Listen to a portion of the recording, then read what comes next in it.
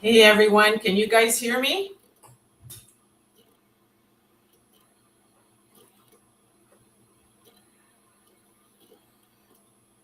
I need to check the microphone. Good evening, everyone. Buonasera a tutti.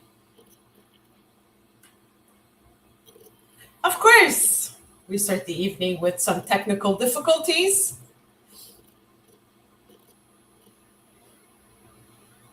Audio's good? Okay. So I don't see myself here in StreamYard. I just see my painting. Hey, hey Moose, hey Fernando.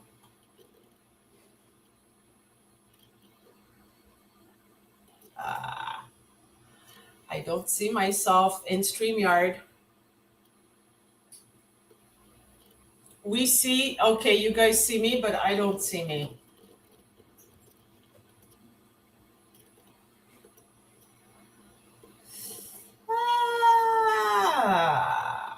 Okay.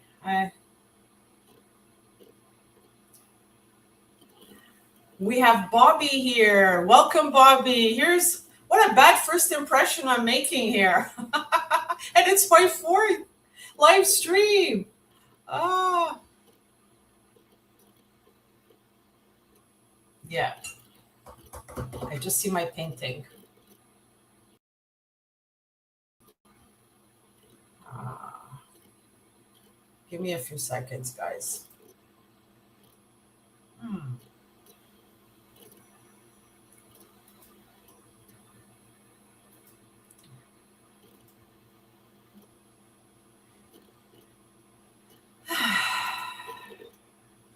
So I'm going to copy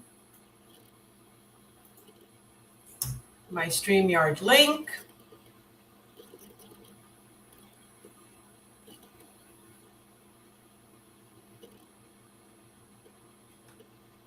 We've got 9 people in the house, or no, 7. There was a troll there before. Okay. So, how's everyone doing? I need to fix this issue. To stage.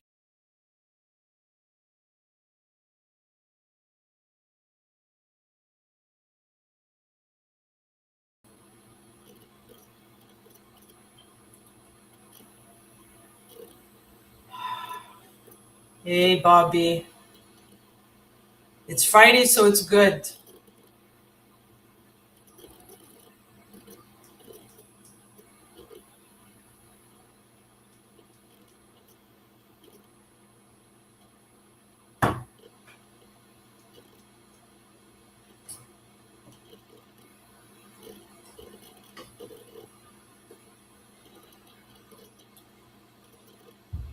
Ah.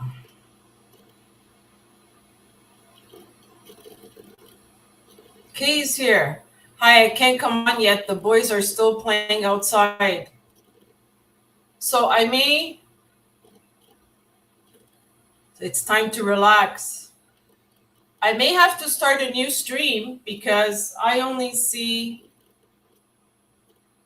know how to fix this.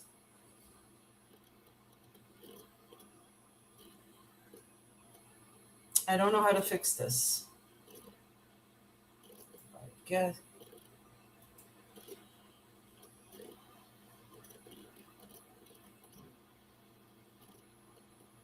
Yeah.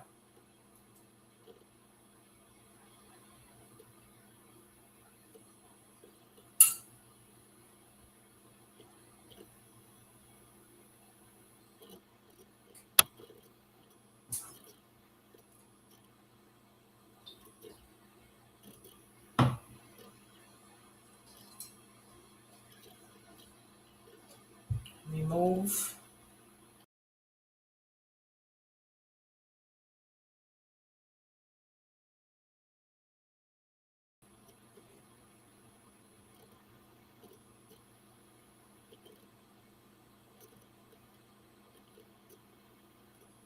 So we've got 14 people in the house.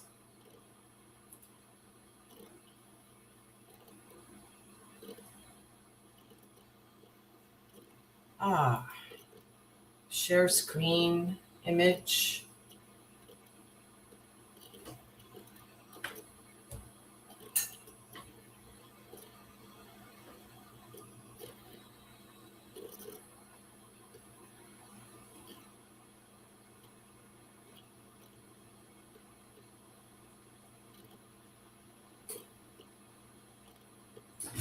So anybody can help me out here?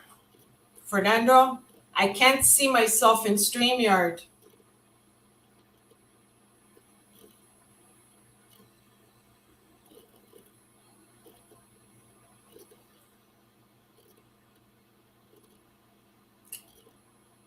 Welcome, everyone.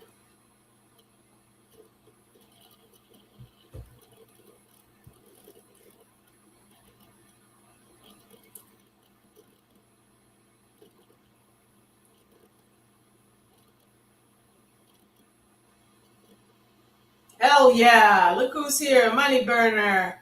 I'm using my cell phone to navigate here, but yeah. So Kev, can you help me out here? I don't know what happened. I just can't see myself inside StreamYard here.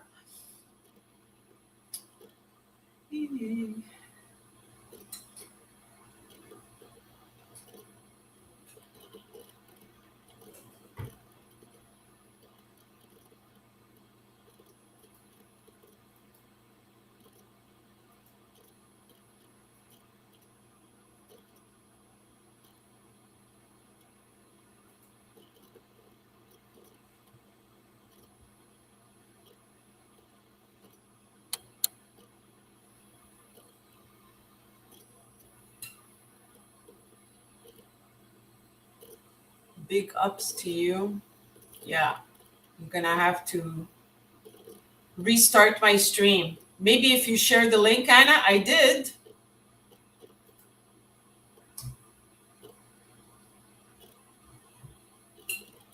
I did like 5 minutes ago. Kaivan. It's almost like inside my StreamYard, it's frozen. So I'm assuming to restart it would make sense.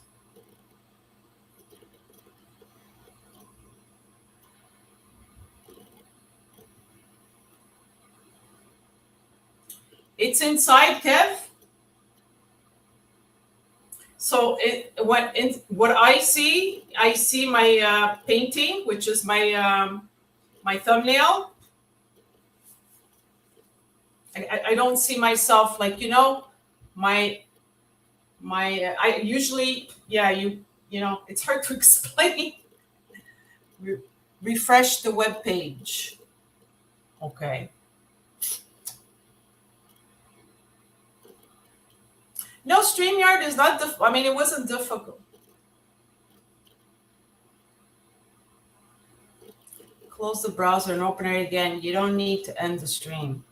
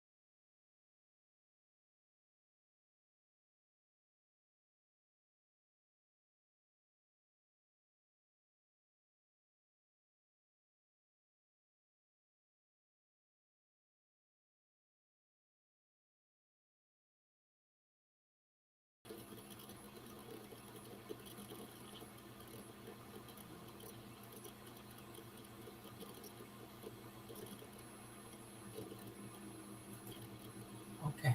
All right. Am I good now? Can you guys hear me now?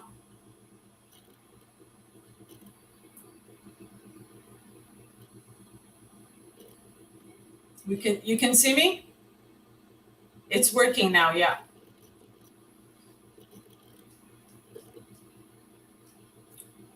Buonasera a tutti. Welcome to Giaconda's house. This is like my virtual home. And okay, bravo. All right. So the topic for tonight, folks, is real and unreal world. Right? In the virtual world, what is real? What is unreal in the virtual world? And when we talk about the virtual world, we mean this.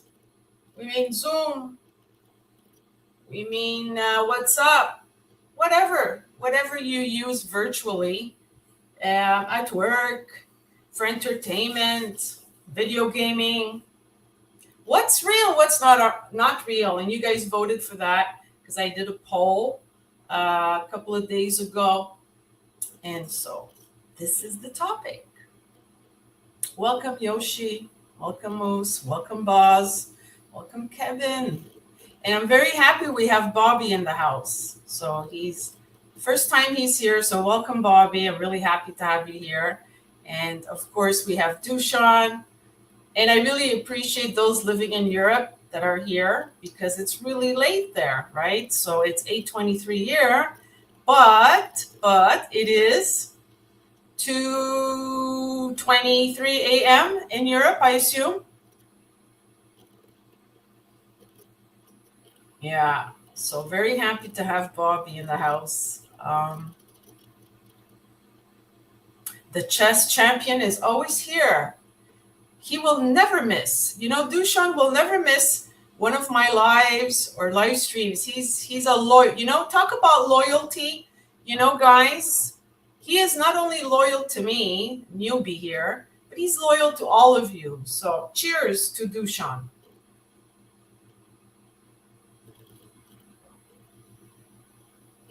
So Yoshi had a question for me.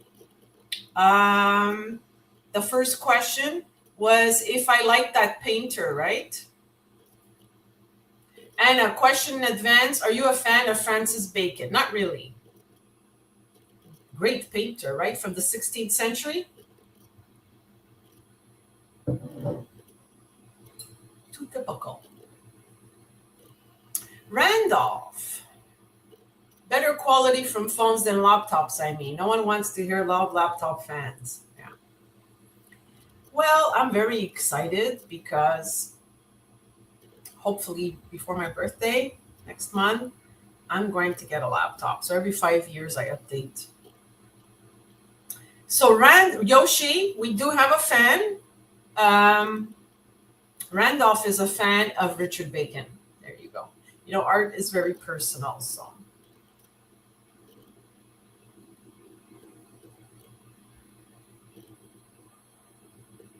I don't know this person. Who is this person? Gnosis? Don't know this person. Do I know you? Just curious. Welcome. Yes, Fernando. Did I miss anyone? I never like missing people when when they're here. It's part of my etiquette. I like to welcome everyone, just like you welcome people inside your home. I like to welcome people to my live stream. Kay said that she would be right back. So, what do you guys think about this real and unreal world? Is it something you guys want to chat about tonight, or do you feel like talking about something else? By the way, scent of the night, Chanel Sycamore, marketed mostly for men. But you know what? This strong bitch is wearing it tonight, and I smell fabulous. I love this vetiver. Seriously, how many of you like Sycamore? And this was a gift my friend Virginie gave to me. Yeah, I rock, Fernando, in this scent. Like, I really rock in this scent. Yes, Moose. I used to be a huge hockey fan in the 80s and 90s. Not really a fan these days, but apparently Montreal is losing. Ask Kev, he would know. So according to Kev, Captain Blimp is chatbot veteran season 1, but his personal top 3. Kevin likes to rate people. I rated him as a 9.5 in my video. I don't know if you guys have seen my video. It was when did I do this short video that I posted on YouTube? Maybe a month and a half ago. So I rated 6 gentlemen from Drama Frag.com, all as 9.5s. And Kevin was second. So bored. Who's this? So bored. Yeah, but I don't know who you are. So bored is a troll? I don't know. Another artist question. What are your views on Tracy Emin? No comment. Kevin's terminology on rating classification. Well, according to Kevin, we are not twins. But the more I hear, of Kevin's rants and how he thinks, and the more I say we are twins. But the problem with twins is twins can get on each other's nerves. And I think I've already succeeded in getting on Mr. Kevin's nerves. See, now he's being sarcastic because we're twins and we don't rate anyone as a 10 out of 10, right? So he's rating me as a 10 out of 10, everyone. So that means he probably sees me in reality as a 5. A leopard printed handful of a wild cat. Absolutely lovely. Yeah. But he said in a previous stream that I'm a handful. I wonder what he meant by that. Was it a double entendre, Mr. Kevin? I hope life is treating you, Fernand. Great to see you. Okay. So this person knows Fernando, but do I know you? Yes, Yoshi is an art fan but you are an ascendant Libra, if this is true. So a Virgo ascendant Libra is definitely an art lover.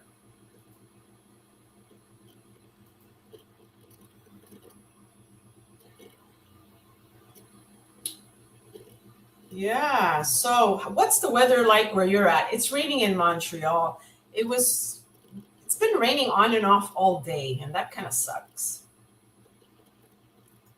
Are you guys having coffee? I'm having my coffee, my cafe latte. I have 3 in a day.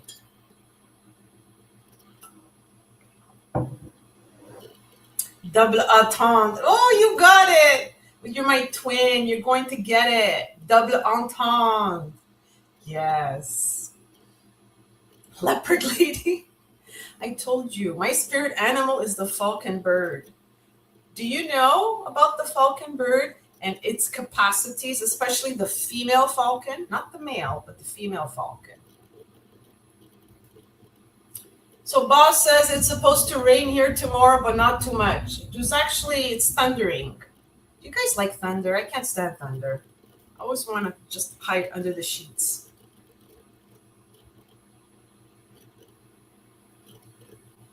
Captain Bloom says it's hot. What's hot?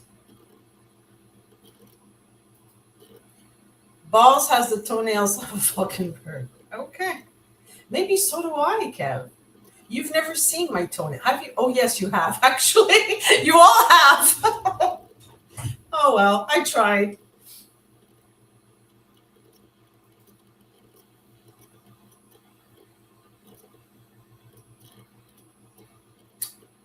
And so, what time is it? It's 8:30. My God, time flies when you're having fun. So, this is a long one. Randolph Care. When streaming, is there anything you cannot do on your phone that you can do on your laptop? In general, actually, you know what? Whenever I go live on my phone, it's like the easiest thing in the world. I don't have to freak out about these things, There's always something when you're streaming here. If it's not this problem, it's that problem. But then we manage.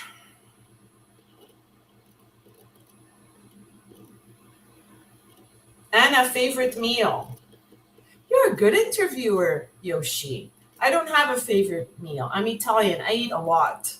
So I would say that, like, if I could eat it because I had to cut out a lot of stuff, it would be gnocchis. My mother used to make homemade gnocchis, which is a type of pasta that we make with either ricotta or potato. And yeah, Jacob is here. Where's Jacob? Jacob, hello. I rank Anna, Money Burner, AM, Noticer, 5 Binaka sprays, a 9 out of 10 streamer. Okay, well, 9.5. Okay, so Randolph has his 9.5. Well, we thank you very much.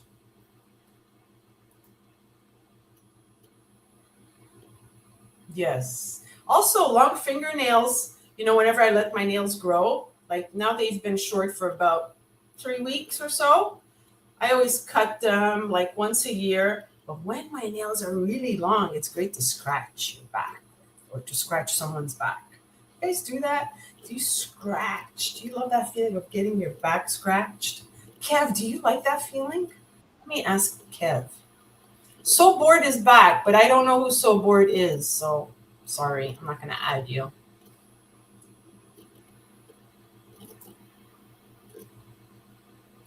Very flattering look I have tonight. Let's leave comments off tonight. Okay. Flattering look. Okay.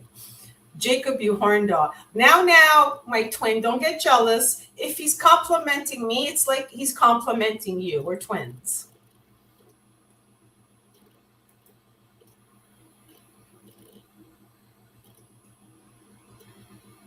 Okay.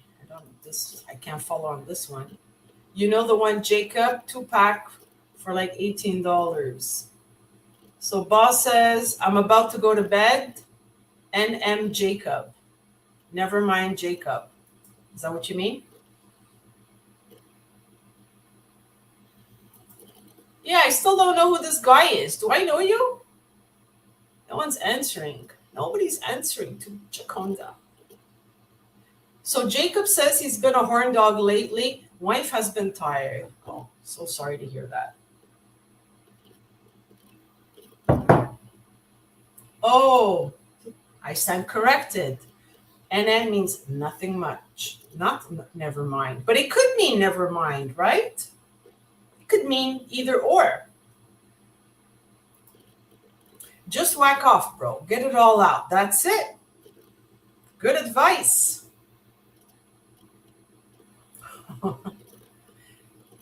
Oh, okay. Okay, so this, okay.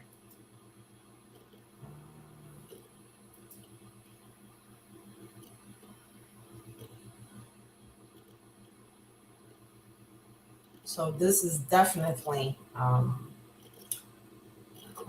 yes. How do I remove here? And kick from studio. Okay. All right. So that was taken care of. Shout, let it all out. Tears for Fears. Oh my God. Was that a great band or what? Tears for Fears. Oh. No, I like the feeling of raging. Actually, that would be a great title for an album title, Raging Testosterone. Or a band, The Raging Testosterones. What do you think, guys? Wouldn't it make a great title for a band or an album cover or something like that?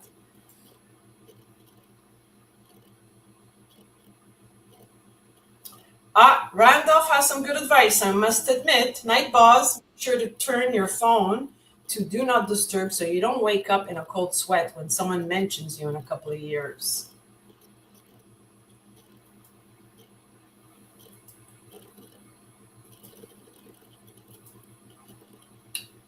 Okay.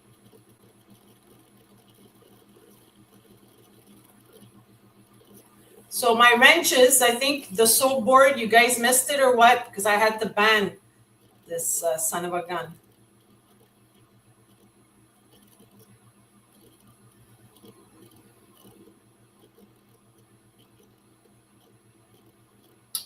Okay.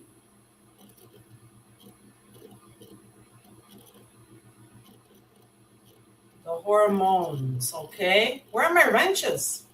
Anna, what's your favorite flavor? That's an inside joke between me and Neil. But it's so easy. But it's so easy, Neil.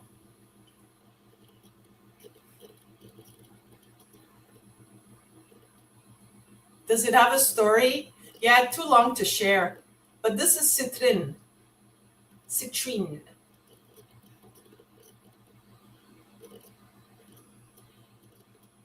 Okay. Yeah, because I had a pervert that was in here. Yeah. So, anyways, I was able to ban the person myself, but usually, the wrenches have to do it. Okay, but anyhow, I did it. A great name for a band would be Trans Testicles. Actually, I agree. I like that. But I like the Raging Testosterons. I could just see it. Everybody, let's a warm welcome to the Raging Testosterons. I could hear it.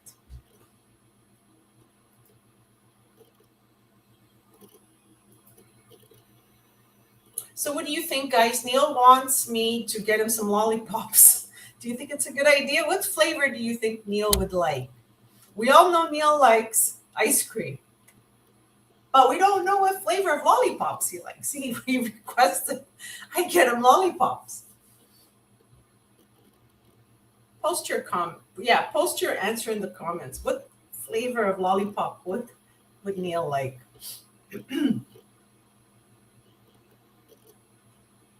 My sycamore is the EDP. It's the new formulation, Bobby, because my friend got it. Oh, she bought it maybe a month ago. So it was a set. This is a 35 ml and peach flavor.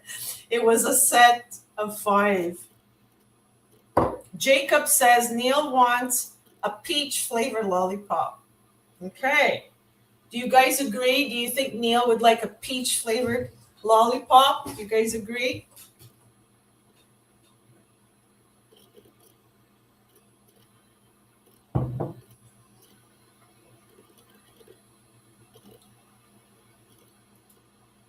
Randolph says Chupa Chups assorted flavors. What is that? Enlighten me. I have no idea what that is.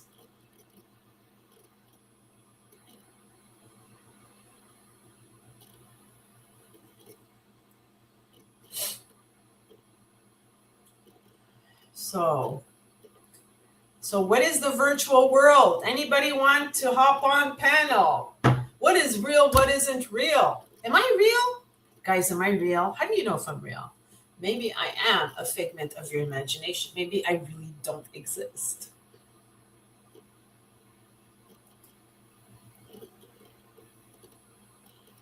You want me to paint a scene? Oh, sounds kinky.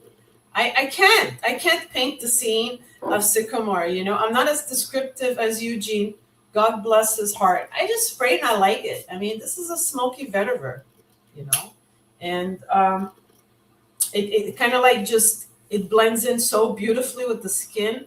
It's smoky. That's what makes it sexy. It doesn't project all that much. It's not beast mode, obviously not. That's all I can say, Jacob. Chupa Chups in Canada, it's a lollipop. No, I don't know. I'm not into lollipops as much as Neil is, so yeah. But I'll look it up. So you think Neil would like Chupa Chups and peach? That's this information is noted for the Godfather. Yoshi is asking, Yoshi, Boz, are you still with us? Sycamore is great. And yes, it is.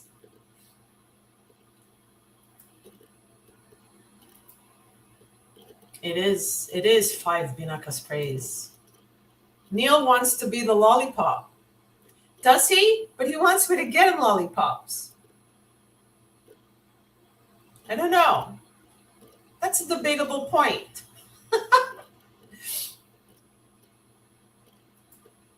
So according to Jacob, my description of sycamore smoky vetiver says a lot. It's a smoky vetiver. Yeah. And it stays smoky on your skin, right? So it almost feels like the end of a bonfire, just the tail end of it.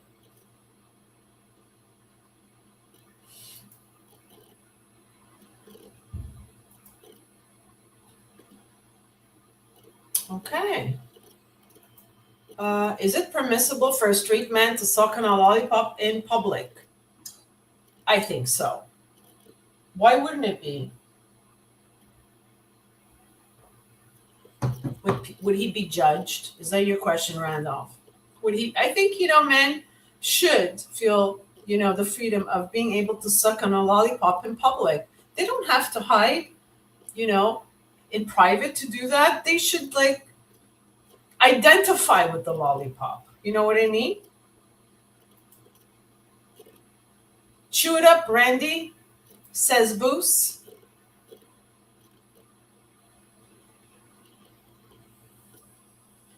Chew it up, chew it up, chew it up. So we've got quite a few people in the house. Come on, be on the panel. Keep me company. I'm all by my lonesome here. 16 watching.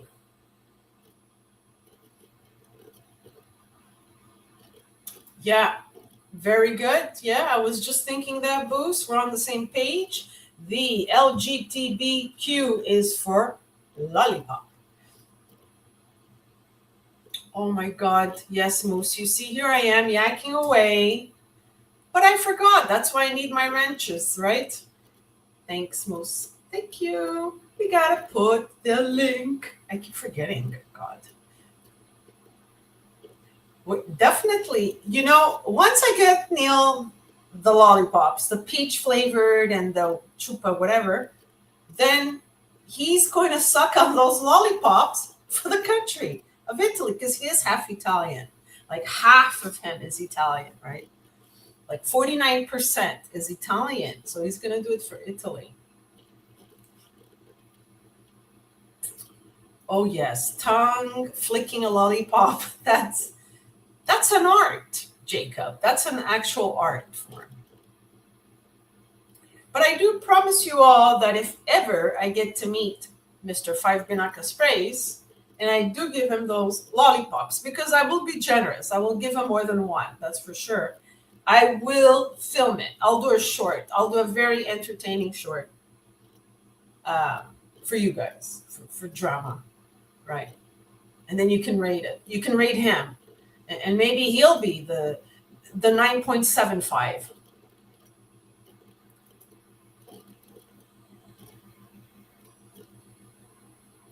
Oh, I don't know. No comment.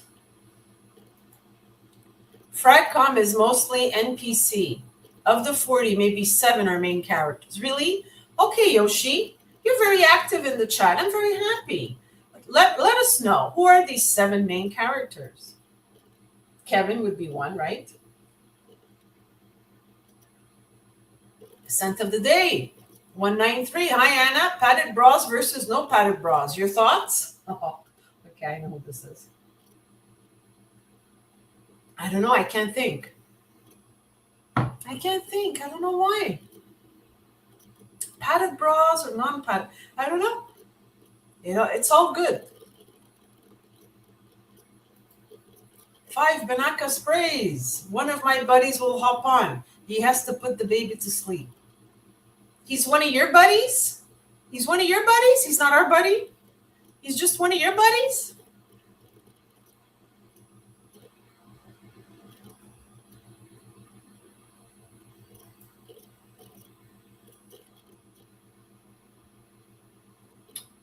Okay.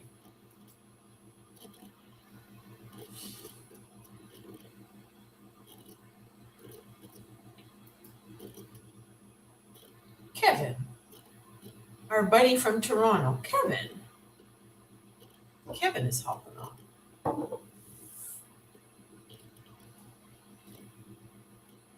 So post in the comments if you still want to talk about real and unreal world, virtual world, or if you want the topic of discussion to be of another nature, maybe lollipops. I don't know. Whatever you guys like. It's about you. 20 watching. Welcome. Welcome to Giaconda's house. Neil wants peach flavor. Yeah. Well, I have to discuss that with him if he likes peach flavor.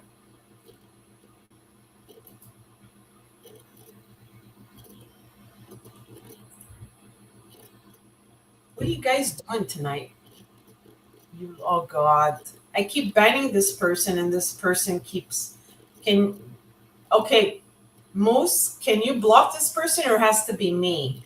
How does this work? Please enlighten me. Because I keep banning from studio and person keeps popping in here.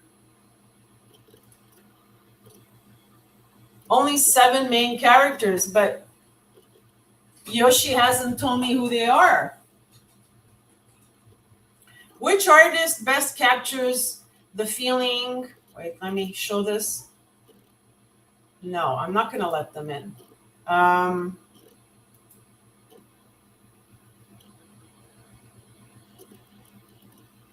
Okay, Moose. I just didn't know, because that troll was showing, his private part. I just picked up food for the family. Now I'm heading home to have a relaxing evening, hopefully. Well, thank you for stopping by, Jacob. It's greatly appreciated. So according to Bobby, Caboose Juice can name all 7 samurais. Well, I don't know. I want you guys to name them. Maybe I don't even know them. I'm curious.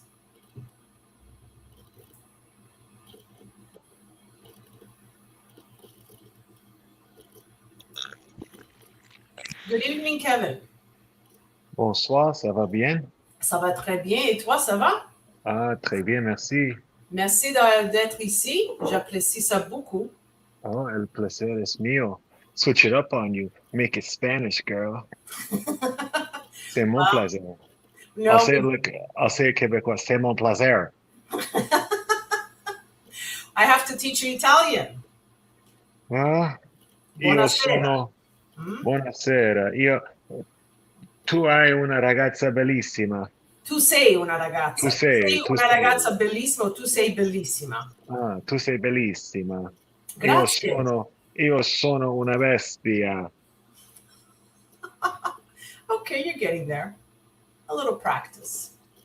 Well, thank you for making the time to be here. I appreciate it. Absolutely. I'll always carve out some time in my schedule for the lovely leopard printed lady. Well, no leopard. It's just regular plain top. Hell yeah. Yeah.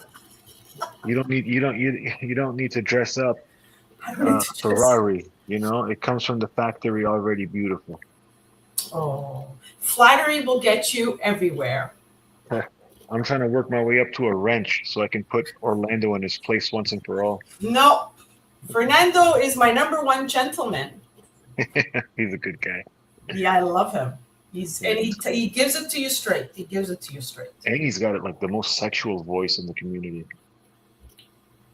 Oh yeah? Have you heard his voice? Yeah, I have. Oh my God. He sent me voice messages. Oh, he sent you voice messages? Yeah. Okay. Regarding the stream. Oh, a correspondence. You got a little correspondence going there? Okay. Stop being jealous. You're very jealous, Kevin. Oh, I wasn't being jealous. I was being mischievous just now. No, you're the jealous type. I can tell. No, I was being a merchant of mischief. Yeah. Jealousy? You know what? You want to hear something awful about me? Uh-huh. 2 kitties on the screen, apparently. Yeah, tell me. I had 2 cuties on the screen. Kitties. Oh, kitties. Okay, I think you said cuties. I have never been jealous of a woman that I was dating. Well, you're like me. I'm not the jealous type either. Well, you said I was jealous. I don't understand. I was just teasing you. Oh, you were just teasing? Okay, okay. For Okay, the girl, I see. drama, for the For community, for the culture. for the culture. Yeah. I mean, it would be healthy to have some level of jealousy, but I don't know. Well, even if they cheat, it's their choice, right? They cheat, they're gone. That's it, finished. Well, being jealous and then like cheating are sometimes different. You know, like jealousy could be like you just don't want any man looking at your woman. You don't want your woman to have any kind of contact with a man. Like I have friends, Isn't that sad? It's like you're imprisoning your partner, you know? No one can look at him or her. No one yeah. can it's like you're in a prison, you know? Ah, some But women like that. yeah, but that jealousy is because in the back of your mind you're thinking that they're going to bang someone else. It all boils Mm, down to sex, right? yeah. They're going to be in someone else's bed.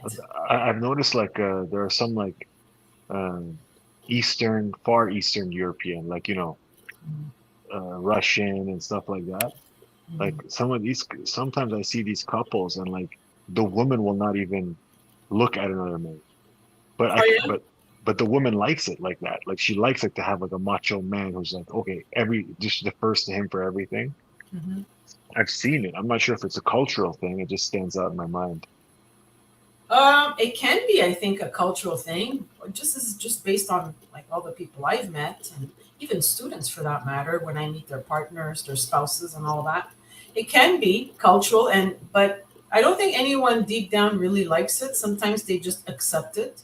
They Uh, accept that their partner is very jealous. I've had men that felt imprisoned by their wives because they were overly jealous. You know, they would have to text, message, call them, at every place they would go to. And I don't know, that's like trapping someone, uh, I don't like that. but I have my mechanic friend. He's an Afghan guy, and I've known him for like 25 years. He's my friend before he was my mechanic, and I said, "Do you ever go out with like other couples and stuff?" And he's like, "No, man, I don't do that shit."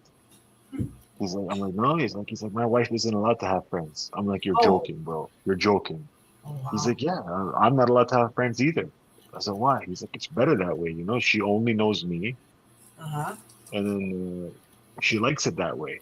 So, according to him, she loves it, but I don't know. But if you meet this guy, you would never think something like that would come out of his mouth. Like he's so kind and warm and modern and well, people make their own lives, right? Like if two people consent to it, it is what it is. They just want to live that way. Yeah, well, we're not behind closed doors, and we don't know if they did consent or not. I've met a Right. few Afghani people in my life, but my experience with them is they're either very modern or very traditional. Yeah, They're it's one going or the to, other, right? yeah. So, Yeah. but they're cool, you know. Anyways, jealousy gets you nowhere. So, uh, really doesn't. It actually, deep down, the person ends up presenting you. It's a turn off. If someone is jealous, like really jealous to that point, it's a turn off. It means they're so insecure, you know? Well, maybe I am jealous because I have told this story about this girl I was dating, and then she hugged another guy, Mhm. and I decided in that moment, like I'm done with her. Well, no, it was not that. It's the fact that I left the club and she didn't follow me out. But I think I'm more sensitive to disrespect than I am Yes, a jealous person, right? yes, me too. Disrespect. Like I never I consider very that when well. like another man looks at my woman, he's gonna take her from me. I never think like that, or I never think to myself, oh, she's got eyes for somebody else. Doesn't even cross my mind. But when I see like another guy, Mhm, you know, looking at my woman when I'm standing right next to her, like, mhm, see, if I'm not there, mhm. well, it's his job to look. Like it's every man's job to look at a woman who's not accompanied by a man. Like that's the way the world works. Right. Evolution would stop if that didn't happen. Like men should be looking at women. But if I'm right next to her, and Mhm. then you look at her and you know I'm right there, well, I just take it as disrespectful. And then you're trying to punk me. But You gotta let it go. But it all depends what you mean by look. Like really stare at your wife or glance. No, no, no, like stare and like look back when she walks past them and stuff like that. Okay. Whatever. It's all case by case basis. That's true too. But all in all, my opinion is that jealousy isn't healthy. A little bit of jealousy is, of course, but when your partner is trapped or has to follow rules, like the Hmm. main the streaming rules and all that, like a list Yeah. of rules. You can't do this. You can't go out with your friends. I don't know. I just don't like that. Hmm. Hmm. And So every time you brought up the topic of tonight's stream, like I couldn't hear it. I don't know, maybe like because I was distracted by the video. So tell me the topic of tonight's stream. real and unreal in the virtual world. What is real and what is unreal in the virtual world? So Mm, this is part of the virtual world, right? But mhm. other things are part of the virtual world. I'm not just limiting it to streaming. So what do you think is unreal? Like in terms of the streams, strictly the streams, Uh-huh. nothing backstage, like not like phone calls, like that's different. I'm saying in the streams, what do you consider to be not real? So I kind of have a balance because I do speak on the telephone with quite a few people that I know here, in the virtual world, right? Uh-huh. So are they the same? Somewhat, you know? Um, so they feel real to me because I do both. However, the people in the chat that I've never heard their voice, I just, correspond via chat. That's more abstract for me. Like it Mm. doesn't feel real yet for me. I don't know if I'm making any sense.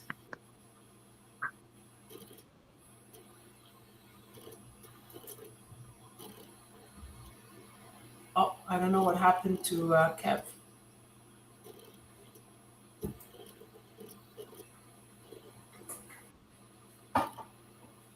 Okay.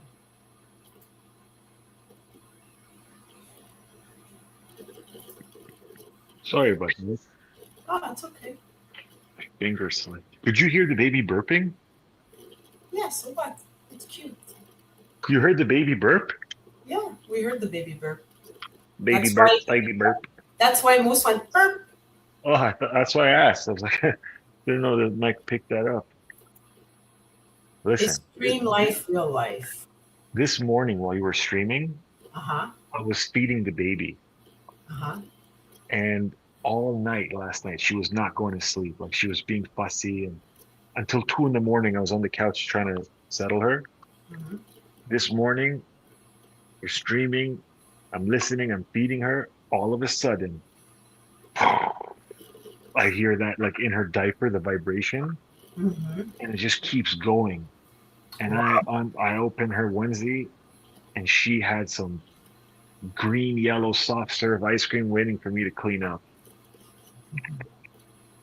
Wow. It It happens was, suddenly. But that's the thing, like you said the other night, when they're infants, it's about feeding, sleeping and pooping, and that's it. Hey, Virginie, let's welcome Virginie to the house. Virginie is a dear, dear friend of mine. Virginie, do you feel comfortable being on the panel? You don't have to have your video on. You could be like Kevin without the video. Would love to have you hop on and say hello to everyone. Virginie is Quebecoise. She's a dear friend of mine, and she is a big perfumista. Oh, Moose, you and I both. Oh my God, we both did the link. Let's welcome. She's very, very dear to me, Virginie. Now, she's real life. She's real life. She's from Quebec. So, what you do, Virginie, is you click on the link. And then once you click on that link, Virginie, then you'll show up like behind the stage here, and then I'll add you. Oh, no, don't be shy. Just Turn off, Virginie, just turn off your video so we don't see you. We just hear you. Okay? I promise you it'll be great. Trust me. 25 deep. 25 deep it is. Giaconda's live stream. What is real? What isn't real in the virtual world? And my scent of the night is a gift that Virginie gave me. Sycamore by Chanel.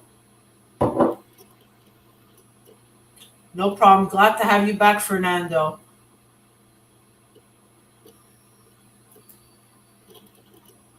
So Moose, you already have a fan, Virginie. Virginie has the biggest heart. She has the biggest heart in the world. Gorgeous name. Reminds me of that French actress. Yeah.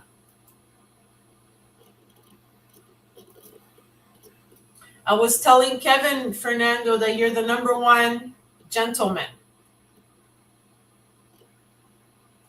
So Yoshi says that online relationships are like abstract art. People say it isn't real. So does that mean that you think that online relationships are real? Or they're not? Lay back and close your eyes and enjoy the experience. So that is whether you are in the virtual world or not. Is that what you mean, Scent of the Day? You are most welcome, Fernando. Just I want to clarify about the interview with my dad that I posted on Instagram. It's an 18-minute interview.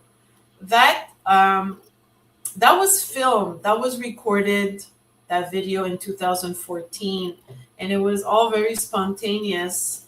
We were on the, as you could see, there was a terrace there, and I'm like, hey, Dad, how about I interview you? Because my students always wanted to know what your, immigrant experience was like. And he was listening to Connie Francis, and like inside the house, he was listening to Connie Francis, and we were just chilling, and so the sound is not ideal, but for me, that 18-minute interview, even with, the song playing, I don't know, it's just, it's a priceless thing, maybe I can work on the sound level or not, but I mean, I was using a 2011 iPod, so just wanted to give you some background on that interview. Fernando, scent of the day, Naxos, very popular, eh? The men love this one, yeah. The men love this. Do you guys think that my sycamore is unisex? Or do you find that it's leaning more on masculine?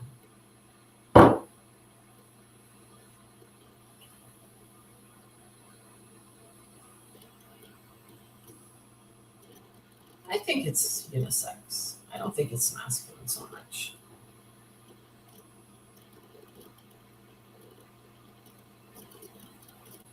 What is the caboose? Let me catch up with the chat here. Oh no, there's nothing to catch up. Okay. Scent of the day said either or. Do women wear Naxos? I find it's way too masculine. Like, I can't pull that one off at all. Not even if I tried.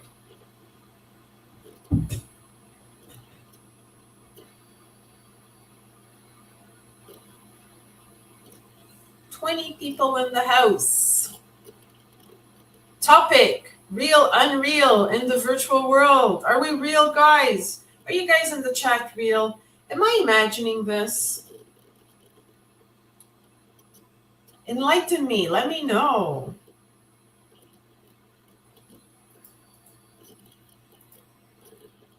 Here's the link. Hop on.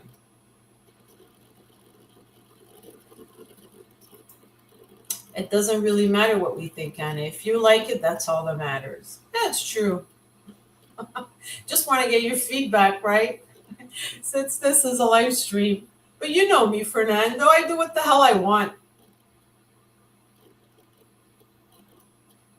I do what the hell I want. It takes guts. Hey guys, it takes guts to do what the hell you want because, of course, people will judge you and criticize you. And it takes a lot of balls to do what you want to do, despite the judgment, right?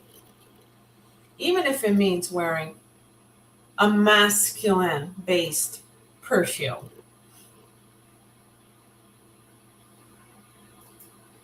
Sometimes, Fernando, we stand alone, right? Um, Sometimes it feels lonely to stand alone, just like I'm standing alone here on this on the screen. But at the same time, you need to be proud of yourself, right? Neil is watching. Neil is studying me right now. He's concocting something. I know Neil. Hi Neil. So we've chosen peach flavored lollipop for you, okay? Does that work for you? He's around. Don't worry, Fernando. Oh, that's an entirely different topic. The AI invasion, yeah. Well, actually, is it a different topic? Now that I think about it, I think I spoke too soon. I don't like it. As a teacher, I certainly don't like it. I certainly do not like it as a teacher. But we created this invasion, right? AI didn't create us, we created it. What do you guys think? Hop on the panel. Let's talk about AI invasion. Do you think AI will invade perfumers? Do you think that maybe one day we're going to have an AI perfume line? What do you think, guys?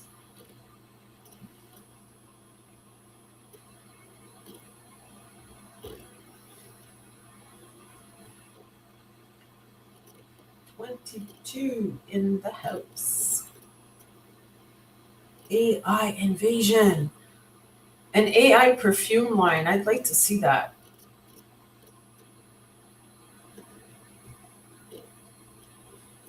Labs are already, Fernando says, labs are already using AI. Yes, they are.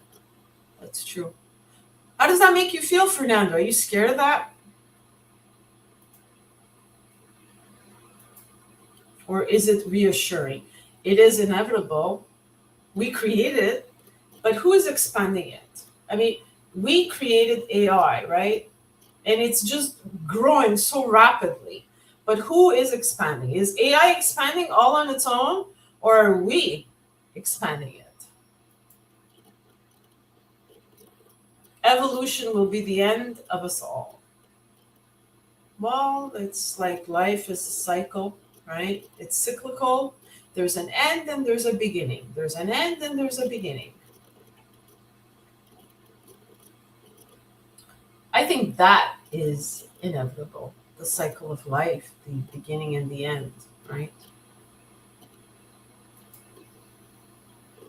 If I was a perfumist, says Fernando, I will be probably worried, yeah. Okay.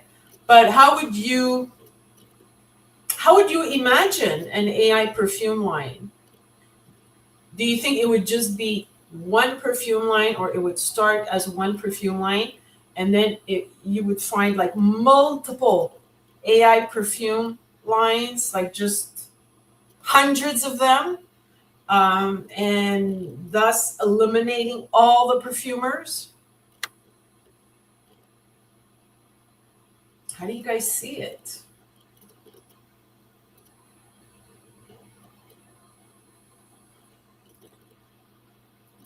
Hola, buonasera, AM. Welcome. So Mo says Chunando AI would definitely be able to make better dupe fragrances. Really? Okay. Explain, Moose, how AI would do that though. So AI AM is the shoe king according to Moose. Why was he nominated today on some live stream? Has Giaconda missed that? Is AM a shoe king?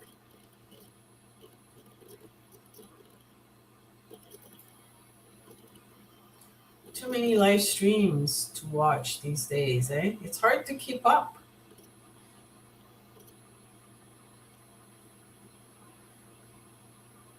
So AI perfume line, the shoe. That was brought up, I assume, on a live stream today.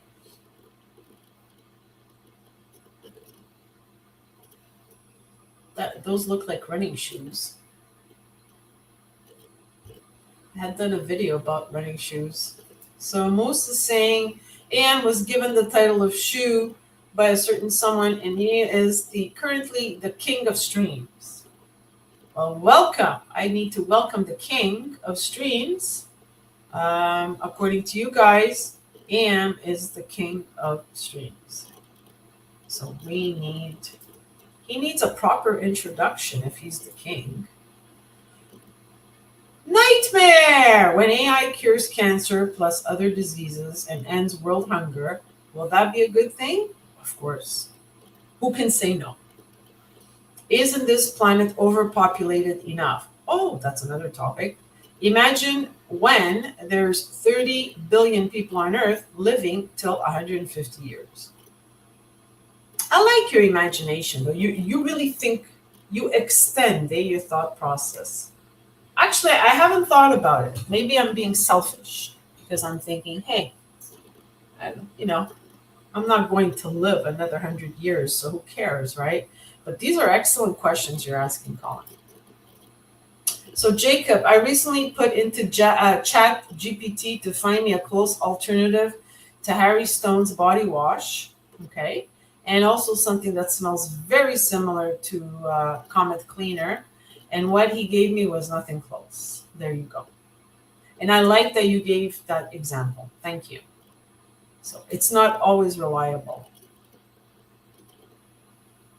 If a gas chromatogram can break down a fragrance to notes and ingredients, AI could possibly speed that process up to make it more accurate. Well, maybe. I don't know. I think a chemist can answer that. I don't know. What do you guys think? On a serious note, Anna, you're brave and you're bold and you're raw. Kudos. I enjoyed all of your content. Well, thank you very much. I've been called raw before. My poetry, my short stories, mostly my poetry has been described as raw and brave, actually. So thank you.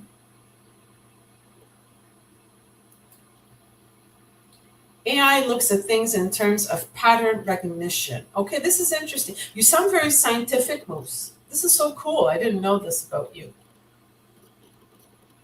Can you elaborate on that a little bit? About the pattern recognition, I mean.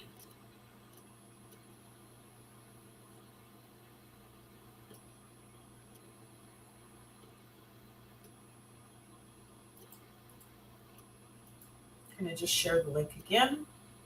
Because I keep forgetting.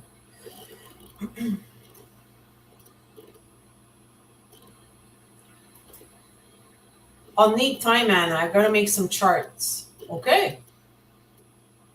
Will you be sharing them? You can share the screen, right, on these charts? That would be interesting. I would be interested in hearing what you have to say. Do you have a scientific background, Moose?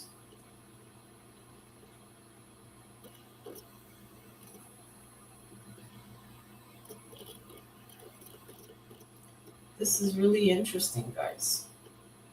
It's nice to talk to people about these things because you get to, know a little bit more about their background and their knowledge. But, what about, aside from perfumes and the world of education and labs and all that, what else do you think? I mean, yes, AI will invade everything, but what else will be impacted that will have maybe, I don't know, a detrimental effect on people? Can you think of something? So you just have a little science. Amos says he's being humble. A little science background, nothing major. Fernando. Well, that's why labs create their own synthetic notes, so they can't be 100% copied. The chromatograph can only recognize ingredients if their composition is in its database. Okay, interesting. Nice. Nice. The King of Shoe, AM. Would you like to share anything or add anything to this subject on AI? Be cool to hear your perspective on this.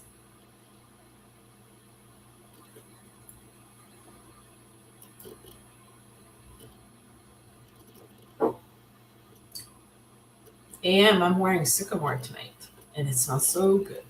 I'm gonna spray myself again. Thing is, it's a little light. It doesn't. I mean, I'm going to finish this bottle before I know it, and it's only 35 ml.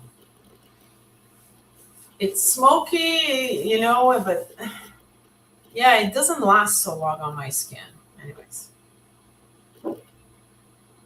unlike Boy, I don't know if you guys know Boy by Chanel. That one, wow, really projects on me.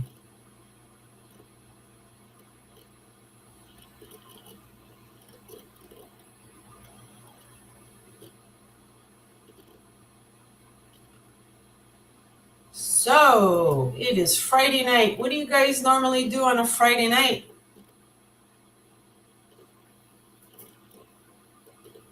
Which Chanel? Oh, I've had all of them, but as of now, I own a few mainstream ones and a few discontinued ones. But in les exclusifs that I have right now, I just have Sycamore, 1957, Boy, Jersey, and Gardenia. I love Boy. According to Colin, we should all just stop. We should just stop all AI now. It's already taking people's jobs. We're just dumb as a species. We're always, but creating AI is a really a dumb thing, though. I mean, that's a pretty sophisticated technology, isn't it, Colin? I love Coromandel. I owned it twice and then I traded it and now I regret it. And it's too expensive for me to buy it again. That's the bottom line. Um, Actually, I traded Le Lion with my friend Virginie. It's too similar to Shalimar on my skin, and not really a big Shalimar fan, and she is, so she just loved it. And I find it strong. Like Le Lion really projects like Le Lion, like a lion.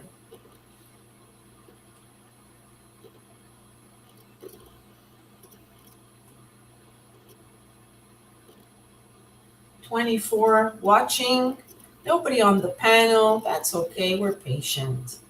We're talking fragrances now and AI, real, unreal world. Do you think, would you like to have like an AI stream? How about having an AI? Maybe one of us is AI and we don't even know it. If one of us here in this community of 40 to, I don't know, 60 people, if you were to choose one person who you think is an AI or who would fit the profile of an AI, who would it be? Would it be me? Would it be AM? Would it be Boz? Would it be Kay? Um, who would it be? Who would you choose? I'm curious.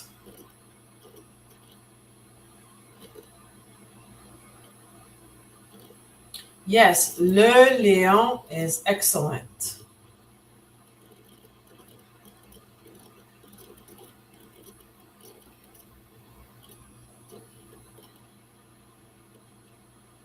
So Moose says, I thought Boz because I thought there was no way of print. Okay. What about now AI, but in a very positive perspective? Like, no, this streamer is too good to be true. Must be AI. Yes, AI itself is clever made by some tech nerds, but it's making the billionaire. Oh yes, it is making the billionaires richer, and the everyday schmoes life worse. Yes, and there's, you know what? It's not like in back in the 50s, 60s, 70s, up until the early 2000s, we had a healthy middle class. Well, we did in Canada, but the gap is getting bigger and bigger between the rich and the poor.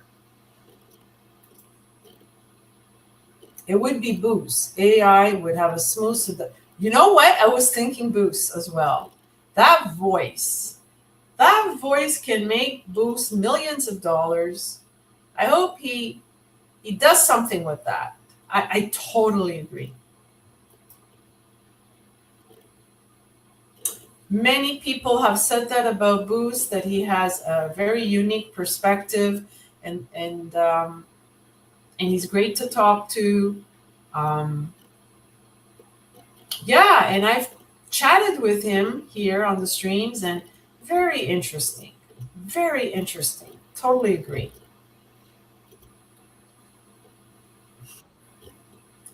And my twin is back. Forgive Welcome me. back. Je suis désolé. Ça va bien? Tout est correct avec le bébé? Oui? Oh wait, no, my dad called, Okay. and sorry about that. Oh, Daddy called. Is Daddy in town? Does he live in Ontario? Where's he at? Yeah, like 7 minutes away. Okay. Okay, I wasn't sure. I just see him like every single day of my life. What sign is your father? Uh, February, so Aquarius. Well, he's like Aquarius, because February can also be Pisces. It depends if he's at the end or.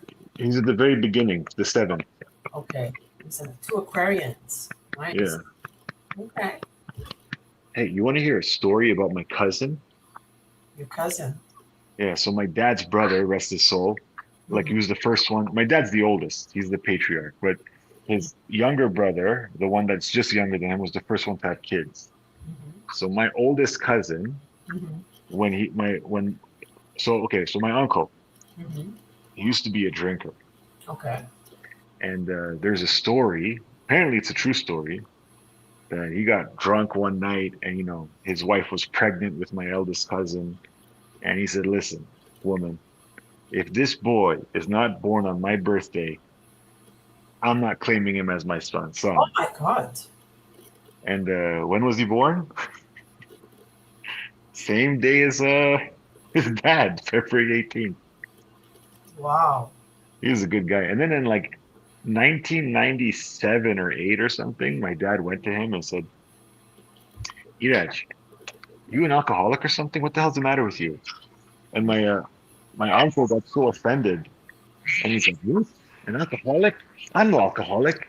He's like, "Yeah, well, you drinking all the time." He's like, "What? You think I'm an alcoholic? I can stop drinking right now." He's like, "We'll do it." He put his drink down. He didn't drink again till the day he died. Not a sip. Oh. So he Out of, quit. I believe in quitting cold turkey. I think we can do it. I think we can do it. He just decided to just switch off, and that's it. He has a very strong mind, eh? yeah, I quit drinking like cold turkey as well. So you were a drinker before, or just a social drinker? Well, I wasn't an alcoholic, but like I love drinking. Okay. The thing with alcohol is that people don't realize, like, I feel like most people are alcoholics. Hmm. I don't find too many casual drinkers. I feel most people just drink too much. Like Hmm. if you're having 2 drinks a night, that's too much, Hmm. right? I'm casual. I'll have maybe 5, 6 drinks a year. Oh yeah, that's like you might as well not even drink. And Yeah. you quit smoking, right? I quit last year in February. Yeah. Cold Oh, turkey. Cold turkey. whoa, whoa. Good for you. How long were you smoking for? About 30 years, but I had to quit for 10. Yeah, 30 years. I smoked all my life, but there was a period where I quit for 10 years when that was the time period that I wanted to get pregnant and all. Uh, Mm. yeah, but yeah, it's a mind over matter thing. So some of us have that power. We can tell our mind, no, I don't need this, and that's it, finished. Hmm. but others can't, you know. We all have a weakness. My weakness is perfume, right? Look, I've got like, look, all of Yeah. that. So we You all got have an addiction. you got two weaknesses. Oh, okay. One is perfume, the other one is Neil. What? Oh, no, he's not a weakness. Oh God. You can't resist the cuds. You want to cuddle with cuddles. You want to cuddle with cuddles. You adore him, Oh which yeah, I love cuddles. I know. I always tell him, if anybody loves you, it's Kevin, wholeheartedly. I love that guy. A lot of people love that guy. Yes, I know. A lot of people. And he's the best. He's warm, I'm telling you. He's like, listen, I know he's listening. I He's know. got I know. he, He's watching now. He's he's studying. he, he's got a bit of darkness to him, Oh yeah. right? Yeah. Oh But yeah. he also has a warmth, and he's more warm, and he's not cold at all. There's no coldness to him. He's Mm. very warm. Well, darkness is cold. That's true. Yeah, yeah, you're right. No sunlight. Yeah, Well, the bottom line, Kevin, we have to accept people as they are, that's right. right? So we can identify the darkness. We know it's there. We can't delude ourselves, Mm. right? The darkness is there, and it's there for a reason, right? Everything happens for a reason, right? Some people go through lots of trials and tribulations in their lives. So, Do you know one thing I won't give up on? mhm. Boss's toenails. Oh, okay. I mean, this son of a bitch has the audacity to point his camera at his wiggling toes with those talons just making the scene behind it opaque. And like no shame. No shame. Well, it And takes a he certain level of confidence, doesn't it? yeah, you know what? You are right. Hmm. You're right. It does take confidence. Just like here are my 4-inch toenails Hmm. and deal with it. We've got Mikey in the house, and I would love it if Mikey could join us. I know he's busy and he's got a lot going on. But Mikey, if you can join me and Kevin, it would mean a lot. He doesn't have a lot going on. I know. I talk to him all the time. He's really not that busy. Well, he's got a lot going on with the family. Yeah. No, no, he's mostly alone in his basement. Oh shit! You're egging him on. He plays a lot of video games. He makes sure that his bangs are even. He wants them to be parallel to his eyebrows. So toenail clipper fund would like to know if we have any donations today. Any donations? These burners, you got to give it to them. Yeah, they're creative. They're fast. They're They're fucking. fast. Yeah, they're so fast. And, They're and it's like they are like they're like just another dimension to the streams, you know? Mhm. That's why like on your first stream when you were saying like burner, delete the burner, like you got to see like what the burners are doing, right? Like if they're playful like this, you got to Yeah. let them be. Oh, when they're playful, I laugh. You know, I find it funny actually. I love laughing. I love laughing. But when you're streaming, you have to be a little bit on the alert. And that's it. You got to multitask a little bit, eh? Yeah, there's a lot of multitasking. You're right. You're right. There's a lot of multitasking. And there's always like a glitch or some sort. Like Oh all of a yeah. sudden, like when I started streaming, I was able to add on the 30-second timer, which was fabulous. I was able to add the thumbnail here where you see this is my painting here. It was Hmm. fantastic. And then all of a sudden I couldn't see myself. Like now I see myself, right? Hmm. But I couldn't see myself. So I had my phone and I'm like, okay, they can see me, but I Hmm. can't see myself here. What's going on? Oh, just out Hmm. of the blue, just like that. Hmm. So these little glitches are annoying. What is the purpose of the 30-second timer? Is it to show like YouTube that you're live and give them a chance to, Yeah, all scurry in? yeah, So you're yeah. not talking to zero people like I do all the time? Well, I'm kind of playing with everything that's there, right? So I'm like, okay, the 30-second is kind of cool. It's kind of like an intro. I wanted to put actually an intro of a short video that I did of me walking, and then there's some background music, but Yeah. it didn't go through. So I don't know. You know what we got to do for you? We got to get you your own logo because like you see how it says welcome to StreamYard or stream with StreamYard and Mhm. StreamYard Live. We got to get rid of the StreamYard branding, and we got to get like a Giaconda brand. Maybe like the word Giaconda with a snake wrapped around it and a paintbrush as the eye. Okay. I That would be like that. cool, right? Why don't you do that for me? I don't know how to do that. Oh, maybe I can do it with ChatGPT. Mm. Yeah, you know what? I'll do it for you tonight. I am. I'll email it to you. Hopefully it works out. Well, whatever, I'll appreciate it because it's, we're brainstorming. I like that. Yeah, you know who you got to ask about like helping you with StreamYard is Mhm. Aram. Mhm. Aram helps everybody out. Like he helps everybody out with this computer stuff. Really? Oh yeah, he's a whiz. Well, I haven't seen him on any of my streams, so I Yeah, don't know. he's mad at you. Why? You know why? You know what you did. What did I do? Hey, don't make me say it. You know damn well what you did. What did I do to Aaron? I hardly speak to the guy. You really gonna play this game with me right now? Okay, yeah. I'm gonna play some background music. Do I play the AM sound? Whatever you want. Do you hear it? I can't hear jack shit. Guys, do you hear it? I don't want to play that one. I'll play something different. Okay, let me ask the chat. Aram is the best. Yeah, he is, but he's never been here. He is the best. He's one of my 9.5. Do you guys, Fernando, how's the music? Is it annoying or do you like it? I hear it. You don't hear it, Kev? I just muted myself because my baby's Yes. crying a little bit. Yeah.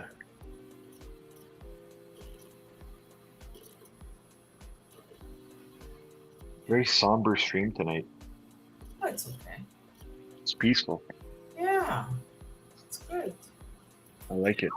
The energy is always different, right? You can't Mm-hmm. always have the same energy.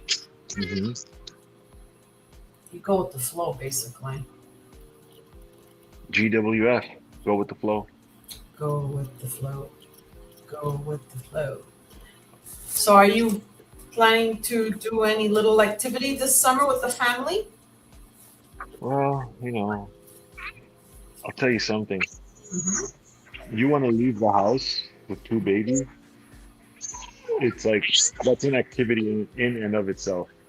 Just trying to leave, trying to get them dressed, and as soon as they get dressed, they both poop at the same time, timing it between their naps. It's very hard.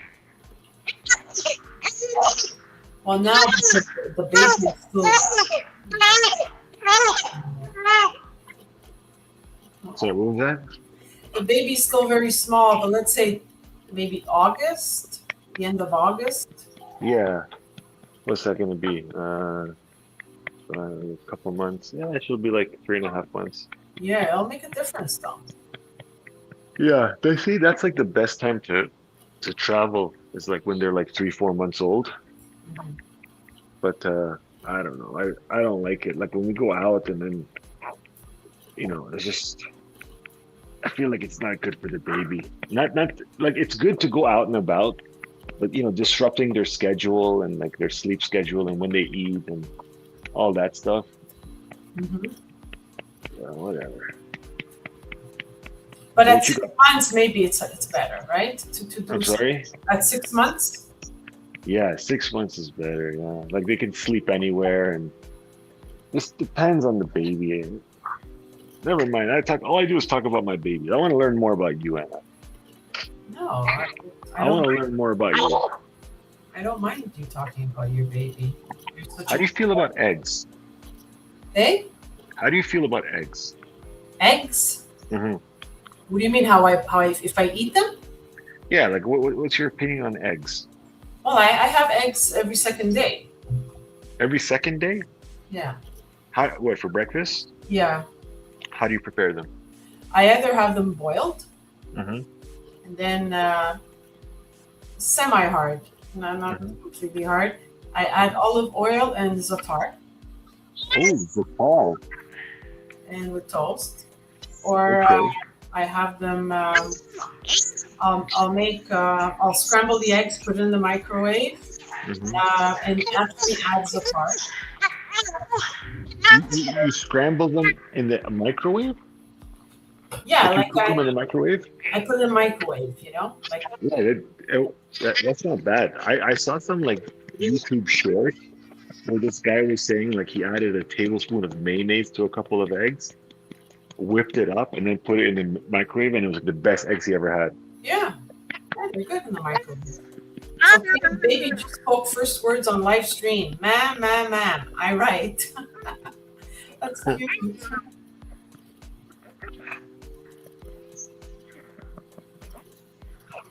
So You know, yeah, I no, love I'm eggs. sorry about this. I can leave if this is annoying. No, not at all. I don't find it annoying. The chat doesn't find it annoying. Guys, I, do you find it annoying? It's not annoying. I apologize. Apologize. But I think they hear the music more now, right? You guys hear the music? It's a little louder now, isn't it? Fernando, you said you barely heard it. I hear it now. It's funky. Nah, Kev, says Fernando. Nah, Kev. Yes, it's better, right? Okay, good. Yeah, I think eggs are like one of the blessings that we have in this world. I love eggs. Like, like the thing with eggs is they're they have every single vitamin Mhm. except for vitamin C. I take vitamin C. I pop the vitamin C pill. That's all. Okay, you know what, Anna? Let me get off the stream. Let me come back and say this. I'm sorry. No, no problem. No problem. All right, I'll talk to you later. Later, later. Bye. Yeah.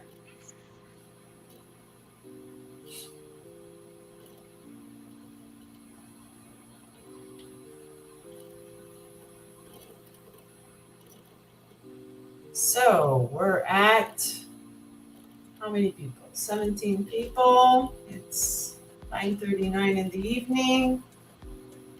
What are you doing tonight? What are you guys up to?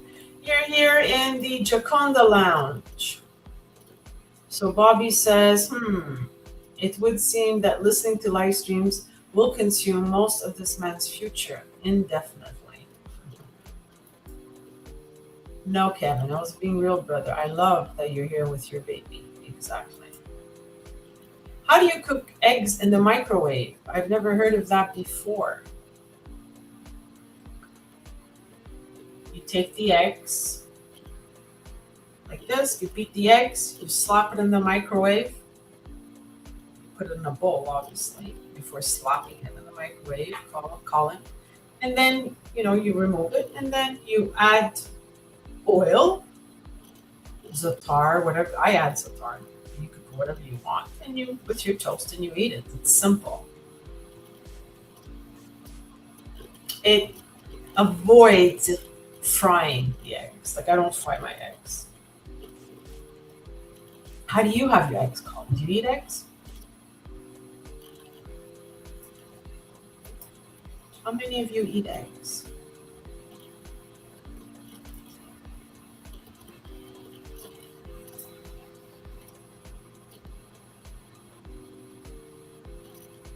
Nobody eats eggs? Oh. You've never done that? You can now.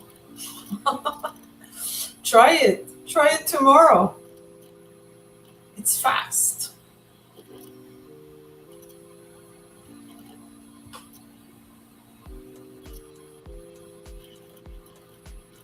Well, you do it in a frying pan, yeah. No, most people will fry their eggs with bacon or sausage or whatever they like. I don't do that.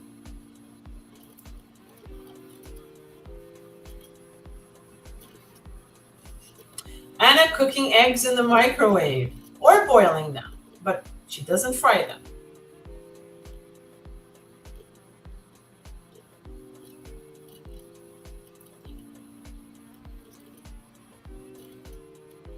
Moose says, if I have a lot of time, I sous vide an egg. What is that? What is that? I don't know what that is. Sous vide an egg. What does it mean? Moose.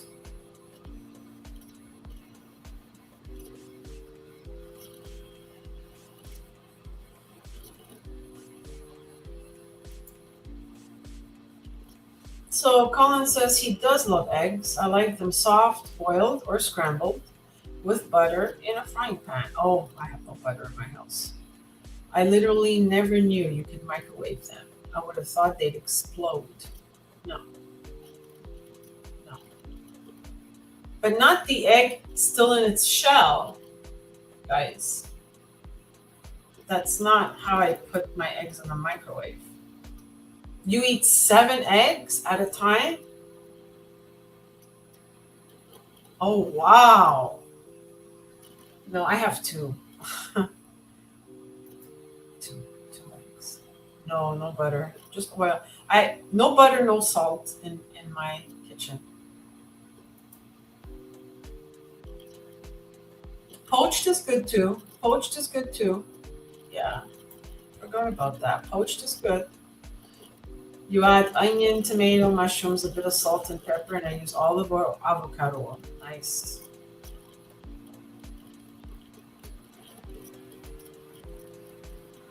Sometimes I'll also add egg whites.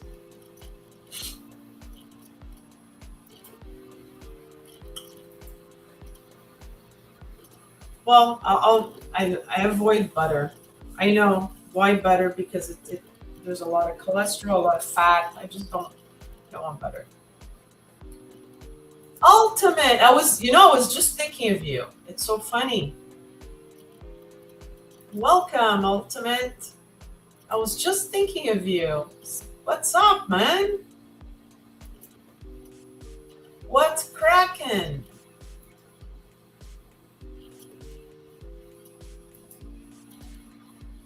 Monty. Hey, Mr. AM. The king of stream. The king of stream won't hop on my live stream. You did it once. You did it once. Did you hop on? Yeah, you hopped on. When did you hop on, AM? Live stream number 2? Was it?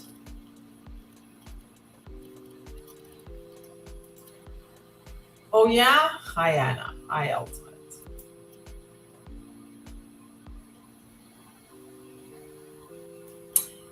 Well, yeah, kind of like I'm in between about that dietary cholesterol versus cholesterol levels in your body. So the thing is, as you age, your cholesterol levels will increase, especially when it's hereditary.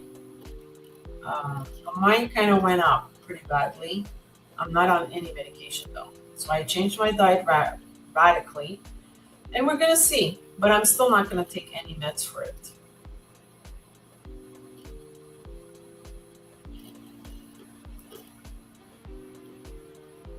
Everyone say hello to the king. AM Absolute.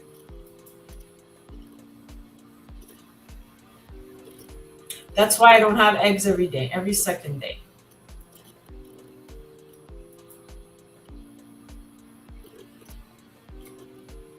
Well, it's hereditary, right, to have high cholesterol. Most Mediterranean people do. So we say we're Canadian because we're born in Canada, but our genetics are genetics.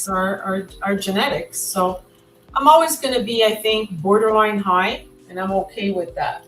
But they shot up a little bit too high last year. I was also moving and all that. I also had high blood pressure, but I was really stressed. So I think everything is much better now. Aram is here. So you were watching, Aram. Welcome. Welcome to my live stream. It's an honor to have you here, Aram.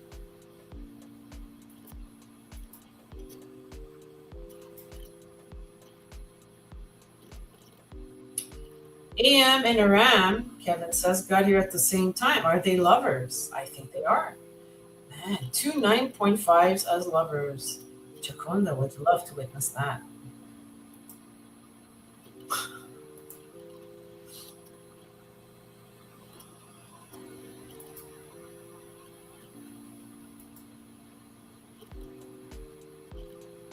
So what is the BPC activated? Tell me, Fernando. Do you like the background music, AM? What do you think of the background music?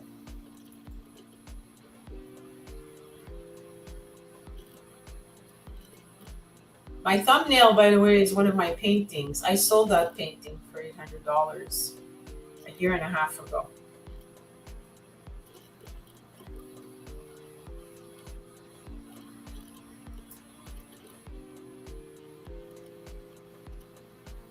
Okay, let me explain. All right. Explain, Fernando. If CPC is Cuddles Protection Crew, can you guess what BPC means? I can't. Tell me. Yeah, but it was this thumbnail, you see it, right? It's the painting. Wait. Let me make myself smaller.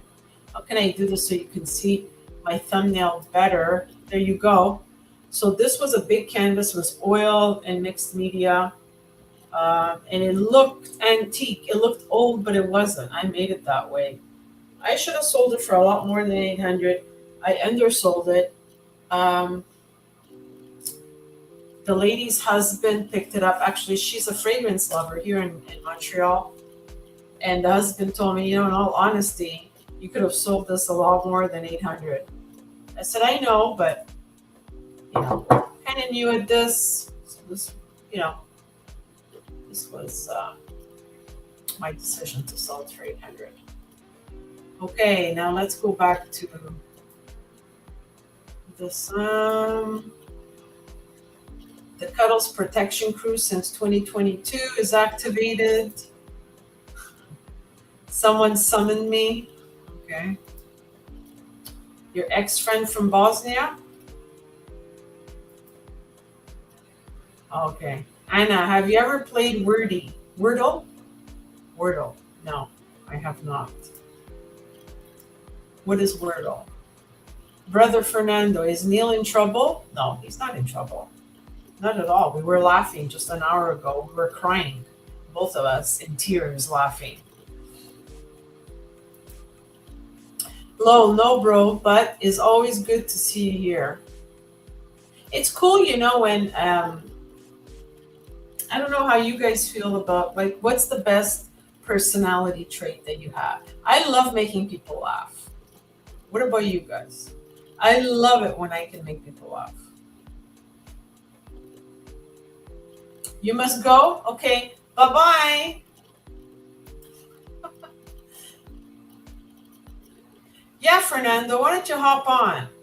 He's got an amazing voice. Oh, we said at the same time, sort of. CBC.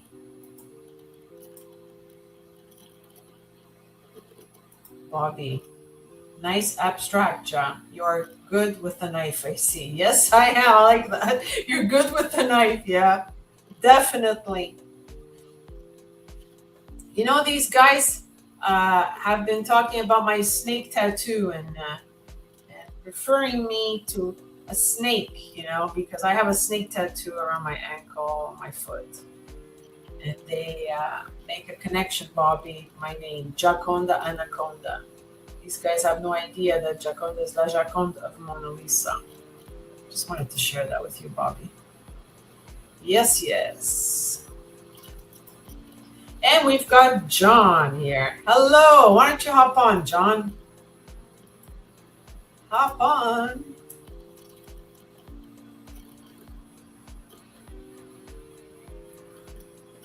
So, Cuddles Protection Crew, Brother EM Aram, you summoned me. Is Neil in trouble? Oh, I read that already.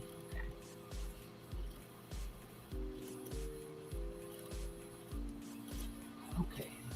Captain and Cope's here. There we go. Hey, Anna. Hey, how are you, John? Good, good. I just wanted to jump on and help you out a little bit until some other people come in, and then maybe I jump off. Oh, it's But okay. You can stay for as long as you like. Welcome. Nice to see welcome, you. I want to do something for Kevin because he talked about it earlier. Mm-hmm. You're doing a great job today, Anna. Mm-hmm. And I went to the gym for the second time today. I worked out, got to go work out in, and I got my laundry going as well. Yes, so I That's know Kevin enjoys that. Your Friday night routine, right? Yeah. Hey, hey, Mange, how are you? So listen, but I really enjoyed. You reminded me so much of my wife today when I saw you Oh yeah, because you were wearing the leopard, and my yeah. wife always wears the leopard, and I make fun of her, and she says, Oh really? Oh wow. yeah, because I always say, because she's Italian and everything, and the Jersey Shore, and we start laughing, that's like her thing that she likes. She loves leopard. Yeah. So I like the black and white because mine had a black and white rather than the golden black. So I like the yeah, black and white print. Yeah. yeah. Well, it looked really good. It was very becoming on you. Oh, thank you. You're welcome. Thank you You're so much. welcome. So, what's the subject tonight? What are you talking about? We're talking about AI. We're talking about what is real and unreal in the Hmm. virtual world. And people voted for this topic: what is real and unreal in the virtual Okay. world. Yeah. I am no expert on it, but I have to say I'm very impressed when I see like AM and I see uh, Noticer is really good at it. Yeah. Um, Yeah. there's some people out there that are just. I'm sure Aram is phenomenal at it too. Mhm. Um, sometimes it feels beyond me. I mean, I could still tell when something is AI. But the technology that's out there today is pretty amazing. All my videos that I had posted on YouTube had no AI. It was all done by me. I kind of like Okay. the handmade effect as well. I mean, Hmm. AI is cool, but we're depending on AI so much, right? So I don't know how I feel about that. You know, I spoke to my son, and I can't get into what he does in the military, but Mhm. um, it's definitely. I said to him, I said, look, you have to kind of embrace AI, Mhm. um, even though the way his department is run, it's not really run through AI yet. I guess maybe the government's a little slower than private industry, but at a Mhm. certain point, I mean, it's going to be AI all the way. Mhm. And a lot of people are going to lose, because he had talked to me about going to law school and everything else like that. And I saw a thing that like half these lawyers are going to lose their jobs. Yeah, they are. And teachers. Yeah, I mean, I wonder, I mean, you think about it, like 50 years from now, will kids be actually going into a school? Will Mhm. kids just be sitting in front of like a computer or whatever the technology is at that time, and being taught in AI? You'll have one teacher for 5,000 kids. I mean, I wonder how that's gonna work. I think they'll be learning from home. Yeah, I You don't think think so? that. They won't even get on a bus. No, no, no. Yeah. And we're going to become increasingly more isolated. As there will be less and less communities. But is this a community? Is that like this is a virtual community, right? Like what we're Yeah. doing here uh, is very communal. How much does it resemble real life? What we do here, In terms of what? community. But in terms of what? Like the people that are on here, like you have a very diverse, uh, you know, But I mean, collection it's of the people. same people circulating. Let's say we're a group of 50 people, right? Okay. And mine is the Giaconda cafe. Then there's all these different cafes that people go to, let's say, you know, Sure. or bars or whatever you want to call them. How much does it resemble real life? And like if I really had a real life Giaconda cafe on Brooklyn Street, Hmm. what's the difference? In terms of like let's just say, connection and well, I mean, this brings people together. I think, right? I mean, people from very diverse backgrounds, from diverse areas, right? So, you and Kevin, Canada, you have people from the United States. You have Fernando from Mexico. Mhm. You have people, I believe, from Australia. You Boz from Norway. I mean, you have people from Boos from, I believe, United Kingdom. Yes. You have people from all over the world that get together. I think that's pretty goddamn neat. Yeah. Yeah. Hey, you've got a point there. Kevin says that some aspects of this are just like real life, but the level of audacity is not like real life at all. Well, that's interesting. The level of audacity. Well, that's the other thing. Like things are said online that a lot of people would not say to somebody in real life. Mm-hmm. They probably wouldn't be able to say those things. But I look at it as like, I really enjoy like the different thoughts of opinion. So like when I see like Kevin and he's, I listen to what he has to say. I find his stuff very interesting. When Aram is speaking and Neil is speaking. Neil is a very intelligent guy. Mm-hmm. It's good stuff. I find it interesting. Some people may find it quite boring, because I know like Kevin doesn't think I'm very exciting, and I get that, because I don't bring Kevin energy, but that's what's great, because Kevin does have that energy. But that resembles real life. We all have our own personalities, right? Mm-hmm. And well, I was thinking about that today. So like, like out in the real world, mm-hmm. is I'm out there, doing whatever it is that I'm doing during the day. Like I really don't talk to people unless somebody talks to me. Okay. So like I mind my business. I'm somebody that I don't get involved. Like, mm-hmm. I don't walk up to somebody and just strike up a conversation for no reason at all. You know what I'm saying? Yeah. But here you're quite verbal, right? I do, yeah, because it's different, Okay. which I think is really cool. See, there you go. He's a wise ass. So your personality is different virtually. Online, you're different than in real life. Well, that's the thing. Like if you walked up to me and started talking to me in real life, I would have a great conversation with you. It would be like, it would be no problem. But I wouldn't walk up to you and talk to you out of nowhere. I just wouldn't. But Kevin would. You see, Kevin in real life. Kevin would, yeah. Yeah. But that's one of the reasons why, like, he's, he does really well in his business. It's one of those businesses where you have to make connections, you have to form relationships, and he's done that. Even though, Kevin gets nasty with me, he says some really bad things, and, I put up with it, and it's all right, Yeah, you guys are cute together, though. It would be nice if he jumped on and helped out a little bit, and then I could, take a little bit of a back seat. Oh, he did. He jumped on twice, and he was multitasking. He was feeding the baby. Yeah. So, and I really appreciate that. I mean, that who would do that? Feeding the baby and talking to me on panel. Yeah. How do you like doing this by yourself? Meaning, like when no one else is on panel and you're just talking. I'm just going with the flow. I mean, it depends what people are doing. It's all about timing, I think.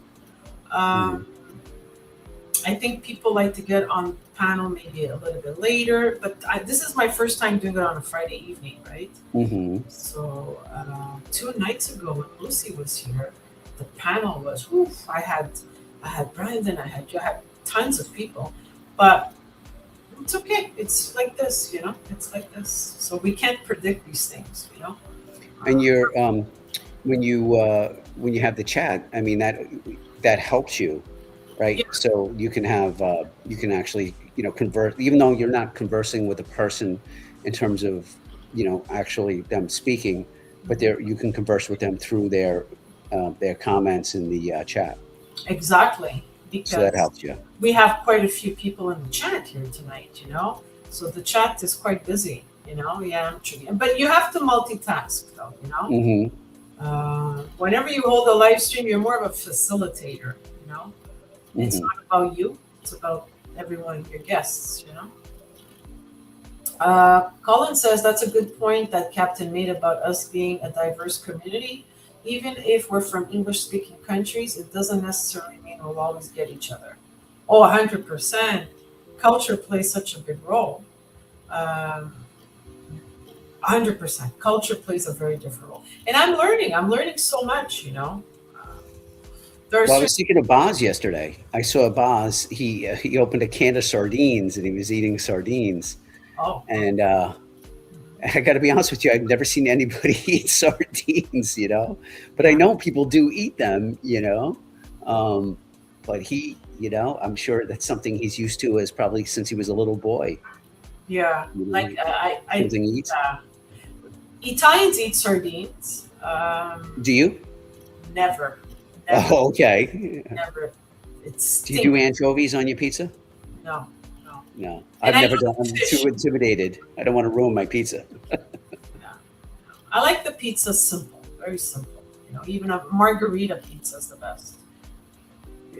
Do you do pineapple? No, no. Never tried it. I think I did in my 20s, maybe. I think I did. No, it doesn't go there. No. I don't Yeah, know. I'm a lot like you. I like just a good margarita pie. My Mhm. favorite pie is a grandma. Oh, I love grandma pie. It's just and absolutely perfect. where's this grandma pie? Like you go, Long Island.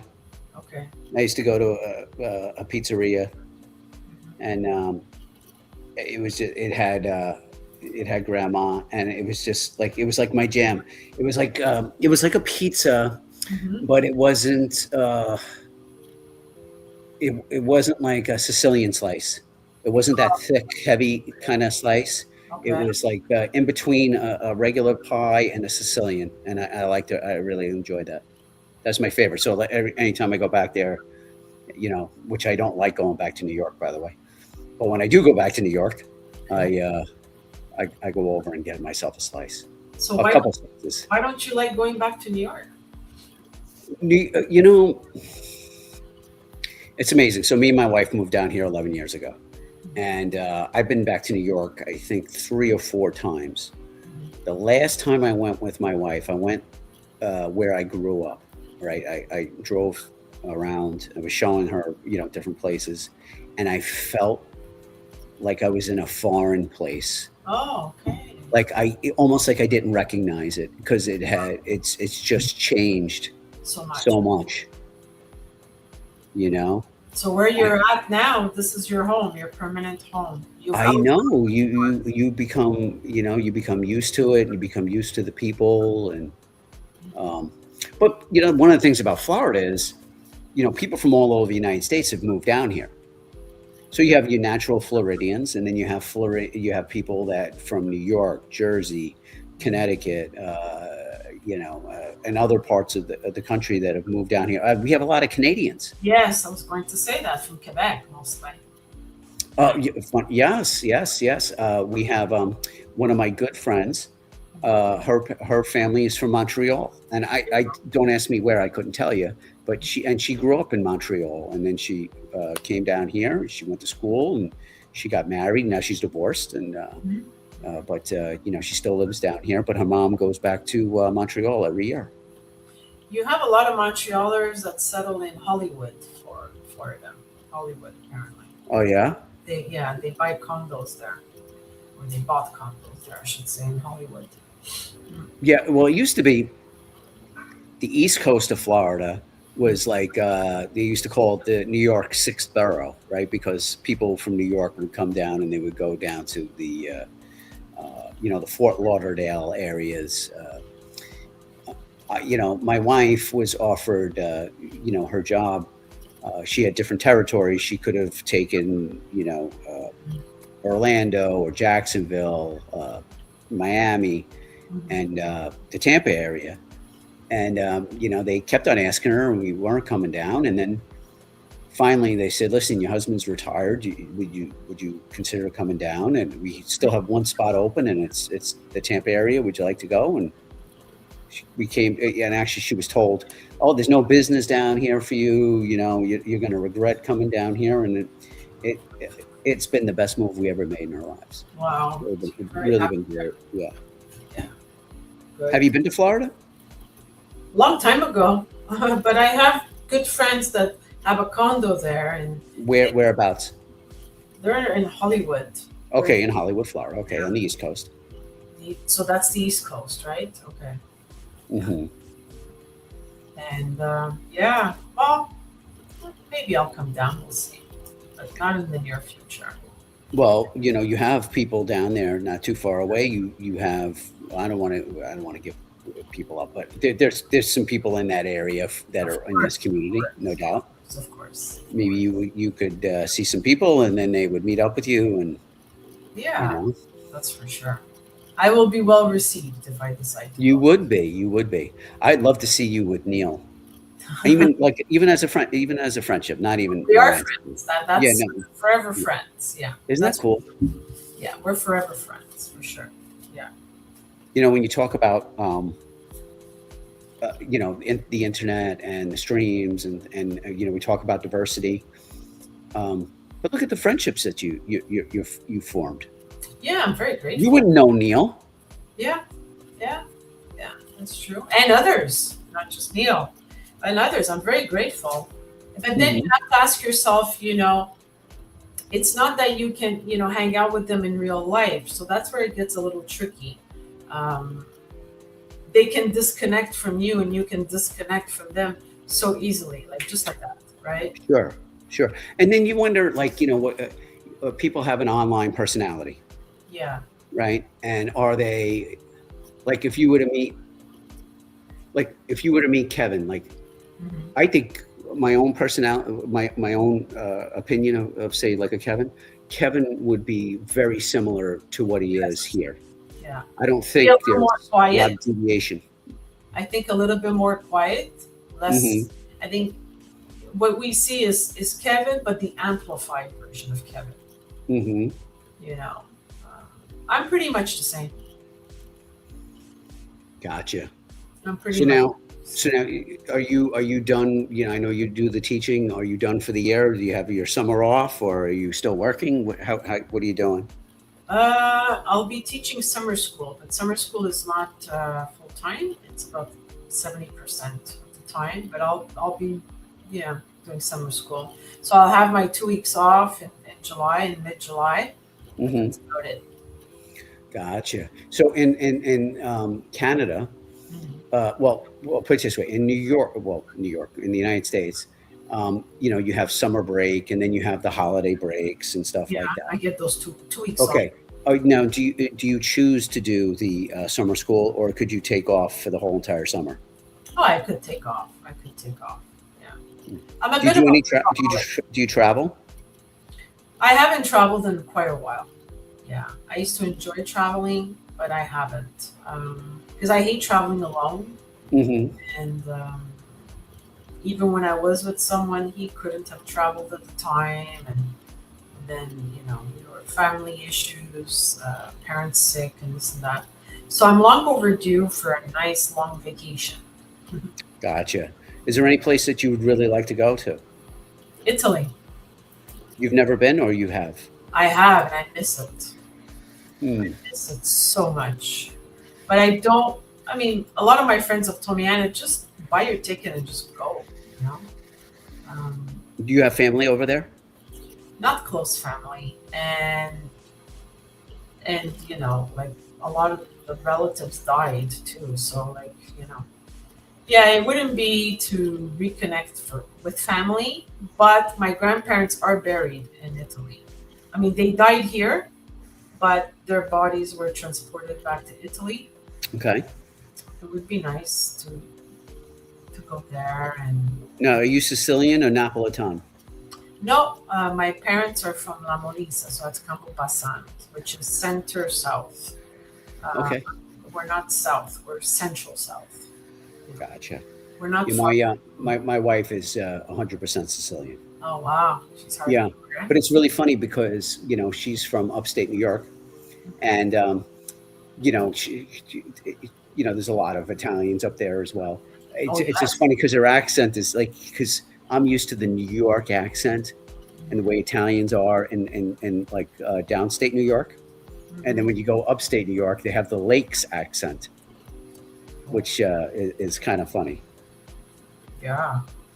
But I love that accent. I love the Brooklyn accent. So does my wife. You know, her whole family asked me. They used to ask me. They say motherfucker." They loved it.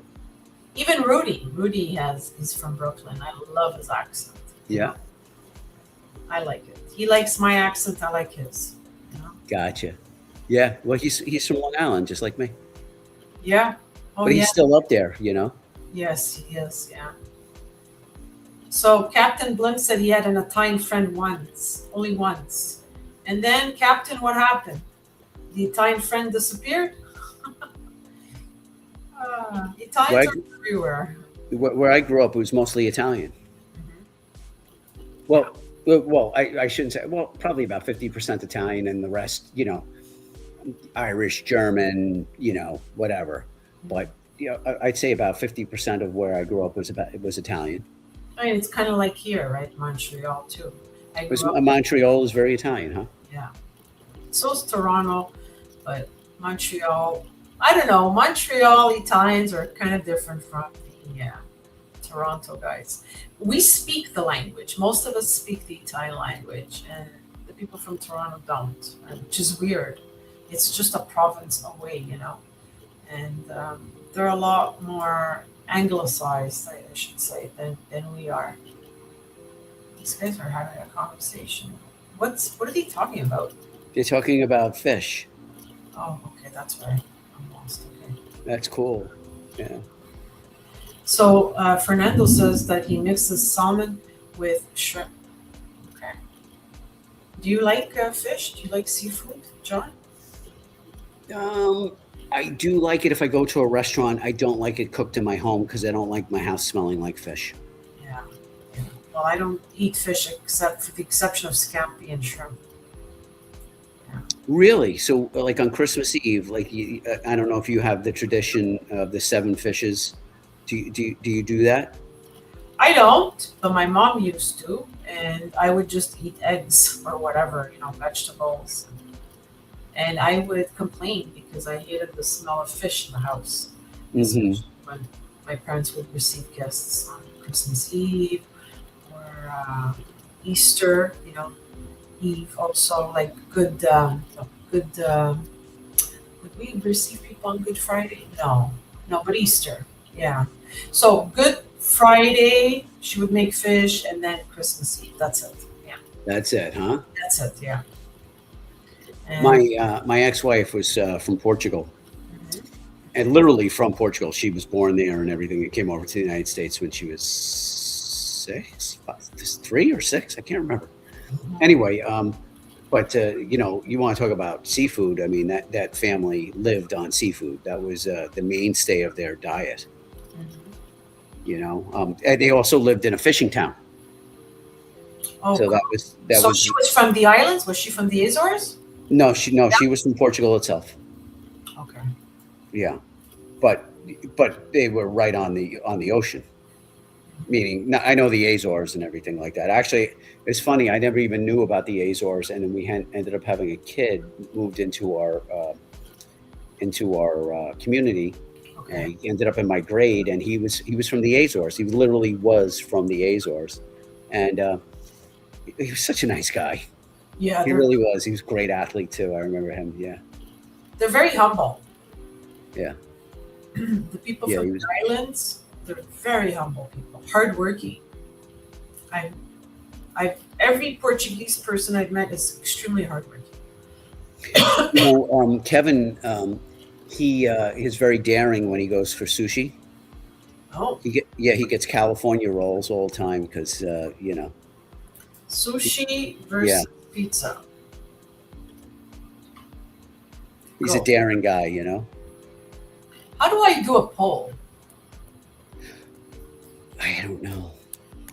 I know how to do the music, but I think they told me the other time that I have to go on YouTube, which I don't feel like doing.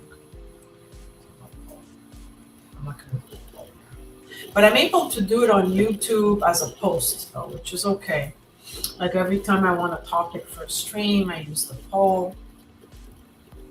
Sushi is for chicks. Why do you say that, Money Burner? I didn't know that food has a gender. He said he wanted to be a cowboy, Mm, and that's because he really likes big pieces of meat. yeah. Well, to eat. Yeah. Moose is asking, we are told that oysters are delicious, but are they really? Looks gross. And apparently oysters are aphrodisiacs? I don't think so. Have you ever had an oyster? No. You? Neither have I. Apparently it make you horny. Yeah. I don't need an oyster to do that for me. Oh, there you go. He watched Brokeback Mountain alone. I thought it was a Western. Yes.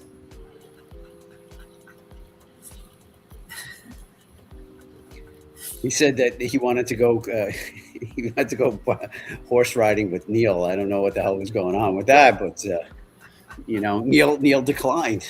He said, "You're just not my type, Kev. I don't know." Neil Like, said, I like what the heck? Yeah, what the heck? Yeah. Oh my God, they would be funny as a couple. Hey, Kev, you and Neil as a couple, as a gay couple, that would be priceless. They shave each other and everything. It'd be great. I think Kev would be the woman, eh? Who would be the woman? Kevin would be the woman in the relationship. Yeah. He would be. Yeah. He's very emotional. Yeah. But he even as friends, he's submissive to Neil. He submits to Neil. I think I know we kid around a lot, but Kevin respects age. Yes. That's what I've seen, Oh, and he's Yes, and that's cultural too. I do the same. Because you have to remember, Neil is older than his mom. Yeah. Yeah. So. Yeah, his mom is my age. Yeah. Actually, she's a year younger than me. Yeah, I don't want to give ages out, but I'll just say that No, it's okay.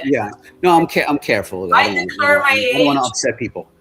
Boss has declared my age on his streams, so my age is no secret. I'm 56, going on 57, and Kev's mom is is 55, I believe. Am I wrong, Kevin? I see you says hello. Hello. This is a burner. So Burner likes all seafood. Okay. So what are you doing this weekend? Anything good? This weekend, no, nothing. It's gonna be a slow. Nice boring weekend. Yeah, it's okay. Boring is okay.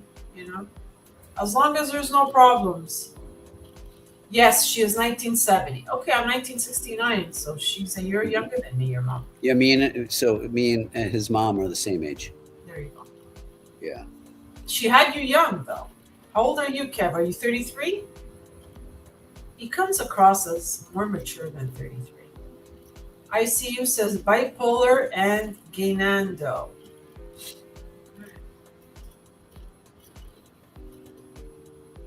Yeah, they're having a big discussion on seafood. I think they're going at it. These guys. That's okay. Let them. Yeah.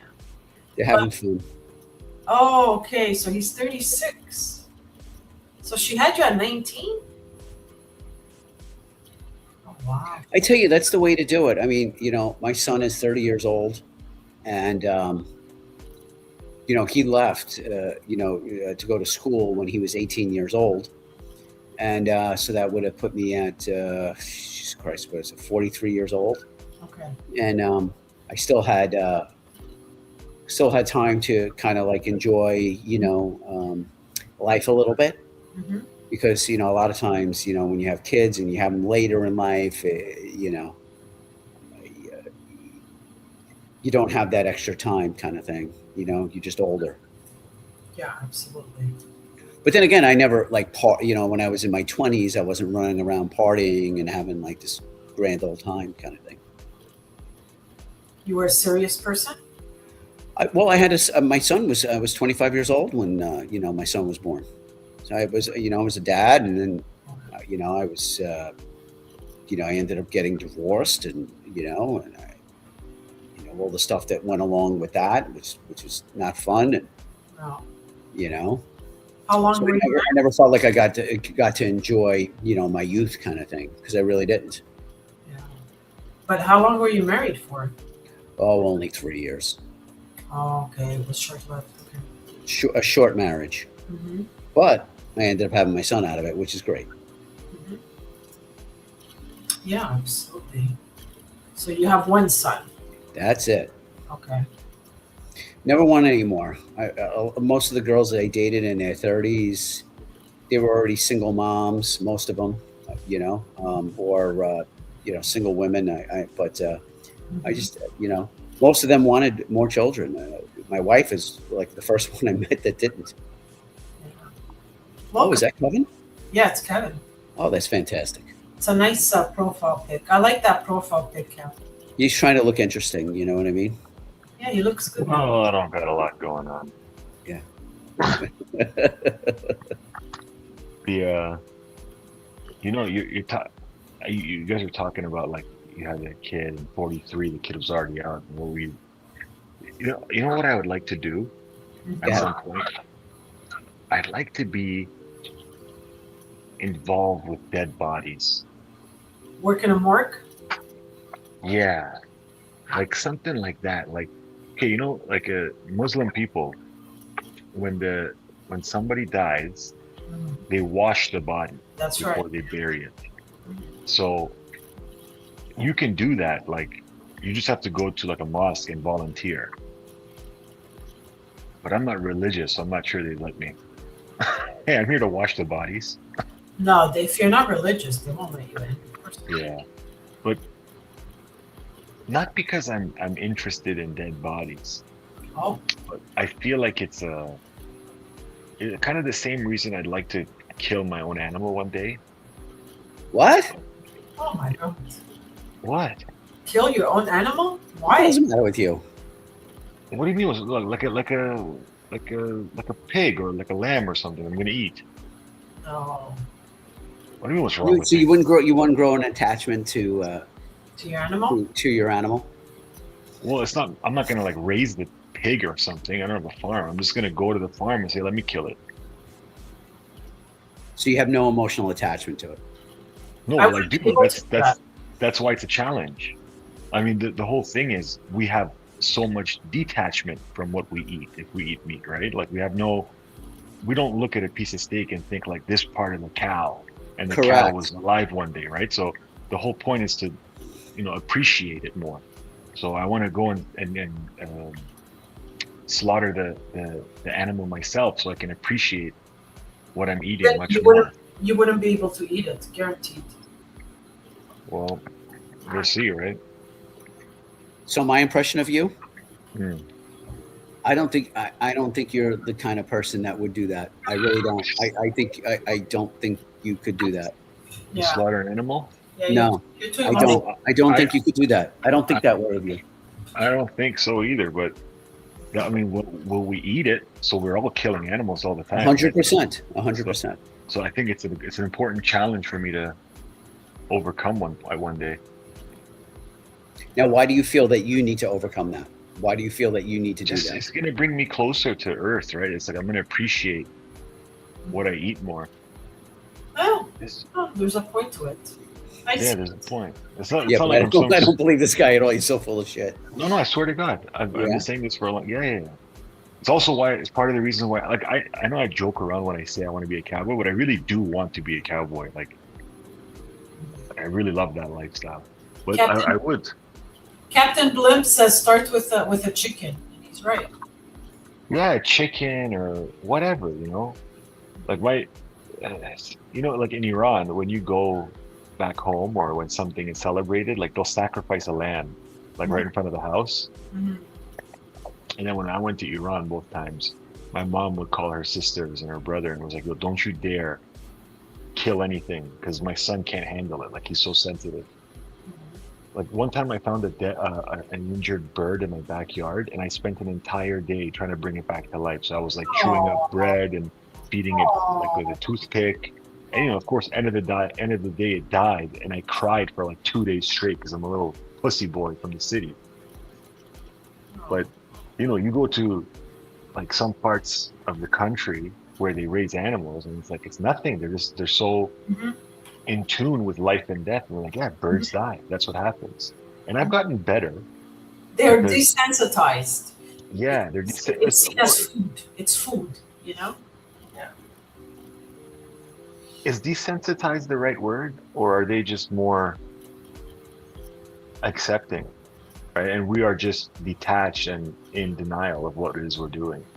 Like I don't think desensitized is the right word. Maybe they don't have the same reactions anymore because they've accepted it. But we like I don't eat chicken and think of a chicken.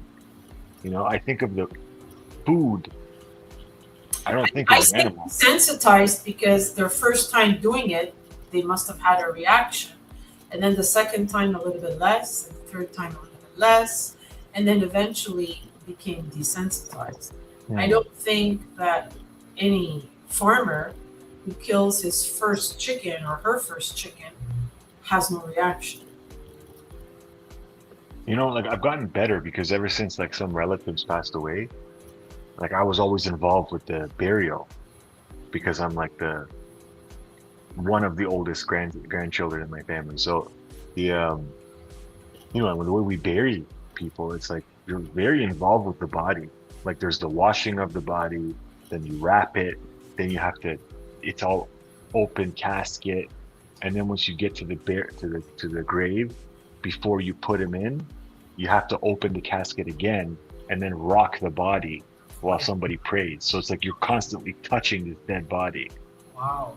and facing it. So like I remember I think I told this story, but one of my wife's friends' mothers passed away, and these Serbian people, what they do is they do a viewing in the house where the Wow. person died. So like there's like 50 people in this little apartment, and this old lady, and you know, she passed away from cancer, God bless her. So she was a little thing, right? Um, and everyone's there, and they're all like drinking coffee and eating, and you know, crying and saying their goodbyes, and they're all like kind of like overwhelmed by this dead person, right? But I wasn't because I was used to it. I've seen it so many times. And then when the people from the um, the morgue, what do you call it? The funeral services come to pick up the body.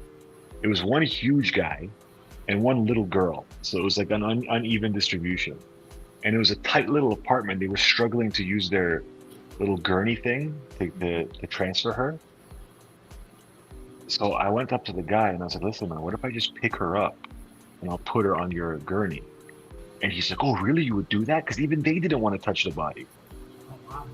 And I'm like, "Yeah, man, move over." And I just picked her up, like I just carried her, and just put her on the gurney.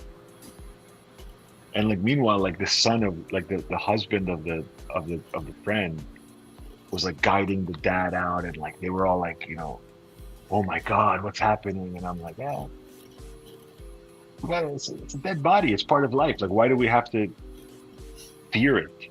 And that's why I want to, you know, sacrifice my own animal one day.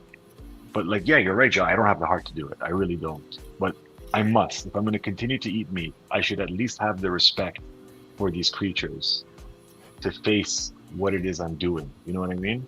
Mm-hmm. It's interesting. No, you know, because like, again, you know, you come off as how do I describe it? Like somebody that's, you know, like could do it, but the more I've known you, like I know that you're that would be difficult for you. It would be difficult for me too. Like I you know, I don't. I could kill if I was under threat, right? But like, let's just say, well, look, last year I had to put my dog down, but my dog was really sick, and that was, and I mean, I felt horrible about doing that, right? And just ending its life. But you know, the dog is dependent on me to make sure that I don't let him suffer. So you know, it's to end his suffering, we put him down, and that was very, very difficult. And I can't imagine, say, taking a knife and doing, you know, what you need to do to slitting the animal's throat. Yeah. I mean, I've seen, by the way, and I've seen videos of slaughterhouses and how they do it, and they have ethical way, stunning and things along those lines. So, to try to minimize the pain of the animal. But look, the reality is, like I said, like you said, excuse me. When you get a piece of beef on your plate, well, an animal had to die for that piece of beef to be there. Mm-hmm.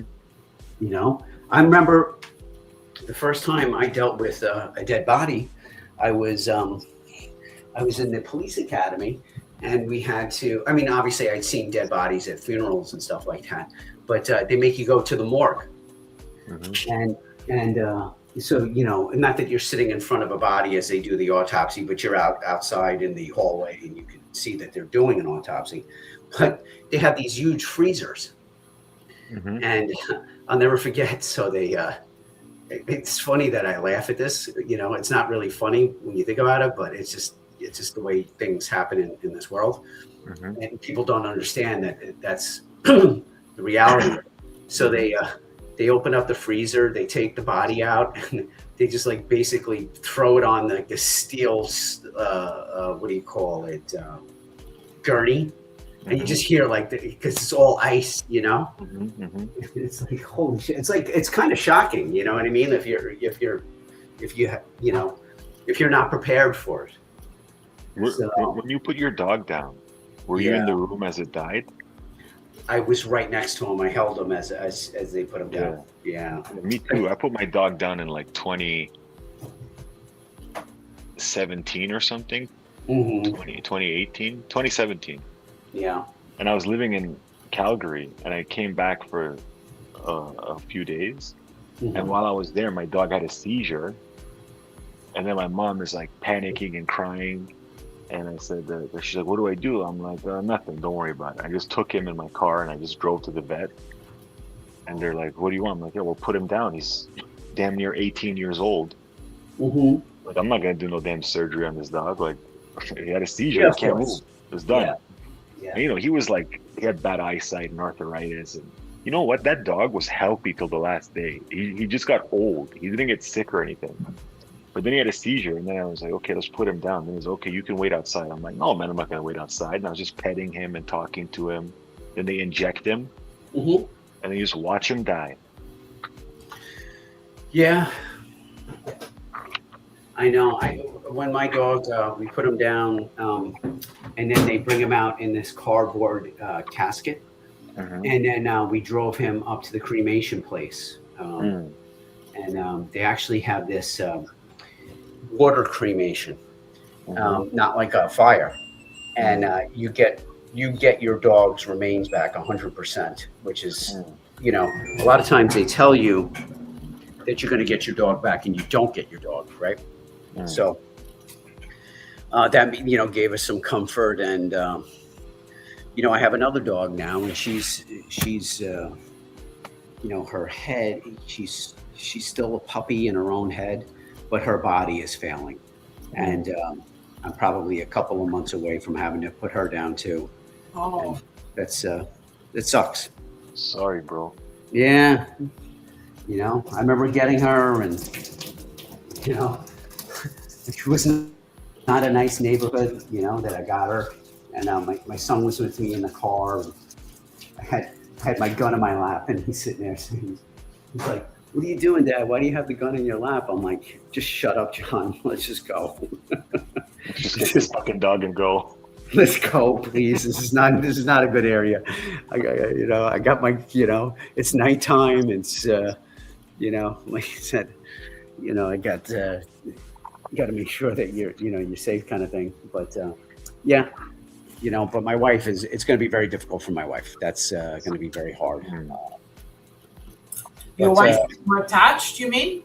Oh yeah. The dog sleeps with my wife. Oh yeah. You've seen my dog, right? The little Pomeranian.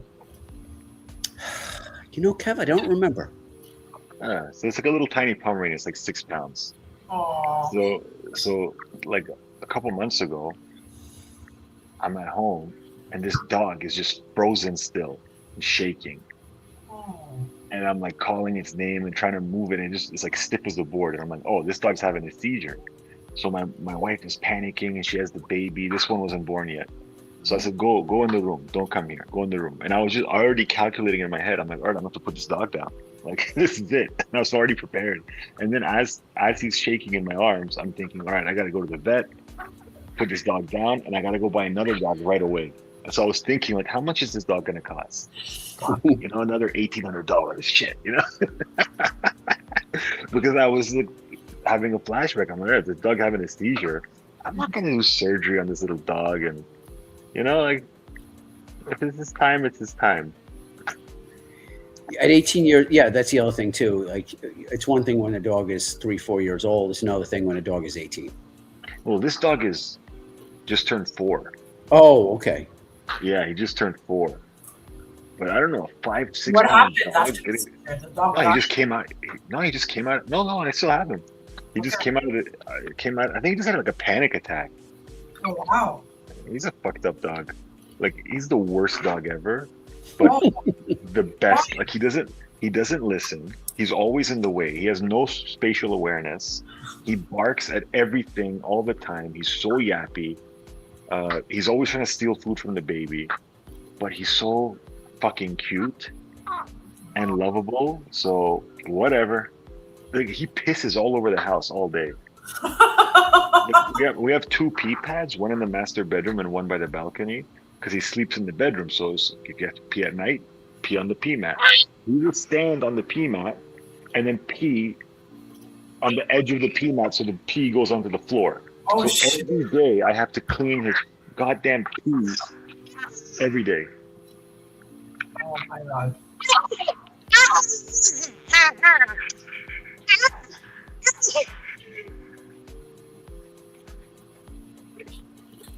What about you guys in the chat? Do you have dogs?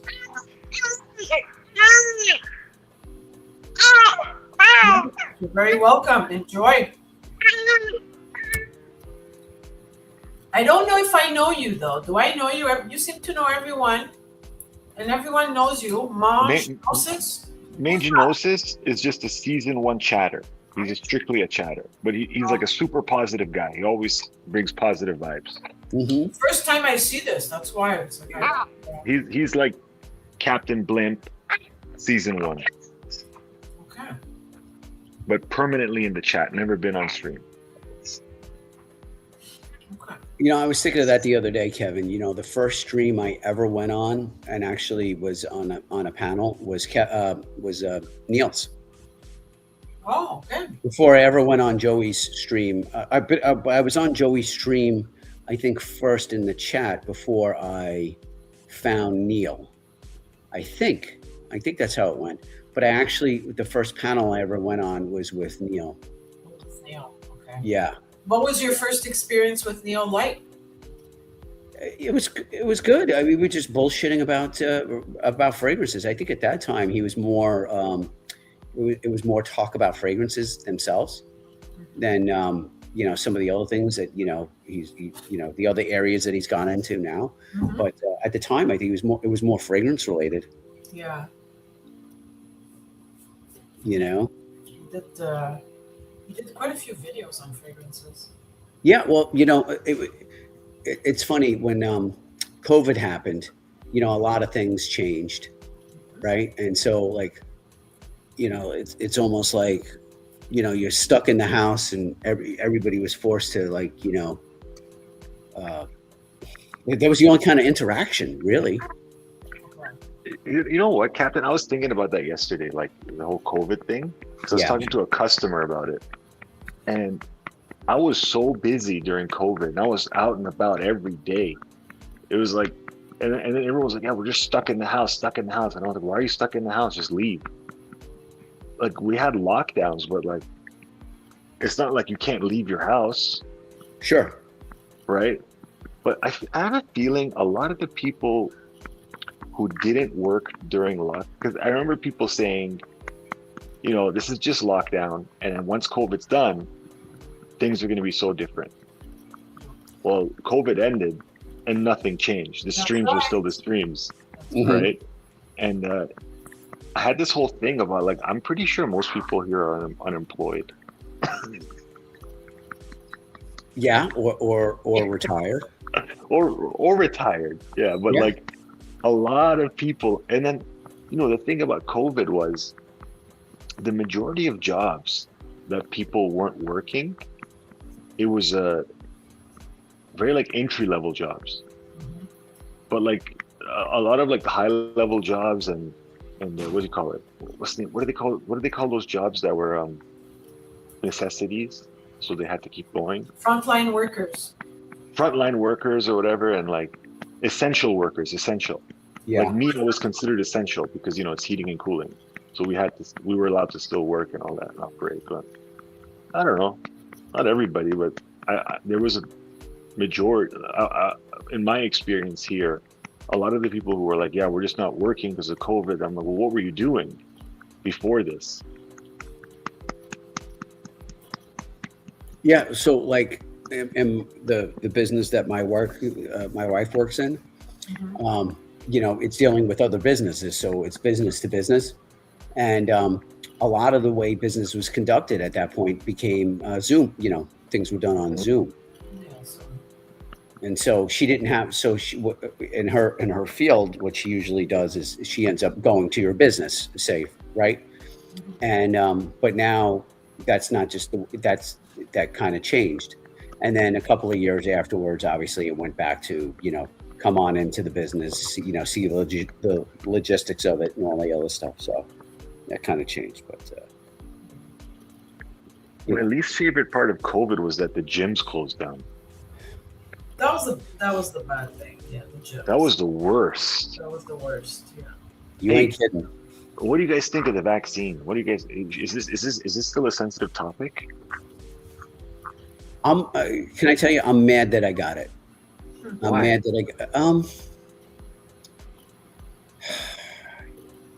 I I, Here, al- here we I go.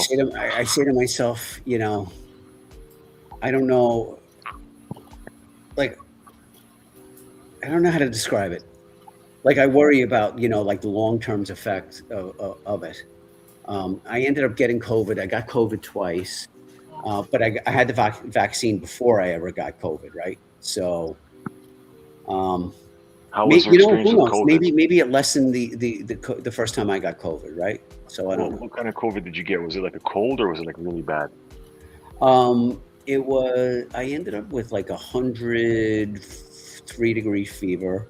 Oh, Oh. wow. Um, but it was only. It felt like it was for like a couple of days that it was pretty bad, and then but then that was it. So like I've had flus that were worse. I've had other colds that were worse. At least that's the way I felt about it.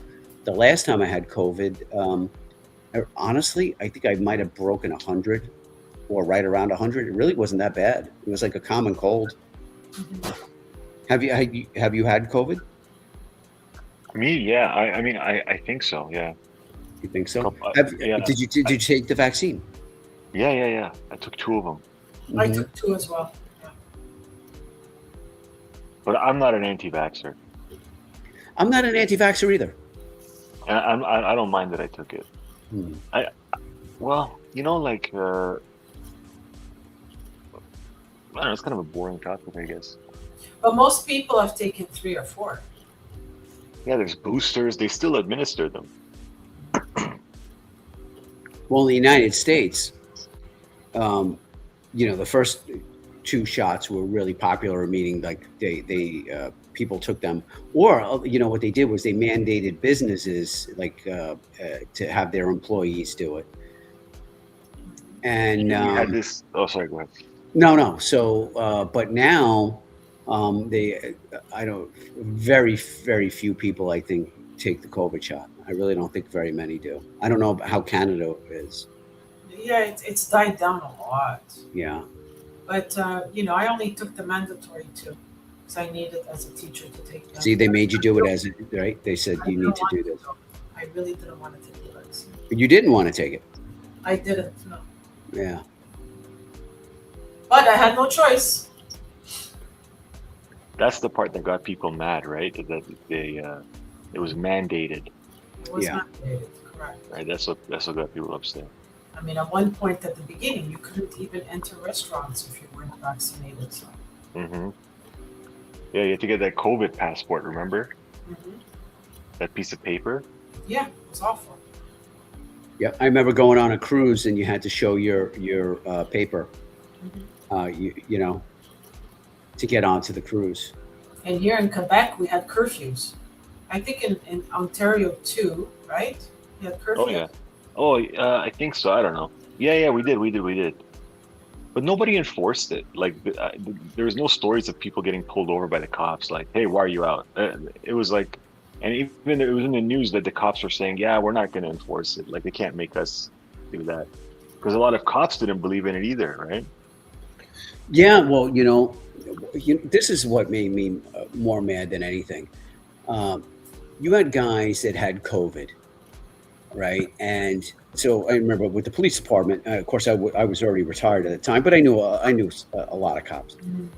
They had already had COVID, and they forced them to take the shot anyway. And I'm like, they already have natural immunity. Why are you making them do this? Like, look, free will. If they want to take it, they take it.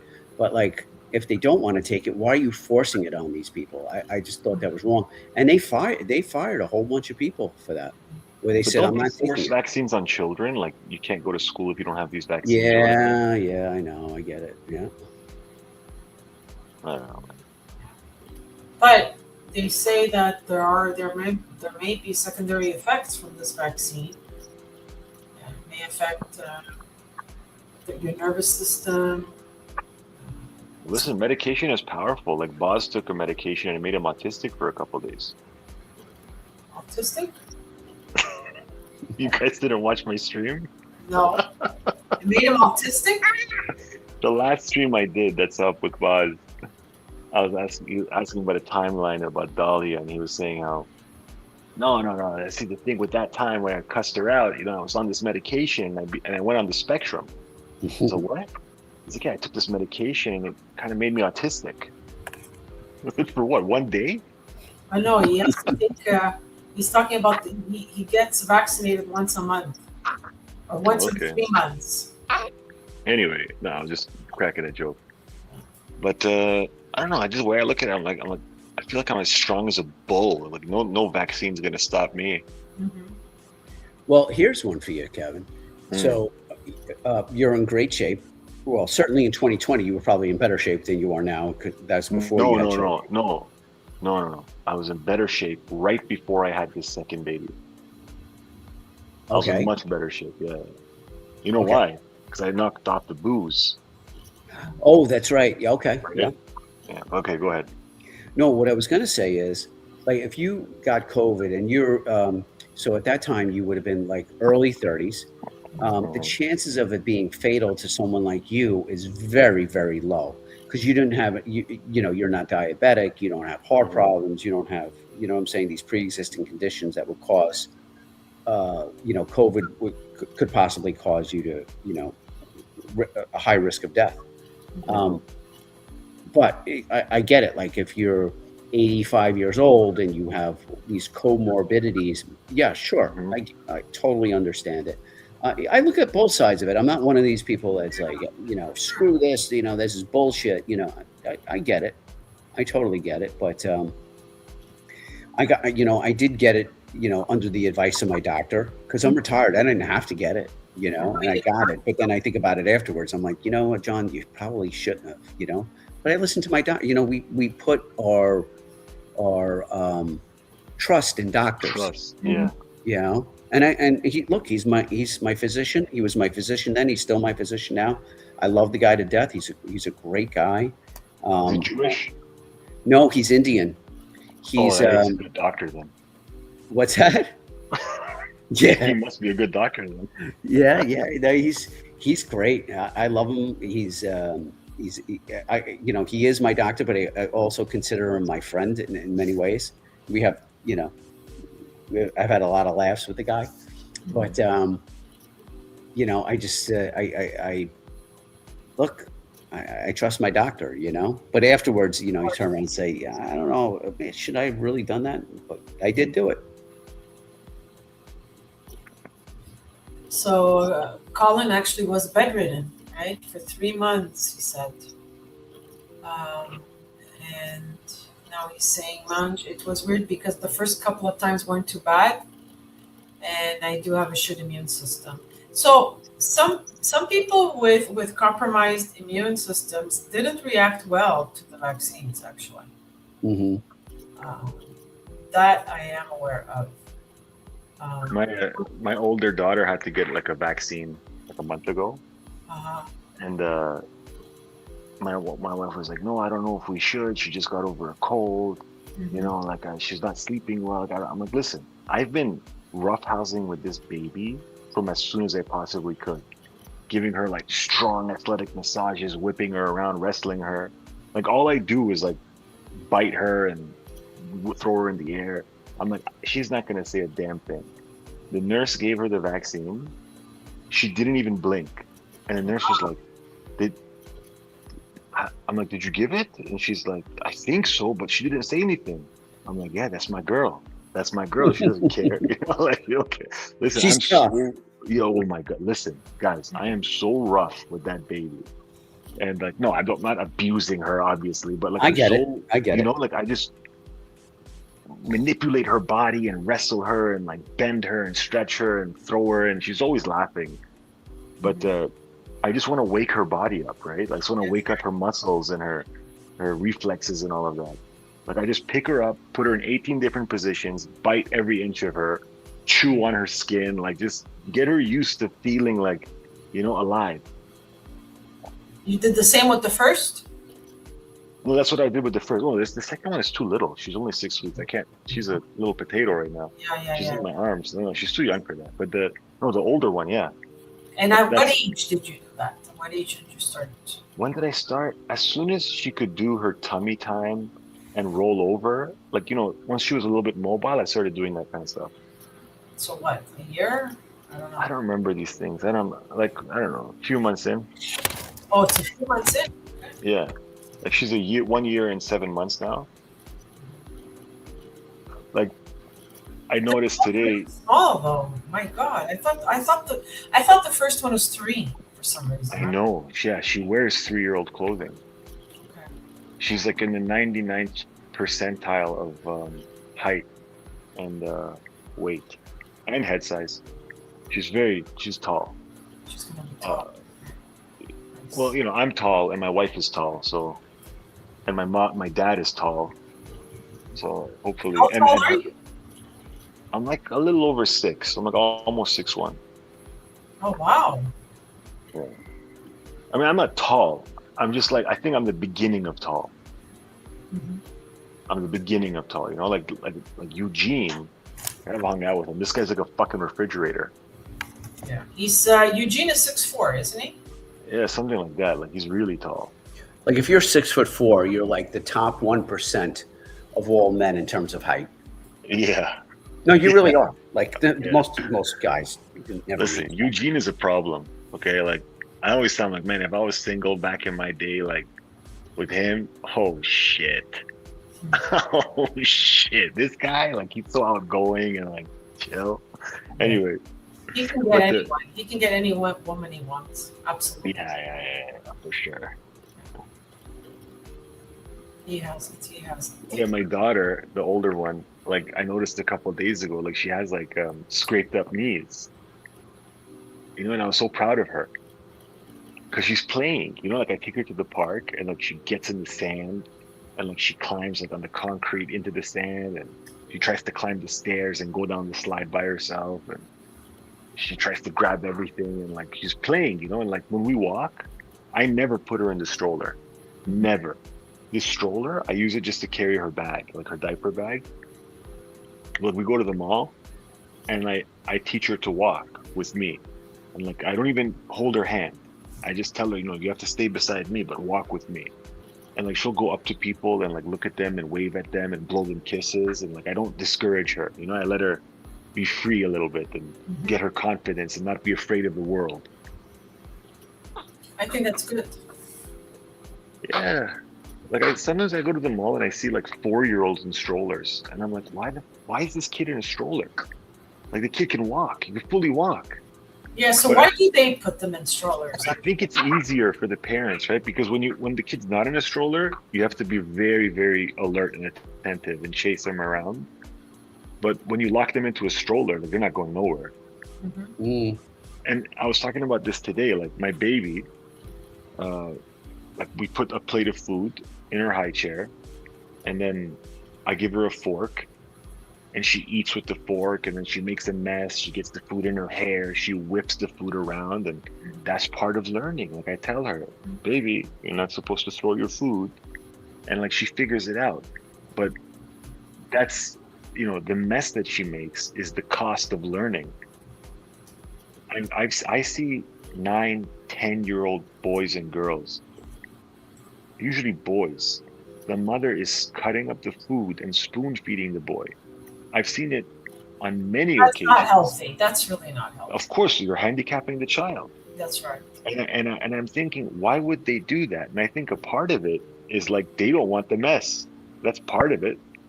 They don't want the mess. And then also they don't want to go through the effort of the struggle to teach your child how to tie their shoes, how to eat,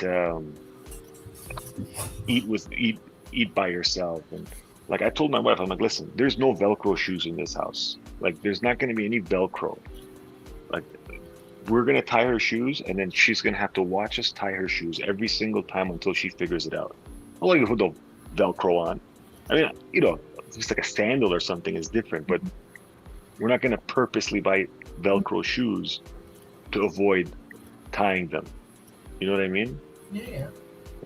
You want them to learn. You have to make them learn. Yeah. Tie your shoelaces. Yeah. These are Almost like doing a tie, Kevin.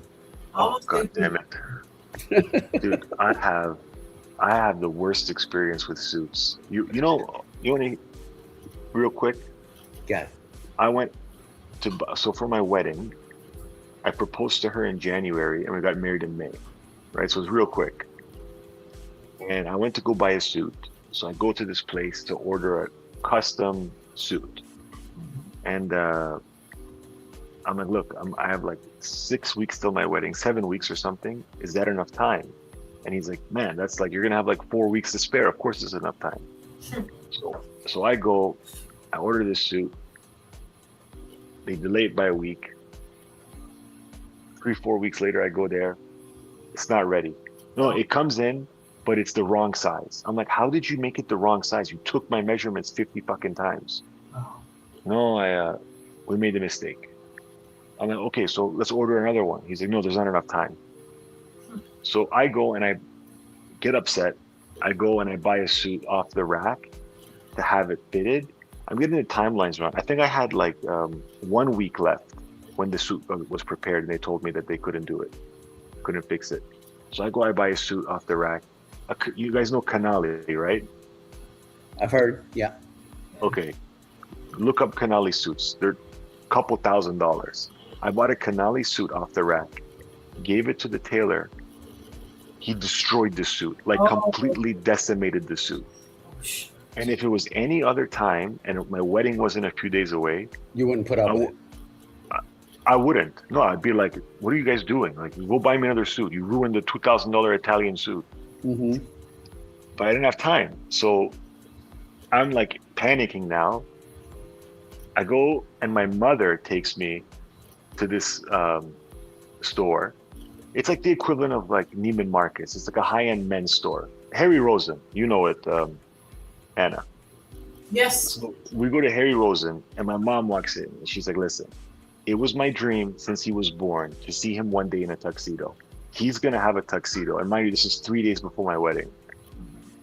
So this lady comes and she's like, listen, I'll make it happen for you. So somehow we get this tuxedo off the rack and I go to the same tailor who fucked up the first one. And my mom is like, listen, you're going to make this suit right now. You're going to do it right now. Not for tomorrow, for today. We're going to sit here for as long as it takes. And every panel that you restitch, you're going to show me. Oh, wow. What And a this story. guy was like, yes, ma'am, I'll do it for you. Because he knew he fucked up the last one. So this guy brings out the tuxedo. I swear to God, it's like it was custom made for me. It fit perfect. And I had 2 days before my wedding when I got my suit finally. And what happened with the canali suit that he fucked up? It's still hanging in the closet. This gorgeous material, but just the pants are totally destroyed. The top might be salvageable, but I'll give it to someone. I asked my brother-in-law if it fits in, but anyway, the pants are done. But that was a beautiful suit, that Canali one. But the tailor destroyed it. I hope he did the tuxedo for free, considering that he fucked up the canali suit. No? Let me I'm ask sorry, what you, did you? for most weddings, do grooms wear tuxedos? Because in the United States, they do. Not these days, man. You should check it out now. Now it's Really? different. Yeah, man, all these young people, like, they don't wear tuxes anymore. They wear like different just suits. Just like suits, and they like casual and Yeah, like it's very different casual. color, Yeah. blue, and they try to make it trendy, and they wear sneakers with their suit. Yeah, Like, yeah, bullshit. I yeah. hate that shit. I got married in a tux. When I went to prom, I was in a tux. You. No, like every single wedding I've been to recently, I think only one of them the guy was wearing a tux. Now it's like, even on the websites of like popular places where you buy suits, they advertise like the idea of a tuxedo is old. You don't have to wear a tuxedo. You can wear a suit, but I don't like it. The tuxedo is the most formal menswear, right? If there's ever a day to wear your absolute most formal wear, it's your wedding day, Yeah. right? Yeah. And I don't like when men wear like blue and gray and stuff. Like, they're not going to a dinner party, man. Like, it's your wedding. You wear black, Mm-hmm. and your wife wears white, and that's it. And then you take a picture, and it looks perfect. Yeah, but the mentality is different nowadays. People don't want to be that conservative about it. Yeah, To be more casual. it's just my opinion, right? That's my opinion. No, it's fine. I think it's and look. I also sometimes it could be, the United States might do something one way and Canada might do something. You know what I'm saying? Or different areas, like, the United States, like in the South, might be different than the United States in the North. Yeah. Um, Yeah, maybe. it is. There's nothing wrong with it, but,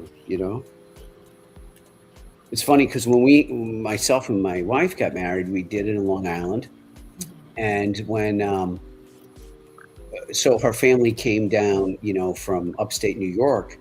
They had never been to a wedding like that. They were like, we didn't even they couldn't believe the amount of food, and they couldn't, but that was because that was a Long Island wedding. That's just the way it is down there, And then, funny enough, because my wife had looked at getting married upstate, it was cheaper to get married downstate than it was to get married upstate, which is crazy. And you got 10 times more for your money. Wow. So, yeah. Like on your wedding day, you made money, right?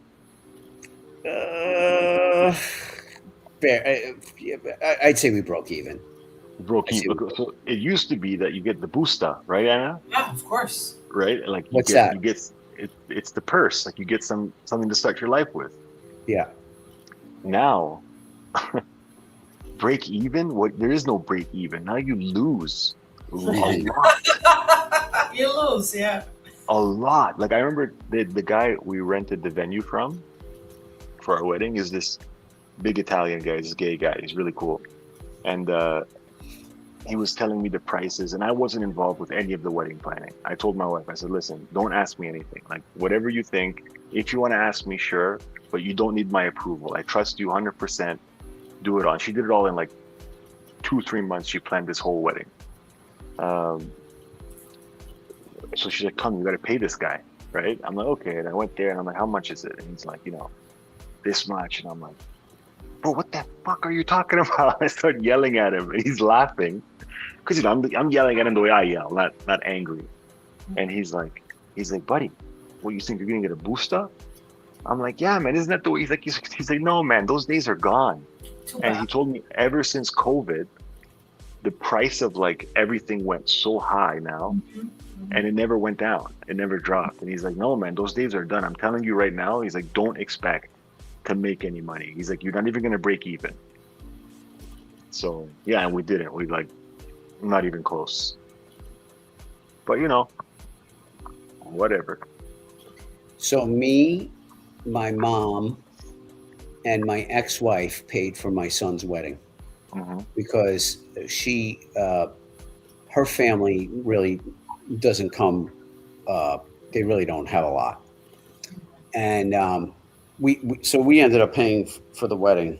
So everything he made was. So I told him, I said, "Listen, we're paying for your wedding. There is no gift. I'm not giving you a gift. The gift is what I'm giving you for your wedding. For paying for it." And but he made out. I mean, he whatever. I don't know how much he did. I didn't even ask him. But I'll never forget one time we had to go. It was a burglary at somebody's house.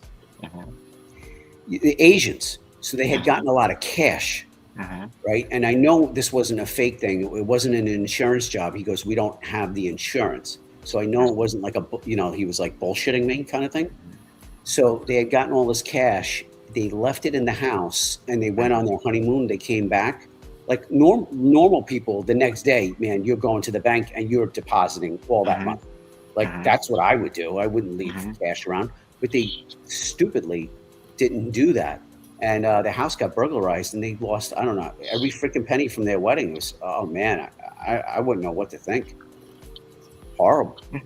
Oh, that's a nightmare. Yeah, and like I said, he was, like sometimes you think of things like, with like a side eye, like, okay, you're bullshitting me, you're lying to me kind of thing. Because I don't have insurance. I'm fucked. No, they cased that guy out. Like they knew he was getting married. It's probably one of his guests. Yeah, exactly. Yeah, and they probably knew that he what do you call it? Yeah. Yeah, that he didn't go to the bank. Yeah, a friend of mine went to like the currency exchange, and like when he went and he was followed to his house, and like he went to run in his house, and he's like, in that moment I ran to my house, like these 3 kids came and just robbed the money out of my car and left. Oh, Jesus. And the worst part is that the money wasn't even his. He did it for like some family friend. So it's like terrible. I was gonna say, I don't remember what I was gonna say. That's something cute to say. Oh well. Well, the most important thing about all this is that the marriage lasts. That's all. Oh, I remember now. When when my wife's stepdad and his, because my wife's both her parents have passed away, so she has a stepdad, and the stepdad has a girlfriend. So they came to meet my parents, right before like after we got engaged. I went and I asked the stepdad and her uncle for her hand in marriage. That was already done. But then after all that, once my wife said yes, then they met.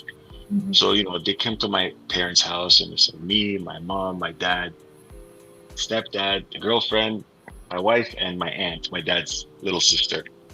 So we're all there and we have dinner. My mom makes everybody dinner, and then at the end of the dinner, my dad says to her stepdad, and they're like the exact same age, they're both like 70 or whatever. My dad says, in our culture, this is the part of the dinner where we're supposed to negotiate how much money I'm supposed to give you for your daughter. He's like, really? He's like, yes. In like Iranian culture, we have like a dowry. So we have to kind of guarantee this transaction. We have to guarantee your daughters, because in case my son leaves your daughter or abandons her, at least your daughter has, $30, $40, $50,000 to show for it. And he's like, oh, really, man? Well, let's do it. He's like, no, it's too late. She's already said yes. And then my wife says, you see that? We call him Mr. Marco, Chica Marco. You gave me away for a roast chicken. Oh, God, that's funny. Yeah, but that's the traditional Muslim way is like that. I know.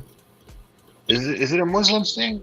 It is. Yeah, Oh, I thought it was like a Persian thing. But yeah, nobody does it. It's like, it's outdated. Even in Iran, they don't really do that. it's outdated. Yeah. And no one gives a dowry anymore. But Which is cool, you know. It really secures the woman, you know. It works in the woman's advantage to the woman's advantage. That's for sure. Well, in many parts of the world, I mean, you still have arranged marriages and stuff like That's that. right. That's right. That's right. And they like to keep, families, they like to keep their money together and things along those lines, or businesses, and they're intertwined.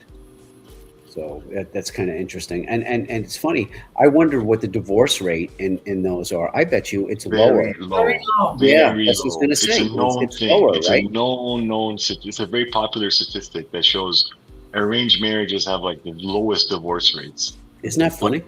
Yeah. It is until you read about the psychology behind it. Yeah, Like it's the mindset. They're in it That's right. for better or for worse. That's it.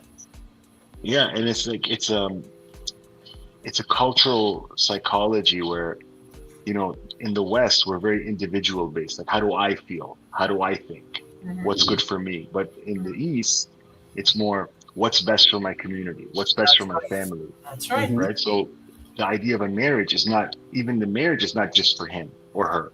They're like, no, this marriage is for family, for community, for what's best. So when you commit yourself to something that's greater than yourself, you'll do exactly that. You will commit because it's not just you on the line; it's everyone else. It's communal. So yeah, they're called high context and low context cultures, right? So the high context cultures, it's all communal. You're not the center, you're not the focus. Exactly. So I remember my dad saying to me, it's very important that the families get along because that helps the marriage. Where like you don't have those stresses of, oh, I can't go here because I hate this one or I hate that one. You're able to, the family. And I remember as a child growing up, both sets of grandparents would come over, and our families were very tight, which was important. But then when I married my ex-wife, culturally, they were not. They really weren't involved with my family, and I wonder, if they were, if maybe that would have changed things, and maybe I wouldn't have been divorced. I don't know the answer to that, obviously. Yeah, it's hard to answer. Mm-hmm. 50-50 chance. Yeah. Well, what about you? Now you've been married a few times, Anna. Did you There have we go. Did you have good relationships with family? Well, with the third one, I only met his sister because she had flown down from Qatar, and she stayed with us 16 days, and she loved me. He had an identical twin brother, and we stayed in touch via Skype. Well, at the time Skype, and then WhatsApp, and I still kept in touch with him. So yeah, and the other two, the mothers loved me. So I've always been well received by my partner's family members. That's good. Well, because I make myself likable. I get involved, I help. You know what I mean? So it's I'm not attached. You remind me of somebody that's old school, and I I mean know. that, and I mean that in like the most positive, complimentary way. As my mom says, she always says, you're such a complicated child, but you're a paradox, she tells me. She goes, you're so like out there and strong and feminist and this, but you're very old school at the same time. So I'm a bit of a contradiction. Well, Anna, you used a word there, and I know John is a little embarrassed to admit, but you said the word paradox. John thinks that's a couple of doctors. Do you mind sharing the definition of paradox for John? Such an asshole. Why? Why would he think that though? Okay. Because he's an ass. That's why. He's just a jerk. I'm contradictory, that's all, right? Pure contradictory. How can you be old school and be a supposed He was busting my balls earlier when I said, when you wore the leopard print. I said it's very becoming on you, and of course he wrote very becoming. He said, yeah. Dude, I'm aging myself as I'm saying that. Very becoming. Yeah. He also told me I'm a handful, and I didn't get. He goes, "Oh, Neil, you've got a handful there," on his live stream. Anna, you don't think you're a handful? No, not with you. How did I? How? You don't think that you're not. You think that you're not a handful? No. Come on, you have self-awareness. You're a handful. But explain. Explain. Yeah. Why are you a handful? Well, you're opinionated. You're opinionated. You're boisterous. You're excitable. You are. You are both defensive and aggressive. Oh, you find me aggressive, really? Oh yeah. Well, you're not submissive. I can be. It depends the context. Well, in any context I've seen so far, I don't see any submission. So you see me as an alpha female. Yeah, alpha female. There you go. I mean, I don't really like those terms like alpha male, alpha female. I don't think people really understand what it is to be alpha. Like even when I say that word, I cringe. But when I think of the word alpha, I think of like a leader, right? I don't think of like someone and I think of like a champion of men, let's say, but not a champion of men doesn't mean someone who beat all the other men. I mean someone who champions men, who helps other men be champions, right? Like that's what I think of as an alpha. Yes. But anyway, that was just a tangent. But yeah, you're a handful, 100%. You should run a poll. Is Anna a handful? Okay, type 1, but there aren't enough people. There's only 15 people in the house. 15 is plenty. Type 1 if Anna's a handful. Type 2 if she isn't. And if it's any consolation, twin, hey, listen, Anna, if it's any consolation, my twin, I consider myself to be a handful. Of course. Right? So, of course. Yeah. Watching a movie with wifey, Anna. If you all are still on, like in 20 minutes, I'll try. We haven't had a mic appearance in a while, I don't think. Maybe unless he's been on some other streams, but I haven't seen him. It would be good to have Mike on. Mike and I have chatted and all, but we've never been on a panel together. Super nice guy. Yeah. Listen, Colin, Nightmare? Yeah. Look, I like this guy, okay? Yeah, cool. But I worry about him. Why? I worry about him. I don't know. He's got a lot of... I just know the type of stuff he watches on YouTube, and it's like, it's corrupting his brain. And I think he's home a lot, and he's just like looking at some dark 41. Shit. I asked his age. What sign? What sign are you calling? Like he keeps talking about like the immigrants in the UK and like Islamophobia and stuff. There's a statistic. Yeah. He's like, it's overwhelming his brain. Like it's not even a topic of discussion here, and he's consumed by it. There's a statistic that I read the other day, or I heard spoken about. So they took a poll, right, in the UK, and they asked, do you believe that migrants are a problem in the UK? And the overwhelming majority said yes, migrants are a problem in the UK. Further along in that survey, they asked, do you believe that migrants are a problem in your community? And almost everyone said no. That's weird. You follow me? Yeah.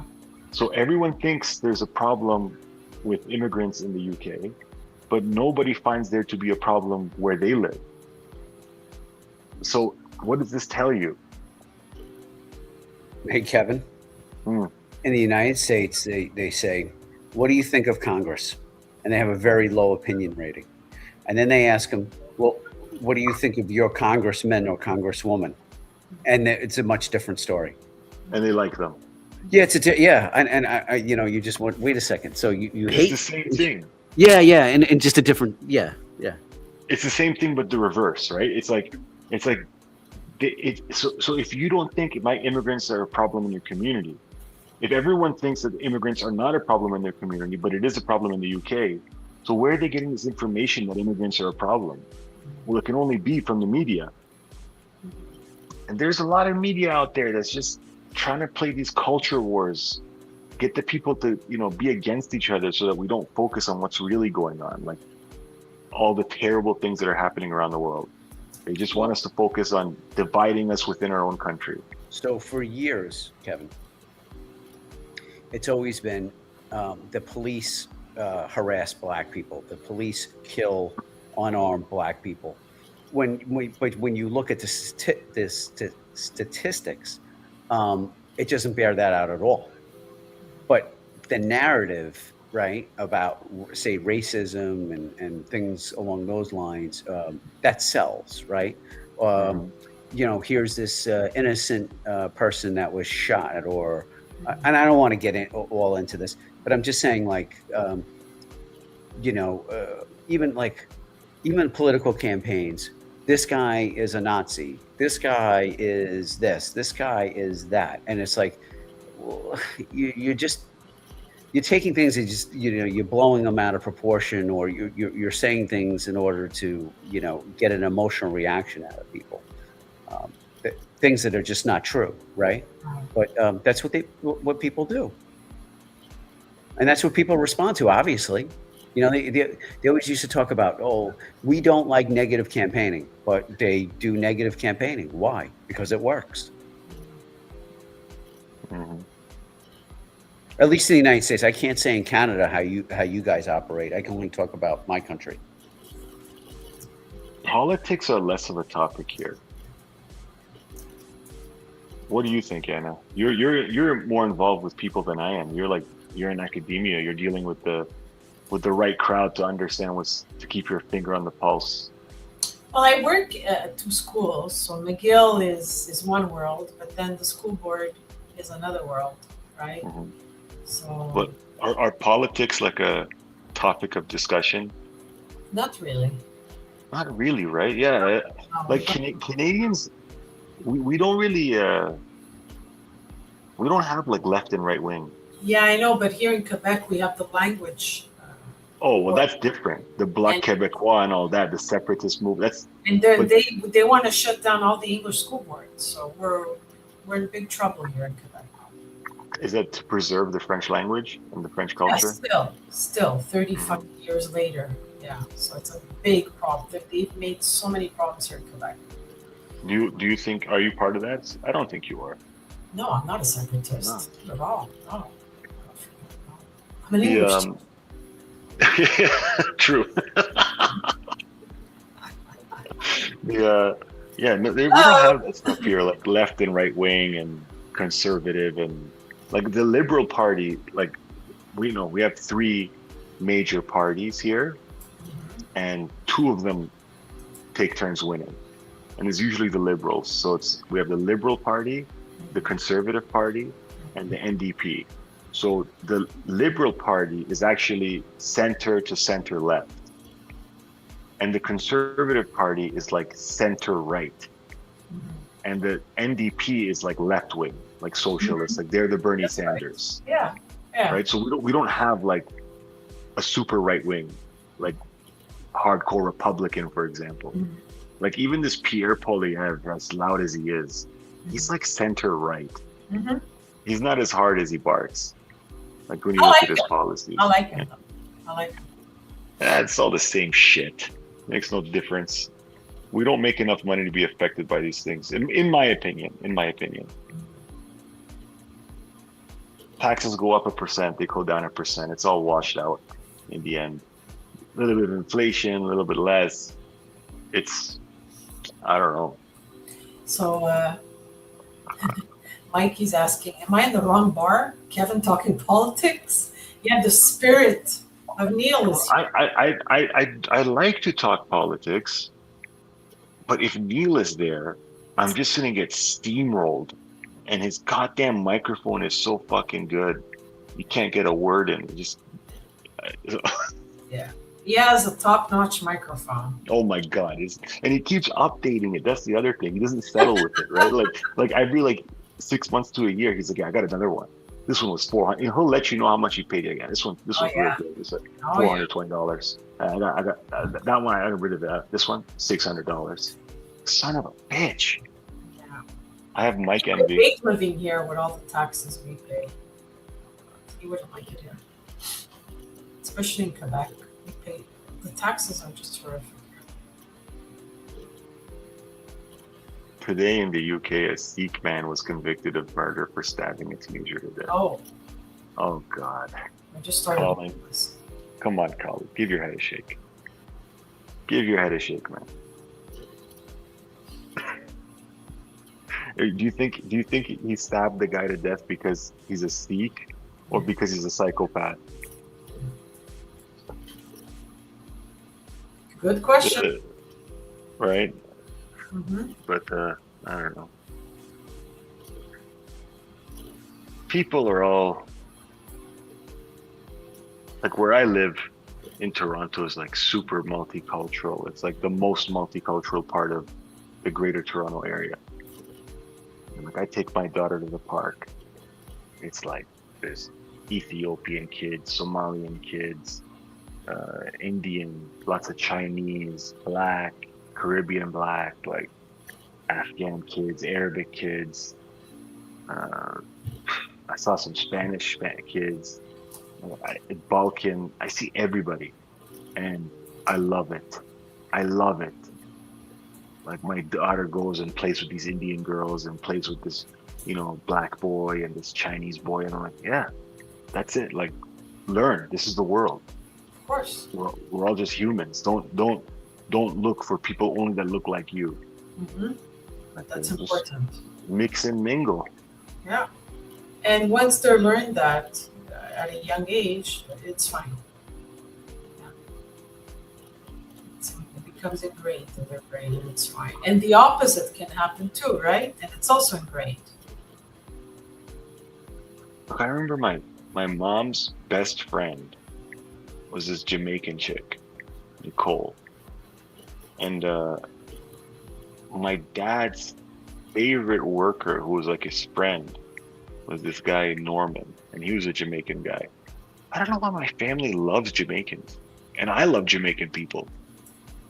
But if you meet Jamaican people, they are the coolest, funnest, easygoing people. Even my wife today went to the mall with my daughter, and she was like, man, I just love black chicks. I'm like, what happened? And she's like, I'm in the elevator. Oh no, this was in the building, in my building. She's like, I was in the elevator today, and I started chatting with this mom who also had a kid, and her two kids were about the same age separation as our two kids, but she was only with the older one, and the black chick says, how old is your younger one? And she's like 6 weeks. And then the black chick says, girl, I don't see no 6 weeks. You don't look like you even had a baby. And like, boosting her ego. Mm-hmm. And I was telling my wife, I'm like, yeah, that's Caribbean black people. They're just like that. They're like outgoing and they're confident. They're not afraid to compliment you. Mm-hmm. Like the women. Yeah, that's it. Yeah. That's a good point. That's a very good point you made there. It's true. What was the point? I don't know. I was making it. The black people are cool. That they have a way of expressing themselves in general, because we can't talk, not everyone is like that. Because I'm thinking of my friend Sharana, and we joke around all the time, but the way we joke around and the way we express ourselves at work is so different than the way I express myself with others. Mm-hmm. So yeah, their way of expressing themselves is open, and even when it's negative, even if they have to say something to you, it'll be funny but direct at the same time. Mm-hmm. Yeah, that's it. They don't hold back. They don't hold back. That's I never really liked hanging around with Iranian people because they're so vain. Like they're so vain and they're so materialistic and Not all. competitive. No, not all of them. My God, I taught thousands of No, Iranians. no, no. You're different. You're not Iranian. Yeah, but there's two camps. What are the two camps? The artists, Uh-huh. because a lot of them are artists. Well, maybe artists are cool because they're artists, They're right? really cool, and their art is Yeah. out of this world. They are But really cool. the standard Iranians, like in the Iranian communities here, are so tough for me to get along with. Like Yeah. every question they ask, it's like I can tell they're just trying to put me in some sort of corner. Mm-hmm. Like, what do you do? How long you been doing it? How many guys you got? Where do you live? Mm-hmm. It's like they're just trying to size me up. Yeah. And it's their own insecurity, right? They're just trying to compare themselves to me somehow and tell themselves that they are better than me. Because But this is the way the Iranian brain works. That group of Iranians students can also be a nightmare. Excuse me every minute. Excuse me. So they want to know every single detail. So they can be very demanding as students too. But the cool ones are not like that.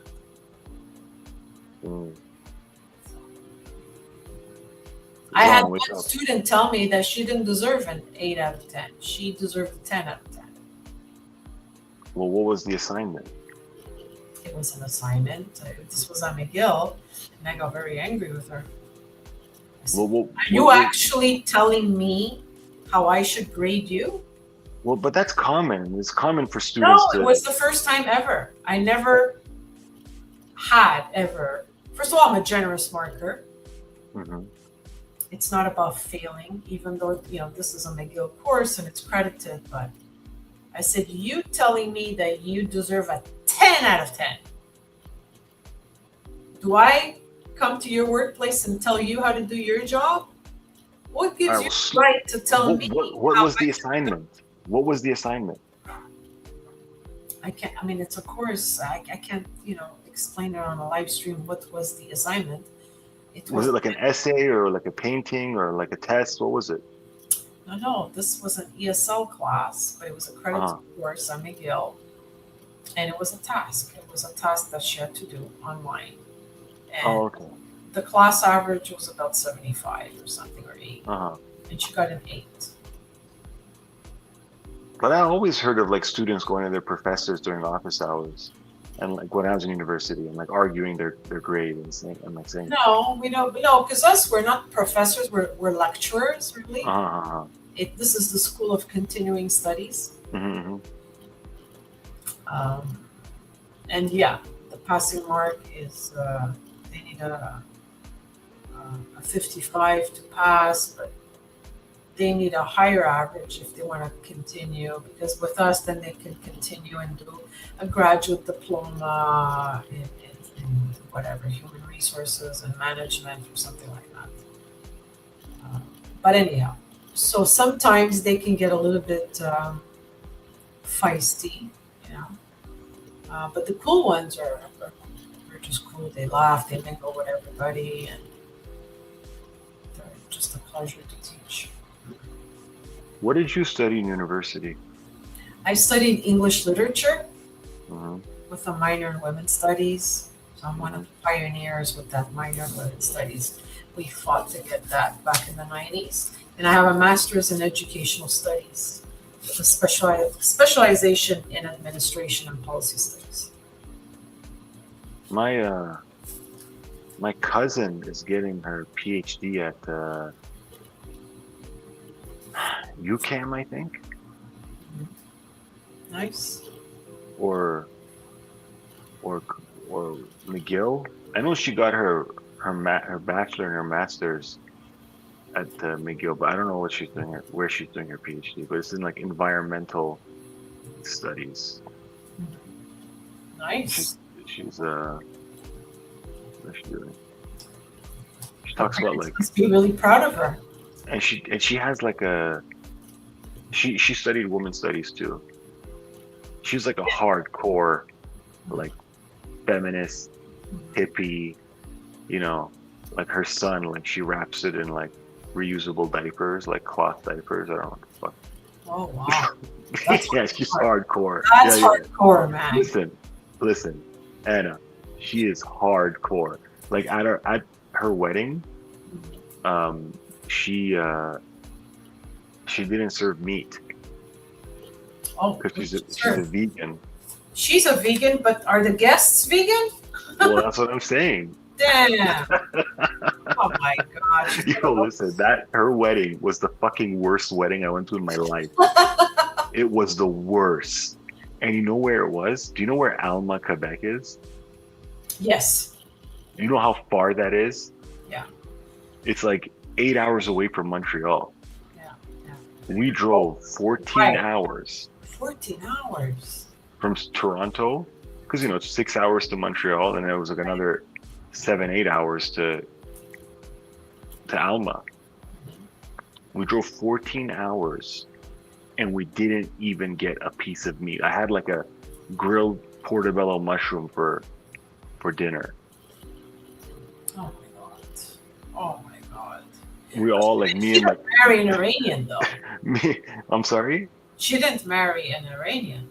No. She married like a French Canadian guy. French Canadian. There you go. Yeah. And me and my cousins and my aunts and uncles, we all went to McDonald's after the wedding. Hail Caesar's here. Hell yeah. Hell yeah. Hey, I had to crawl out of my basement for this one. Oh, I'm so happy to hear. I've been in the sunken place according to Kevin. According to Kevin, we speak every day, right? Yeah, man, every day. No, Kevin's been reaching out, and I appreciate it. Kevin's been reaching out, but he's been like dying to know what I got going on in my personal life. And I told him, some men, we got to compartmentalize and keep it close to the chest, right? Oh, yeah. So I'm just glad you were able to pull yourself out of that beanbag chair and put the Fortnite down just to come and join us for a little bit. Fortnite, yeah. I know every time you say that you're watching a movie with the wife, it's really you in a beanbag chair with a big gulp. No, we were watching some dumbass movie, but it was kind of cool. It was an old movie, but it's kind of like a chickie flick type movie. But which movie? I'm a little loose off the goose, so I'm gonna be doing a bit of traveling, Anna. I'm gonna be going to Pound. Yeah, I'm gonna be going to Pound Town here soon. So. Hell yeah. Wow. Yeah. Pop that blue chew. Yeah. Shout out. Did you watch that with Defense Soap? Yeah, it sits with the Defense Soap. Yeah. You got to get clean before you get dirty. Yeah, boy. Oh, hell yeah. Defense. Yeah. Yeah. Nice. Who's oh, what's up? What's up? What? What's up, Cap? Hey, what's going on, Mike? I didn't want to interrupt you. How you doing, man? You're not interrupting anything. No, man. I was listening to everything, Kev. I was just, letting you talk. Thanks. So yeah, I don't want to interrupt. So ultimately, on it, I'm hopping on and with respect, not for Cap and not for Kevin, but for you, Anna. I didn't know you were a Cancer, and I've never been on your stream. And Never. And I'm a wrench on Boz's side of things, and I've heard all the things he said about you, and man, he lost an invaluable ally in you. I'll say that much. He keeps following me though. He was on my morning live, and I decided to just reply. So yeah, I'm hoping y'all can make amends. Hoping y'all can make amends. Oh yeah, he was in the chat earlier this evening. Yeah, but he's very jealous. He's very jealous of you and anybody that gets attention more than him. That is something I noticed. I mean, nobody's perfect, but yeah, that is something I did notice. So you're about to bust out your 3 secret moves, man. Who? You. What secret moves? Dude, you're every man has 3 moves in the bed. Oh, I got one, bro. I can't. Yeah, I got one. Don't reveal it. It's like how many moves do you got? Really just one, just multiple variations of that. Yeah, just one. Multiple variations of what? Yeah. And by variations he means different facial expressions. Hey, no. I don't skip leg day. It's all on the legs, bro. Yeah. He's a Taurus. Yeah. So Hey, Kev, you want to hear something crazy? So Tell I me. put myself on camera because I really honestly don't care. But Yeah. not What are like you, Christine Christine says, Coyote? yeah, not like Not Christine. the Yeah, and I Christine need to way. specify. I need to specify. I've been around since lockdown, so there's a big difference. Uh, but somebody did a hand of God comment on my hair today in a positive way, so Oh. Okay. you would be pleased, yeah. So Was it your mother? no, but it was around the same age. It was around the same age. Yeah, I'm because just that curious. back I'm in just her day, curious he why also Kevin gave hates me so Botox. much. I'm just He curious only why Kevin hates me so much. he only teases the people he really likes. Is that what it is? Yeah, when Dude, he doesn't like someone, he just ignores them. I'll tell you what, Kevin was a lot nicer before he added me onto this group chat with Aram. And ever since that, he's been kind of a dick. I'll say that much. Man, when it was just me and Kevin talking one on one, man, he was just like a sweet guy, man. I was like, man, this is a great guy. And now he just like berates me every like few days because he I knows had to pull. Aram's there. And I I had really to think pull it's rank because on you you. really try. Well, no, I don't think it's pulling rank. I think you just really try really hard to impress Aram. It's kind of embarrassing, bro. Like I So, think you should just tone it down a little bit, right? according to Moose, you're doing the boss, or you're pulling a boss right Who? now.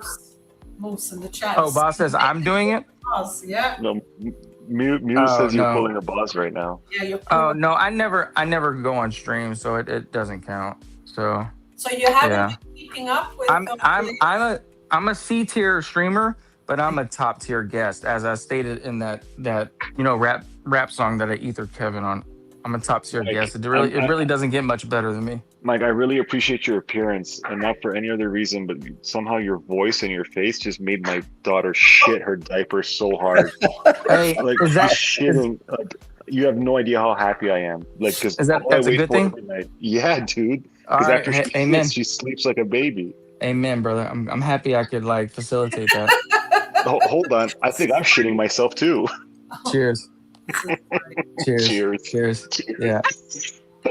GG, good game. Hey, bro. That's what all the kiddos call my mom. Gigi. Gigi. Yeah, there's a Gigi and a Mimi. Okay, for real though, guys, my baby just put her pants, so I'll come back in a bit. Yeah. All right, cool. I'm going to take a break for a little bit. I got to fold some Damn. laundry there. Oh, So, it's What Mike.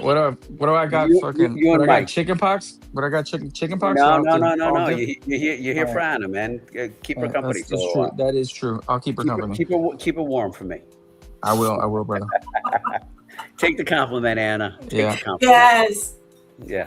All right. compliment received. So Yeah. is the sound still good? Because I know when people hop off, you can't really hear anything.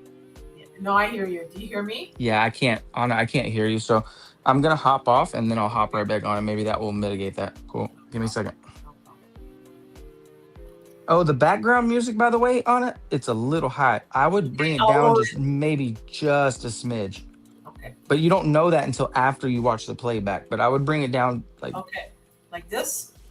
a little bit more, just a tiny smidge more. Perfect. Right there's the perfect amount because Okay. you can So- still hear it, but then the people that are talking will come above that. That's my opinion, at least. Yeah. Opinion taken. Sure. No, it's okay. All right. Well, I don't know. There's always something, eh? Like I couldn't see myself here in StreamYard. Oh, he left. Okay. He's gonna come back. But there's always something, even though this is the paid version, it's weird. You expect to be paying for something and for the service to be flawless. But this issue with people can't hear when do you hear me now? Yeah, I can hear you. So could it be that we all have to use Google Chrome in order to not have this problem? So I use like DuckDuckGo for most stuff, but when it comes to StreamYard, it doesn't actually let me hop on until I copy and paste it into Chrome. So for StreamYard, at least I use Chrome. And so I'm tripping on it. I would raise the music up just a smidge more. Let's see. Okay. A smidge more. Don't laugh at me, Anna. This is the first time I'm on your channel. You have to make me feel So welcome. now you're gonna bust my balls about this background music. You can bust my bolt right back. Like you're not gonna make me blush. Is it good now? I just increased it Yeah. yeah? Yeah. I think so. Yeah. I think perfect. Yeah. I think that's great. This one is called Daydreaming. The other one was the AM one. This one, acoustic. So Do you like this? I like that one more. Yeah. Yeah. I like that one more. Reminds me of AM, and then AM could say, stop using the music I use. So I don't use either one of them. What I do is the software that I use to edit my videos. So I use this thing called uh, what the hell is it called? Um, Snap Downloader. That's what it is. And I can basically take, music from YouTube, rip it, and then save it on Downloader. Then I take it from Snap Downloader, put it in my music software, and then I add it all on one single line. And then I rip it, and then I add it into StreamYard so that the music that I play is different than what the standard music option is. So that's effectively what I do. But that's boring stuff. No, So I want to learn, how to do different things. and you've been doing it, right? You've been like at it like pretty consistently. I wake up in the morning at 4:30 in the morning to go to the gym, and like by 5 o'clock when I'm leaving the house, I saw you today live, and I've just I've been a little bit back, not like I've been watching but not really commenting as much. I have had a lot going on, you know what I mean, but I have been watching a little bit. But you've been streaming a lot. Yeah, thank you. Well, I just want to learn. I want to get the hang of things. So early in the morning is nice, but not too early. So my 6 a.m. is not good, but 7 a.m. is better. So people, So what's the reason for you streaming more? Because I presume you have been around a while, but this is a new development. You deciding to stream more and consistently. So is it a matter of you like feeling more welcome and having people like start to show up, and now you're developing like different relationships, or is it just something that like, oh, the streaming is like this new challenge and you're learning new things? Like what is it about the streaming aspect that has been drawing you to it more lately? think all of that, because it's like just another cafe that people can hang out to. That's how I see it. So this is Giaconda's cafe.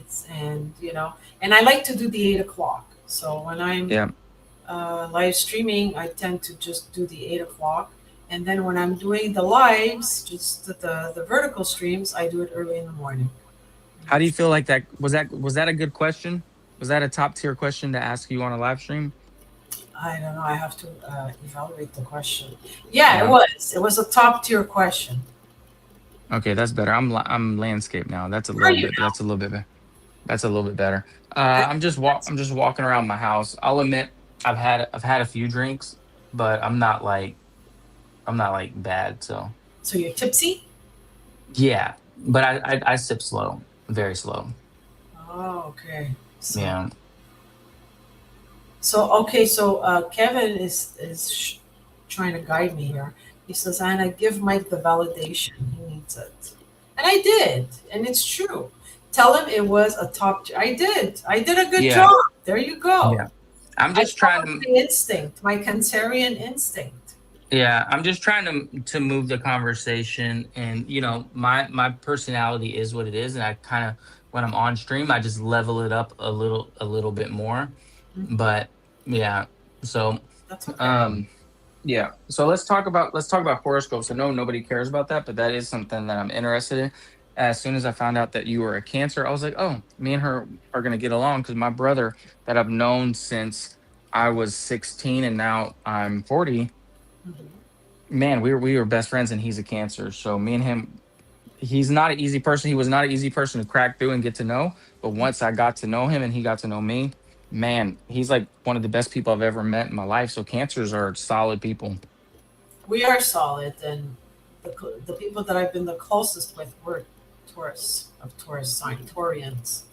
Yeah, whether At your core, are you a bit of a recluse, especially when you get your like feelings hurt? Like, do you like to lock yourself away?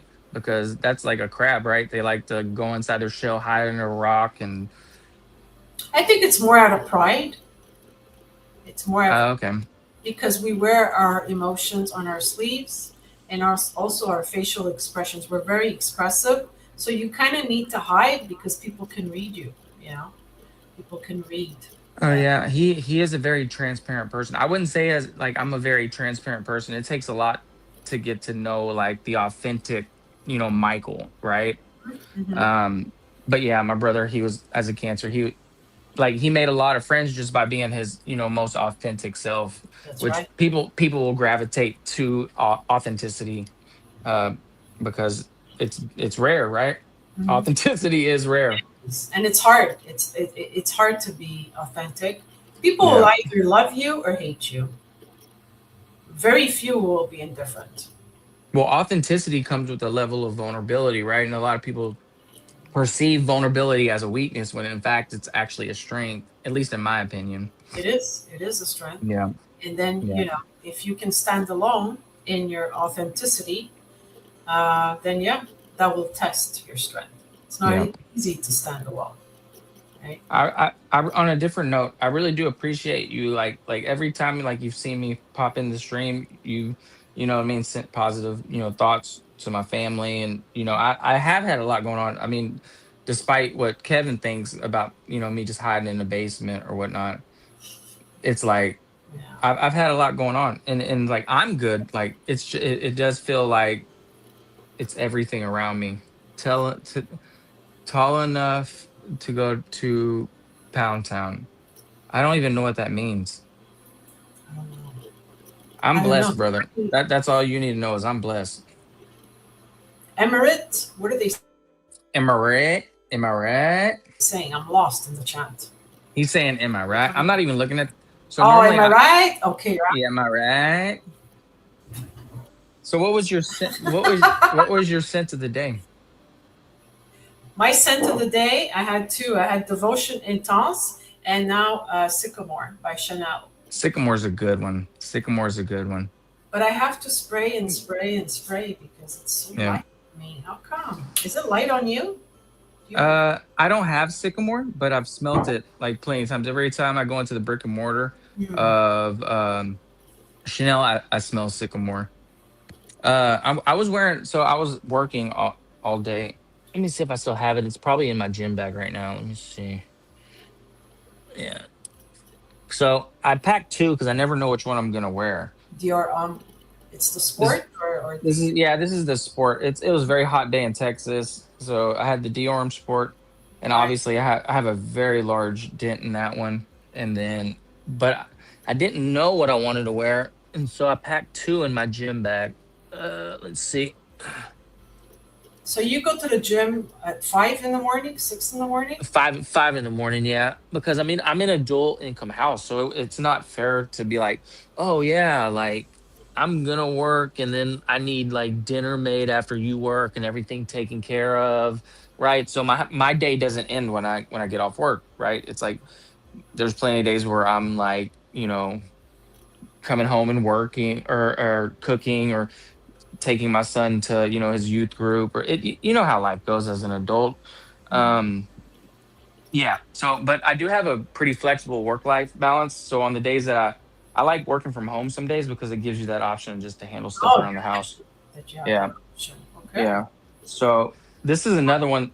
that's a My nice. wife got me this one for my birthday, which that's why it doesn't have a large dent, but it's very, very good. Have you smelt it? Yeah, I like that one. Yeah, that's nice. Yeah. So apparently it has some similarities to Reflection Man by Wash.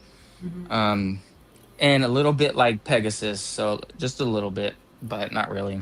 Not really. No, no, Yeah, no. yeah, it's more Reflection Man in my opinion. It's more reflection, man. Yeah, But in the Gucci way, In the yeah, Gucci way. Well, that's I got nice. Your wife got you that. That's cool. It's always nice when a partner gives gifts us with perfumes. oh, I'm a easy person to shop for because Really? yeah, because they know just to get me some Levi's or get me some cologne. And that's it. So she Yeah, knows. Either yeah, Levi's or she know. okay. Yeah, she knows. Kevin wants to know if you sprayed before going to Pound Town. I don't need to. I'm not obligated to answer any of Kevin's Oh, look at questions. that collection. Very Yeah, impressive, Mike. Anna's into perfume and I'm into, fragrances. So it's all right. I don't want to like people to leave your stream though, because we're talking about fragrances, but No, I know but that is your first, like, you know what I mean? yeah. No, I Before, love this. I love this. yeah. Wow. So AM, he did a review on this one and it's a pretty good one. Mhm. Salvatore Ferragamo spicy leather. But I also have the classics, right? I also have the classics. Yeah, that one I don't like. We were talking about that, the Sauvage. All the men Hmm. like Sauvage, like also Neil loves that one, but I don't like Here, it. here's a good unisex Yes, Hermes yes, fragrance. absolutely. I wore that one for years. Yeah. Yep. So it's a a mixed bag in terms of what I like, and then I'll even throw in the occasional Middle Eastern, right? Just Yeah. because just because I'm not gonna spend $400 on an LV fragrance, especially like when they consider it nothing more than a micro transaction. Hmm. Hmm. They don't even It's appreciate not my worth four the hundred money. dollars, so I'm not gonna give it to them. Yeah, but then we got the higher end stuff, right? We got the Grand Soirs of the world. Yeah, Council was nice. Yeah. And you were mentioning this one the other day, which I really like as well. Yes, I find that one very sexy. The Yeah, Edith Blanche, beautiful. as do I. It doesn't last very long, unfortunately, though. And we got the Mouage, the Middle Eastern one, Mhm. and then the one that I'm very hype on, and then I'll stop talking about cologne is this one. I'm seeing so much online and on YouTube regarding this one, and it's amazing. Quentin Beach, Wow. very plain looking bottle. Yeah. It's low to issy, low cell. I can't even say it. La Celle de Issy from Issey Miyake. So Oh, imagine like a. it's LDC. It's the sky of EC. I don't Oh, know. okay. Okay. This is Let one me- of the best fragrances I've purchased in the past 12 months.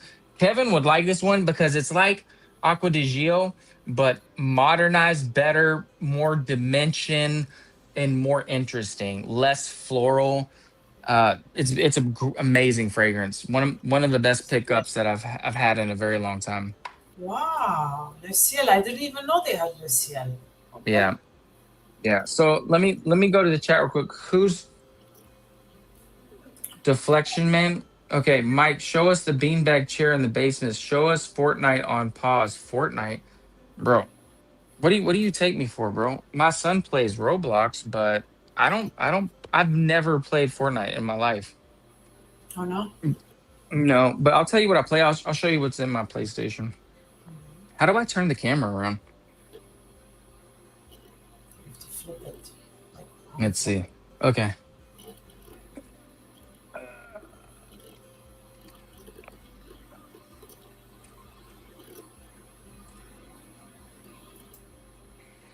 UFC 5. Virgie's NK. It's a burner, but who is that?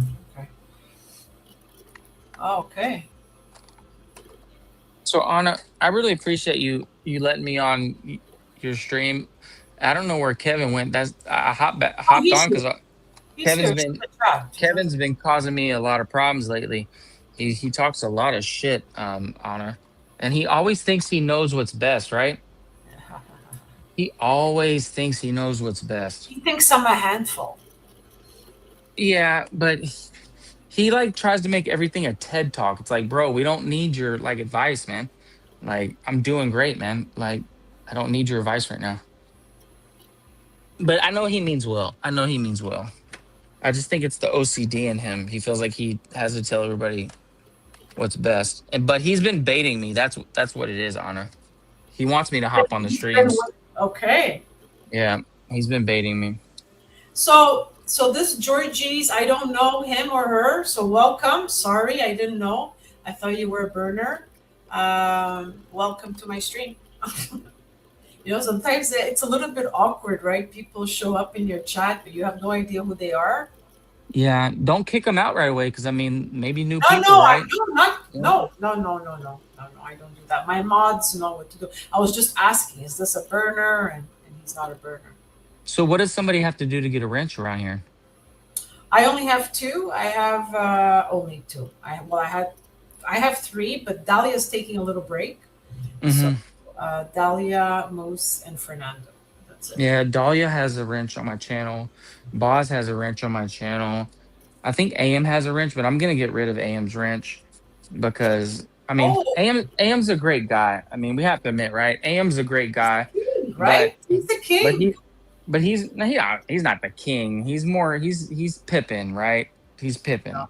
he's the He's king. like he's not the king, but he's a great guy. He's the good facilitator. But he's a fence rider, so much so that he's turned into a fence.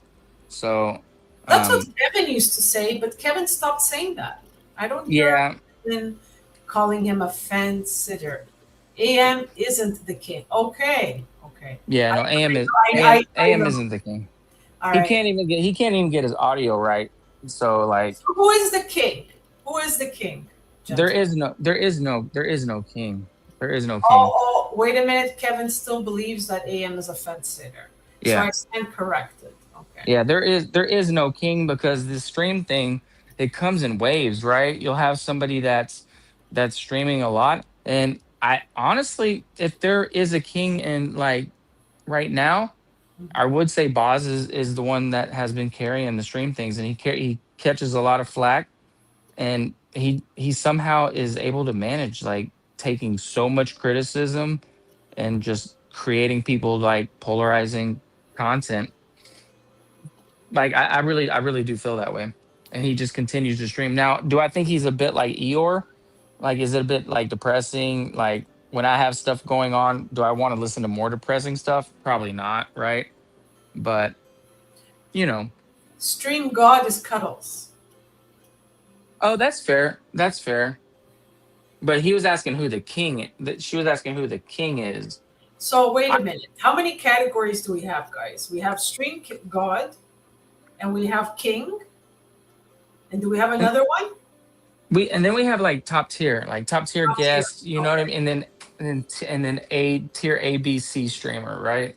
I don't stream enough. I don't make enough content to be considered an A streamer. But I think I have enough gift of gab, enough personality, charisma, a decent amount of looks, and obviously everybody already saw I can rap. Like I destroyed Yeah, you Kevin can. in that. You did a Yeah, good job with that song. You I really, destroyed I destroyed Kevin. I don't even think Kevin was expecting that. no, I So really liked your rap song. I yeah, really.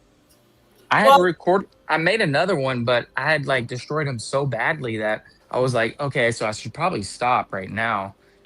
So yeah, well, I'm not seasoned anything, and I'm just a gal with an opinion.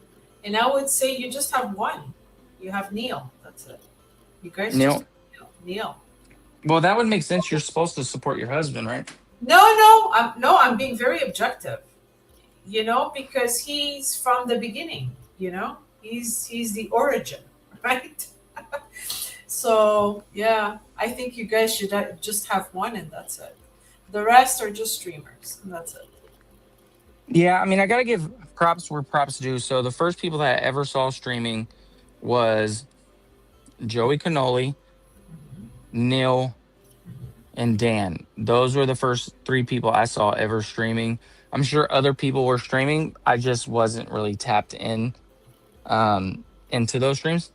So those were the first three people that I ever saw streaming. A lot of the big like fragrance reviewers, they don't stream for whatever reason. I guess they don't want to bring on the drama, or it they see it not as a net positive. They gain nothing from doing it. I'm not sure why they wouldn't do it, or maybe they just don't want to show their true self. Yeah, Yeah, I'm not totally sure. yeah. But to call Boz a king, I don't know. That just doesn't make sense. Even the Yeah, name doesn't match. Boz. yeah. It sounds one, one cuddles. That's it. What do you think? So Kevin says, "Be right." No, who is it? Fernando, be right back.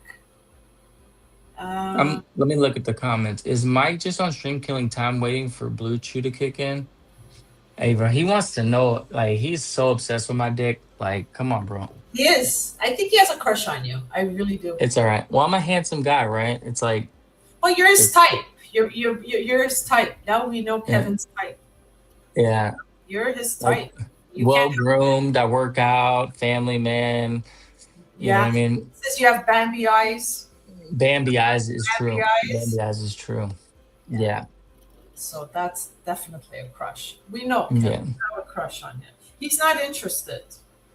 So just, But I accept. mean, but here's the thing, like, he's not saying like baseless things because he has a very good memory.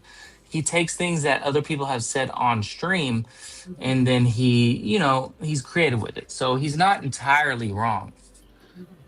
He's not entirely wrong. So I will say that. But um Is yeah, Mike it on stream killing time for, okay, but wait, there's more comments now. Hold on. If you were to fight Kevin, Mike, how would you attack him? Oh, I didn't say he has Bambi eyes. Mike said he has Bambi eyes. No, you said it. I remember you, and then we all said it. You said it, Kevin, and then we all said it. yeah. Delay? And that's what was cool about that rap song, because I feel like I touched on a lot of different stuff. You did. I even like did a little subliminal towards the puppeteer Aram. Um, yeah, That yeah, was funny. yeah. No, no. Uh, Kevin means well. Kevin means well. He really does. Of I think course. he does. And like, all bullshit aside, like, having kids is the biggest blessing. And Mhm. there is one thing that I shared with Kevin that I have not shared with a single other person in this community. And when I told him it, he was very, like, authentic, and he gave, what I mean, real genuine conversation. So I'll always appreciate that and remember that. Even all the fodder or whatever you want to call it aside, I'll remember that. So Are you listening, Kevin? yeah. That was pretty deep. Yeah, he knows. He knows that I know that he knows that I know that he knows, and that's what's most important. I'm a real person at the end of the day, and 2026 has not been the best year for me. But you take the good with the bad, and the good is never going to be as sweet unless you go through the bad, right? So, and you have to be grateful for every season of your life where you're not going to appreciate that I think, next level. but I think when you have like challenging situations and you have like a life partner with you, it makes it so much easier. You know, it's a little bit more. Yeah. It's I mean, harder alone. a life partner can make it a lot harder too. You know what I mean? Marriage is not easy on it. Yeah, but I'm thinking Yeah. a life partner who is there to support you during those hard times. Correct. Correct.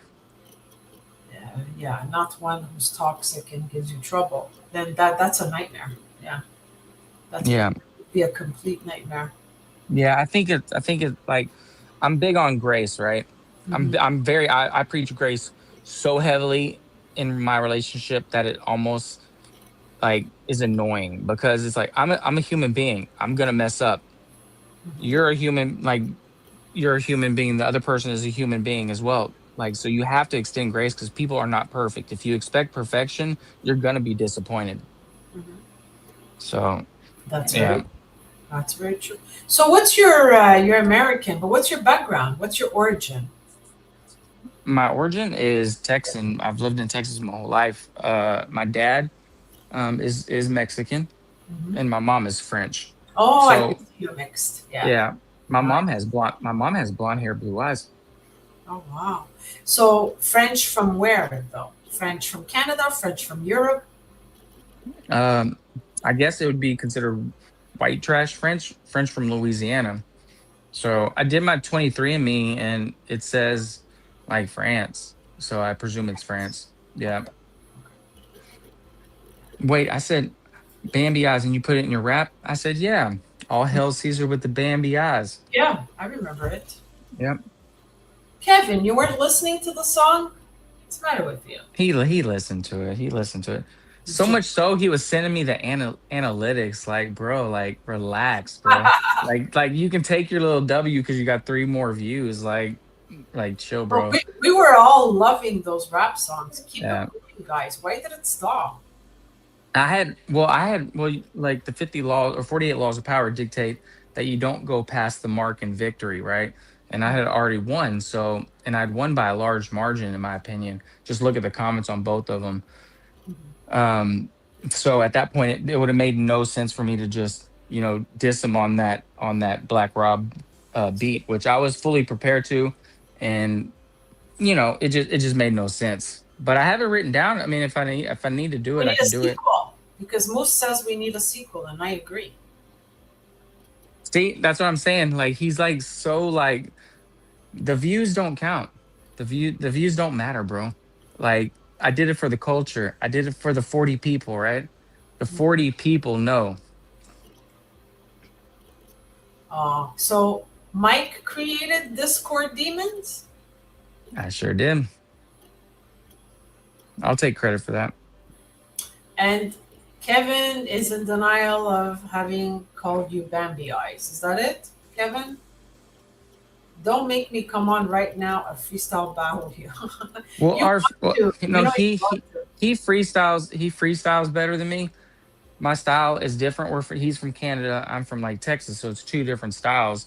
Um, but I have a pretty good pen. Like my penmanship is pretty good when I like put my mind to it. I'm pretty articulate. So the style is called syllable sound combined.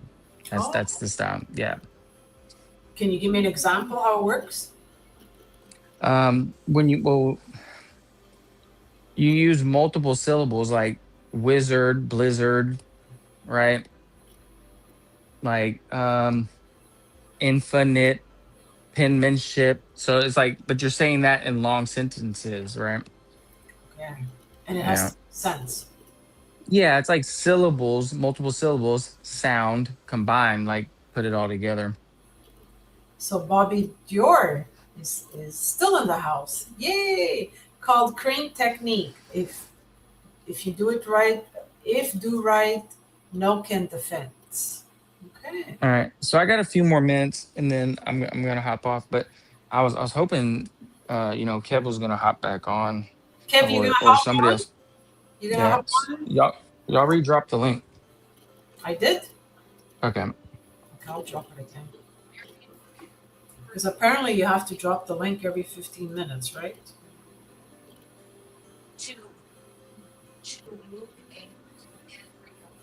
Did I drop the link? Did it work? Okay. Yeah, so I can see that you've got some. That's nice. Half French and half Mexican. Nice combination. Mm-hmm. I speak French. If ever you want to learn a little bit of French, I can teach A you. little loose off the goose. So Fernando's back. Fernando, he's like one of your biggest supporters, right? I love Fernando. Yeah. And Bobby Dior is here, first time. A Frenchian. Yeah, well, half French, half Mexican. That's a nice combo. Man, these are pretty big. Look, you see? See, Kevin, can you top that? Look at those arms. Look at that. Dang. You can't top that, Kevin. I know, Kevin. Come on here, man. When is Mikey streaming again? Most wants to know. That's a good question, actually. Pretty soon. So I don't know if like you've actually like had a chance to look at my channel, but I could have way more subs if I was consistent. But most of my videos are quality over quantity. I do take the time with them. I Yes. present the information well. I Yes. do the editing. I make sure the camera looks on point. The background aesthetic looks fine. But I'm very seasonal. So what you end up getting is like spring, summer, fall, winter. Every once in a while, you'll get a full in-depth review. I had a video that's already recorded. That was a spring related video, but I never ended up editing it. So at this point, there's a bit of a like keep up with the Joneses, and people are already doing summer lists. So at this point, I need to just go ahead and start on my summer list. So I think I'm gonna do an aquatic video, and then maybe just do an aquatic, like some of my favorite aquatics live stream, just to break the mold or just to break the ice, right? Yeah. I would like So that to see your aquatics list. I would really yeah, like that. Yeah. yeah. I Because mean, they're, at the end of the they're day, kind of hard to find good ones, eh? Good aquatic scents. yeah. Good That scent that ones. that Issey Miyake that I showed you, is by far, regardless of price point, one of the best ones I've smelt in the past few years. Right. Mhm. So I don't think it would necessarily work for a woman, but I think for most men is it's going to work in every single scenario. It's not going to offend anybody. Smells great, and Mhm. it's perfumed by Quentin Biche, which is one of the best perfumers right now. He's he's using he uses Akigala wood, which is which is like this kind of new woody note that you're seeing people Ah, like trend right now, and so it that's just what makes it stand out. Then it's that no. it's the Akigala wood, yeah. And he Yeah. uses it, yeah, he uses it. I have another fragrance from him, and it does the same thing, but I don't really love that one. Mhm. Wow. But if you were to recommend aquatic unisex scents, which ones would you recommend? Let's say two or three. Unisex, Yeah. Aquatic. Masai into him for men, or Masai into him or into me for women. I think it's called. That's a good unisex one. It has watermelon. Let me see in my collection. Most of my fragrances, I don't think would really be geared towards both sexes. I feel like they lean a bit masculine. Okay. Um, Let me see for unisex. Is it a female asking or a guy asking? Female. It's a female asking. Yeah. So yeah, so the aquatics I have, and I'll just kind of do like whatever. I'll just kind of show you all. So this is an aquatic, Fougere Marine by Mm, Montal. yeah, it's a nice one. Smells Yeah. very much like Tommy Hilfiger. All right. Oh, Um, does it? Really? very, very, very, very much Oh, like Tommy Hilfiger. And I know this for a fact because this is my go-to for the gym. okay. This right here smells so incredibly close to this.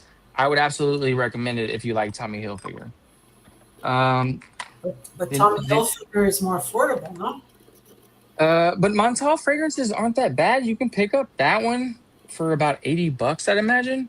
It's really not that bad if you find like the right discounter. Montel is kind of like in the same. I think it's the same perfumer for Montal that make Mancera fragrances. I But could be wrong. I could be wrong, but I think that's the case. Another Montel is aquatic. pricey though in comparison to Tommy Hilfiger. Like I'm just thinking, Which one? The Fougere Marine? yeah. I don't know, Anna. I think they smell very very close. I'll even spray it. Like I have to take a shower before I go to Pound Town, but I think I think they smell very very close, Anna. But you might be right. It smells a little bit spicier, a little bit more emphasis on the patchouli. This one's a little bit more And what's the fresh. price difference between the two? I don't know. So Jeff with SoCal Sense. I don't know if you know him. He gifted me this, so he sent Oh, it to me in the mail. Um, okay. so I imagine this one's like 25 bucks, Mhm. whereas this one's like 80 to 100, depending upon your vendor, right? They're a lot more expensive in Canada, the Montels. On it, they are like, I'm not even exaggerating. They're like 97, 98% similar. Okay. Yeah, So then yeah. if they're similar, I'd rather get the Tom Tommy uh, Hilfiger. Yeah. Well, because it's not The Tommy expensive Hilfiger for that. the Tommy Hilfiger doesn't last as long, so it's going to be one of those type of fragrances where you're going to have to spray a lot. But again, it's 20 bucks, so like, who cares? Thing, yeah. Yeah, but this one does have a little bit higher blend in the oils, and sometimes when you spray that higher end fragrance, it makes you, it creates something different. Like when you wear a higher end fragrance, like you're wearing something that's I don't want to say increases your confidence, but it's like the ultimate accessory after you've done everything else. It's like the cherry on top, right? Exactly. Yeah, yeah. Like a good Chanel, right? It's just like it just works. So another aquatic obviously is going to be Oh, I Crazy love that Listen here. one. Oh, I I think love that one. I think that one is unisex enough, right? That is amazing. I love it. Yeah, that's a good one. Then obviously, uh, I showed Quentin Beach the That one, yeah. this one, yeah. But he also made the new Kenzo, which is Oh, a lot of people rant and rave about this. It's like a leather aquatic. It's a very much like a leather aquatic. A lot of people compare this one to Ganymede. Do So you like Ganymede? I think it smells quite synthetic. I actually did a video of like don't buy these fragrances, and this one was on it. And the reason why I said it is because I have like so many other aquatics that I would wear over that one. So if you want a good unisex one, Anna, so obviously Millesime Imperial, and this would be the next one, Aqua Sexitus. Oh, And look at that's my dent. So men. for men and women, it's niche. And so when you see But a it's dent not. like when That- yeah when yeah. you see a dent like that, you have to like take in consideration that I have almost like 300 fragrances, right? So it means that I'm wearing this one often. Absolutely. And this one does have a dent. It's fig. It's fig aquatic woody. Well, that I like. Beautiful, beautiful candied fig, a little bit of sweetness, Hmm. aquatic vibe, a little bit musky, and it's like perfectly unisex. This is the one I would recommend. It's perfectly unisex. Julamad Aqua Sexitus. Okay, And nice. the name sounds kind of like spicy too, right? Aqua Sexitus. Yeah, I like it. I love the name. Yeah. Aqua Sexitus. Yeah. Fernando says I have it too. There's a bit of that mineralic note of Ganymede in that Kenzo. In the Kenzo. Yeah. So I'm glad he confirms that. This is like a dark aquatic. So a lot of people like it because it smells way above its price point. It doesn't smell like anything really else on the market at its price point. It lasts a long time. So, and it's like a leather fragrance you can wear at night. Wow. Yeah. Sounds sexy. Sounds like a really sexy scent. So one of my favorite aquatics. Let me see here. I have quite a few, right? So this is one that doesn't get talked about too much. Oh yes. So that's the Pasha, regular Pasha or which one? It's Edition Rouge. No, it's Edition Edition Noir Noir Sport. Spa. Wow, yeah, I've never seen that one. Yeah, Edition Noir Spa. Okay. yeah. It's like a fruity aquatic, but not like you know how Cartier does. They don't make generic fragrances. They inject like a bit of class Yes. into them. Yes. Uh, so this one is a true sport fragrance that can be worn in a casual scenario, but they inject a bit of class at the same time with an aquatic fruity fragrance. It's not one any fruit. It's like a salty aquatic, a nice musky base, Wow. but it strays from like the And sandalwood that you would expect from the original Pacha de Cartier parfum. you see that as a unisex, right? As a unisex. I think that one could be a unisex, yeah, because it doesn't lean any way one or the other, in my opinion. Yeah, but I don't have too many like unisex smelling fragrances. So I have Ocean Noir from Michael Malot. I do think that one leans masculine. I have Bentley Silver Lake, which is an Acqua di Gio Essenza clone. I think that one leans masculine. Mhm. I have Invictus Aqua 2024. Mhm. I think that one leans masculine. A lot of people are going to hate that one because they think it smells generic. But a lot of fragrances mean to emulate this one. So I think it's good. Uh, I think a woman could pull off French French Riviera. Riviera, I've had that one, yeah. Yeah, Yeah, we can. smells a bit like sunscreen. Yeah. Yeah. Similar to Holiday as well. Yeah. So yeah, I guess that's three, right? I Yeah. guess you could say it's the French Riviera, the Millesime Imperial, and the Aqua Sexitus. Out of all three of those, I would recommend the Aqua Sexitus to someone that's looking for a unisex. And according to Fernando, he says amazing cheapie with that Bentley Silver Lake. Yeah, and so I did a video on Bentley Silver Lake, and I had purchased a decant of the Acqua di Gio Essenza. It's not 100%, but it's like 85% similar. The Essenza, which is now discontinued, a bottle is going to run you close to $300. So the fact that you can get Bentley Silver Lake for like 45, 50. It makes it worth the money. Okay. Yeah, but it is going to be like to like perfume heads that wear all these different type of scent profiles. It will, and maybe might come across as a bit generic to some people. Does that make sense? Because it's a floral aquatic. It's an aquatic with violet with some herbs. Mm-hmm. No, it makes Yeah. sense for sure. What Well, is your that's favorite? okay. What is Right? your favorite fragrance? I don't have a favorite. I mean, I've been collecting since the age of 16. My collection is always changing, always changing. I've had so many perfumes. What were Uh, you wearing at 16?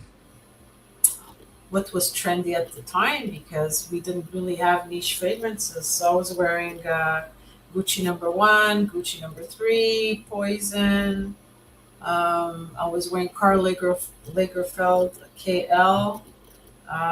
I was wearing Parfum Rare by Giacomo. Those are my Dior Poison. That's the one. yeah. Everyone knows that you're a poison, but Parfum Rare by Giacomo.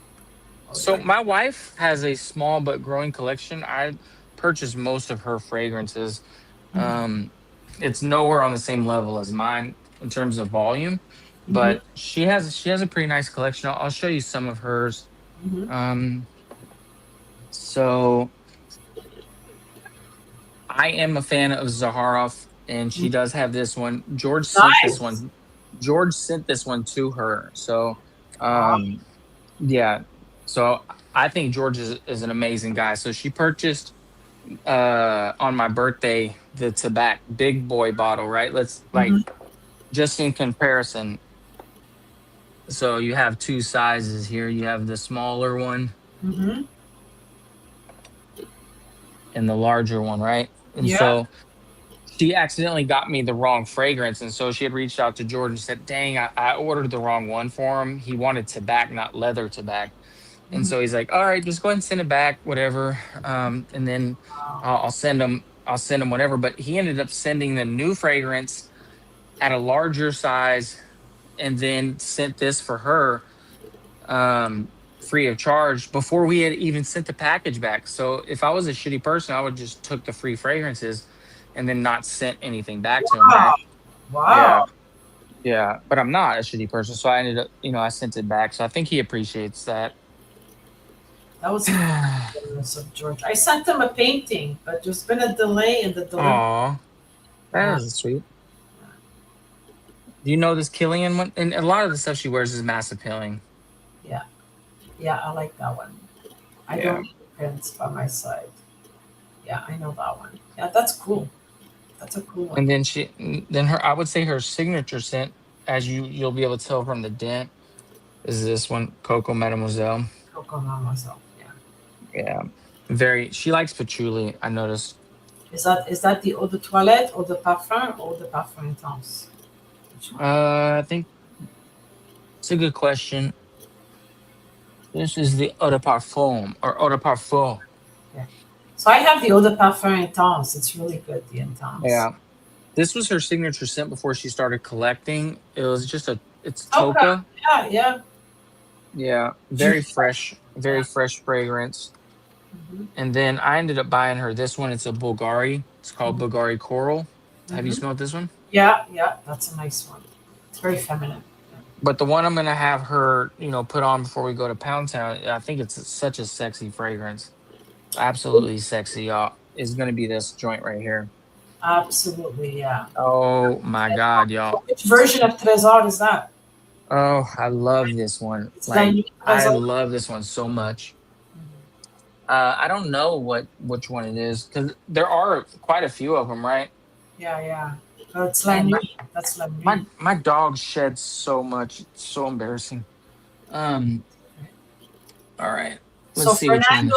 Fernando put the link in the chat of your channel, which is very kind of him to do. So I'm going to also say, if you haven't subscribed to Mike, please do so because Fernando put the link in the chat. He's amazing. And he's going This to is be streaming soon, right, Mike? Yeah, sure. This is the eau de parfum.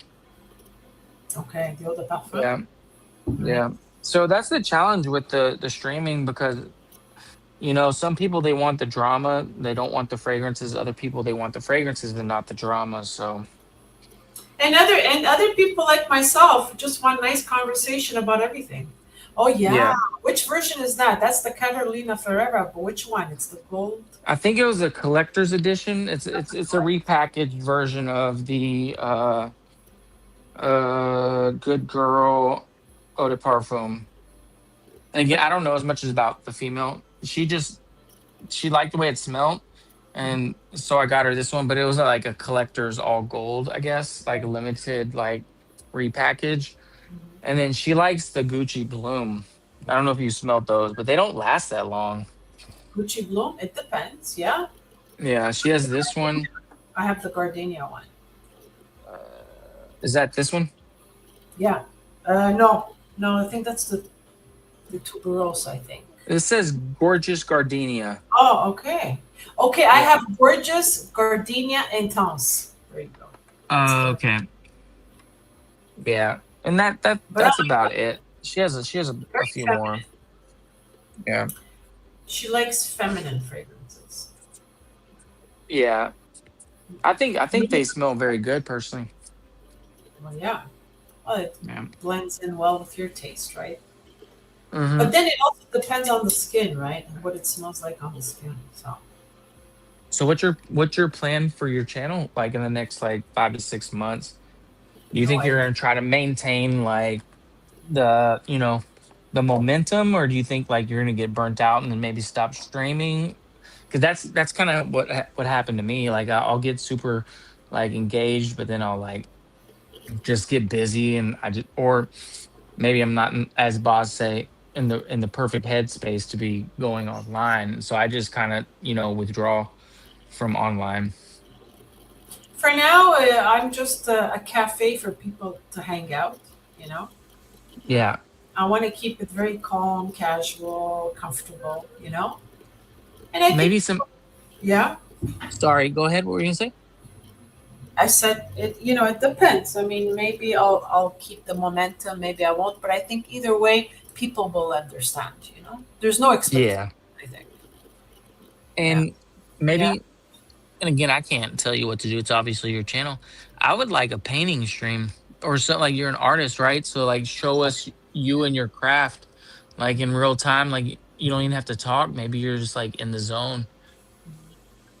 Well, yeah. You're not the first person to have suggested that. Quite a few people have. They wanted to see me in real time paint. Yeah. Yeah, Mr. Clean used to do painting streams, and I always like that. Like I don't know, I'm weird like that. Kind of Wow. like my cooking, the cooking stream, right? People are just coming in, like chirping in the chat Hmm. and watching you do something. So I'm planning maybe my next stream. Now that it's hot in Texas, I told Aram and Kevin that I want to do a cold plunge stream. So I have this cold plunge ice bath that I've been meaning to kind of stream on camera. An ice bath. Yeah. So it's good for recovery. So you just fill it up with water and fill it up with ice, and then you like get in it. It's gonna be like really, really cold, right? I But it's wouldn't good do for it. it's good for inflammation, for healing, a bunch of stuff. Really? Is Yeah. that your body You going to shock? no, your body, well, it's shock in a good way. Yeah. Yeah, you should look up the benefits of the ice bath. A lot of athletes use it. It's like a huge part of their regimen. Some people do it multiple times a day in conjunction with red light therapy, which I also do. I would, yeah, red light therapy speaks to me more. Yeah, Yeah. Have you ever done it? no, but I would like You, to. you should. It's especially good in the fall Mhm. because you're not getting much sun at that time, and there's only a small window of time that you can get red light, and that's in the morning. Like the morning sun doesn't have the yellow UV, it's the red UV, Mhm. or the red wavelength, which is the better one. Okay, well, I have to look into it. And where can I buy these lights? Um, well, Amazon? I do mine at Planet Fitness, so I don't know if they have Planet Fitness where you're at, but they have red light therapy centers. Oh, I have to go to a center. It's not Yeah, something I could. they have them, but they're not like super cheap because they have a lot of like red light therapy which claim a certain benefit, but when they test that wavelength, it's not actually doing it at that full spectrum that provides the benefit. Okay, I see. Yeah. Okay. Wow. Am I boring you to death? No, not at all. Oh, okay. Not at all. Why do you think that? No, no, no. No, well, because I can nerd out on this type of stuff. Like I really can. Like I And also and this type of light therapy helps with depression, anxiety, sleep. Is that it? a whole bunch of stuff. So it'll regulate your sleep cycle as well, correct? Because the red light is better than the blue light. And the blue light is coming by way of the computer screens, which is destroying all of our sleep cycles Uh huh. to the point where we're having to supplement melatonin like artificially in order to get that melatonin to help us sleep. But what else was I saying? I had a brain fart. So people with anxiety, with insomnia, would benefit from that. Yeah, and they wouldn't have to take Ambien is the thing. Like things that like sleep aids. Yeah, I have insomnia. I've had it for years, and I don't take anything. I Yeah, just so does my wife. Yeah. So there'll be nights where I'll sleep downstairs or she'll sleep downstairs just because it's like I'm so like conscientious of like waking her up because she's such a light sleeper. okay. And how many hours of sleep do you need? A lot less than I used to. Hmm. So I'll wake up on average. So I'll go to sleep on average around 10:45, 11, and I'll wake up at 4:20. So I don't know how many hours that is. I would say approximately about 5, and then I make it up on the back end and on the weekend. Okay, Yeah. but What about you? 4 if I'm lucky. 4? Yeah, How long has that been for? quite a few years. Or like interrupted sleep where I wake up every hour, every 2 hours. So do you wake up in an agitated like sense of like state? No. Okay. So I guess you are getting enough sleep. So the idea would be like, okay, if you're only getting 4 hours of sleep and you're waking up agitated, then maybe you're not getting enough REM. Yeah, well, in my case, it's post menopause, right? So it's the hormones and all that. Yeah, no, that's a thing because I'm gonna be on testosterone when my levels are not normal anymore. There's somewhat of a stigma for men to take testosterone like it's steroids or something. But Mhm. listen, I don't want to be a grumpy old man. At the point where that my body stops producing testosterone at the normal threshold, I will be taking testosterone. Similar, it's the same thing as women hitting menopause and not producing estrogen anymore. That's right. And I got my levels checked this year and I got my levels checked 2 years ago, and it did experience a little bit of a drop off. Whereas before I was like in the normal range, now I'm in the normal low range. So it is starting to decrease, but my body is still producing it. So I'm not gonna start introducing the artificial stuff. Oh, okay. So, but not all Yeah, men talk about it, or not all men talk about using it. yeah. Yeah. But I don't want to be a grumpy old man. And if it's gonna make me heal quicker, if it's gonna increase my vitality, Hmm. why wouldn't you? Hmm. Good point. Yeah. But men don't talk about it, as you said.